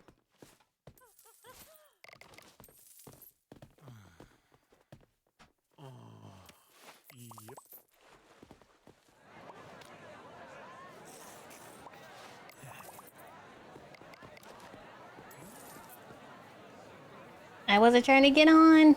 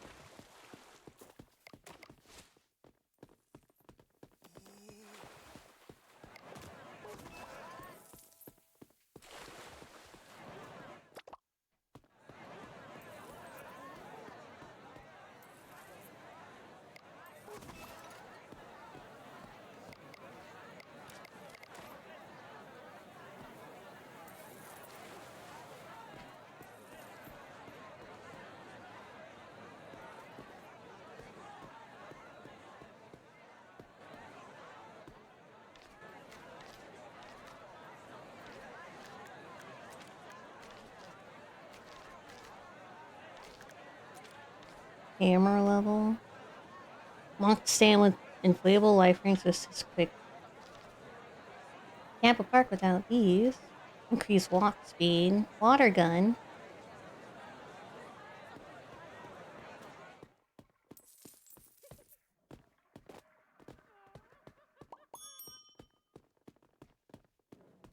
Rylan.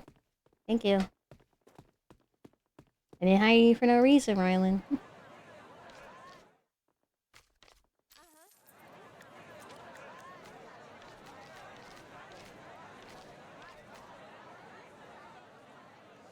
Oh, vendor staff.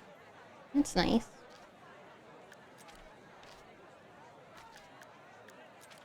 I think we need more attractions.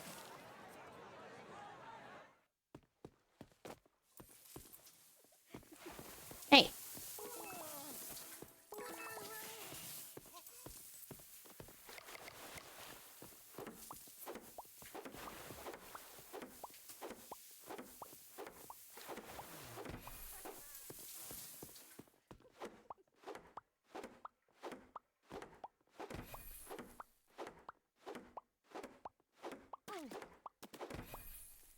Okay, you created that water yourself.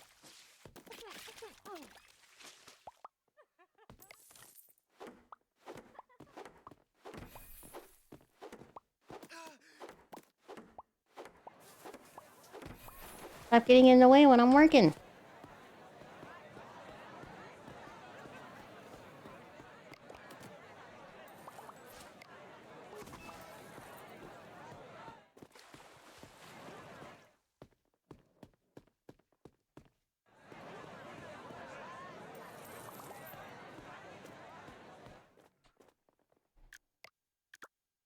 Oh, that's a lot of pools. Seniors. Small semicircular pool. Okay. But they cost a lot of money.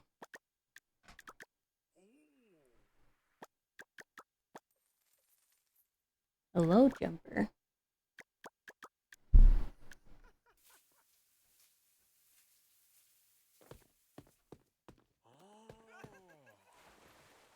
It's almost time. Hey.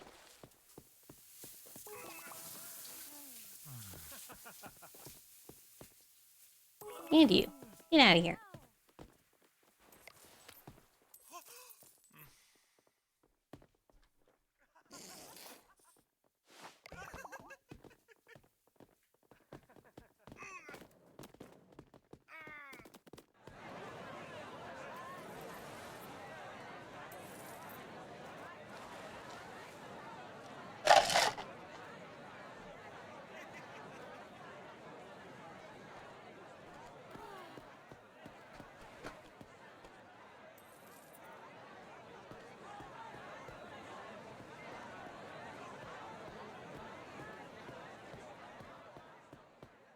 Welcome to Kmart.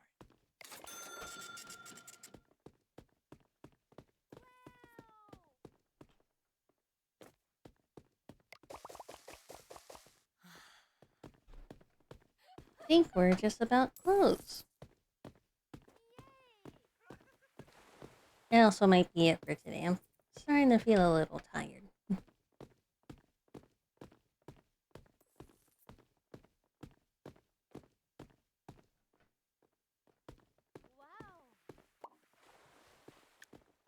Need to unlock tipping in the research tree.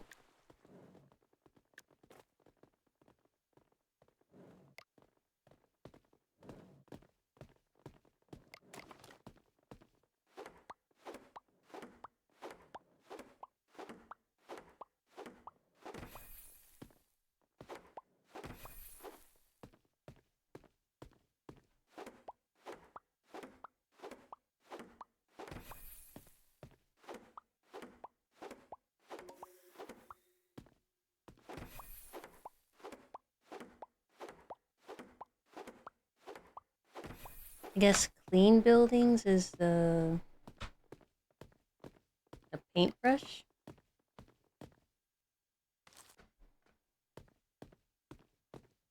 Excuse me, sir. What are you still doing here? We're closed.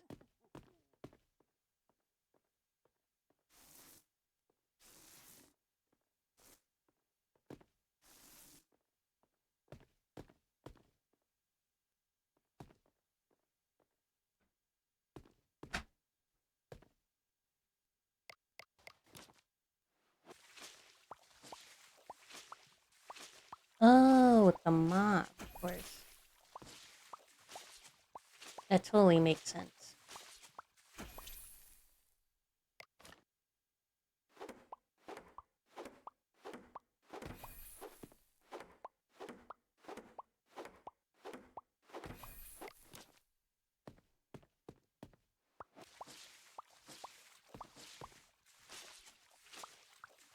Yeah, these were more blue.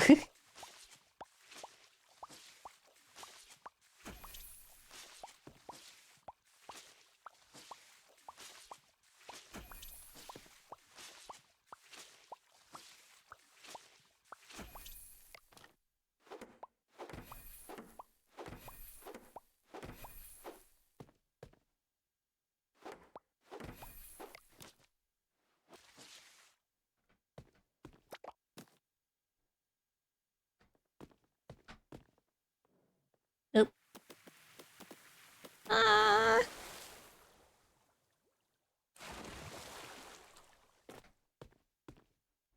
No!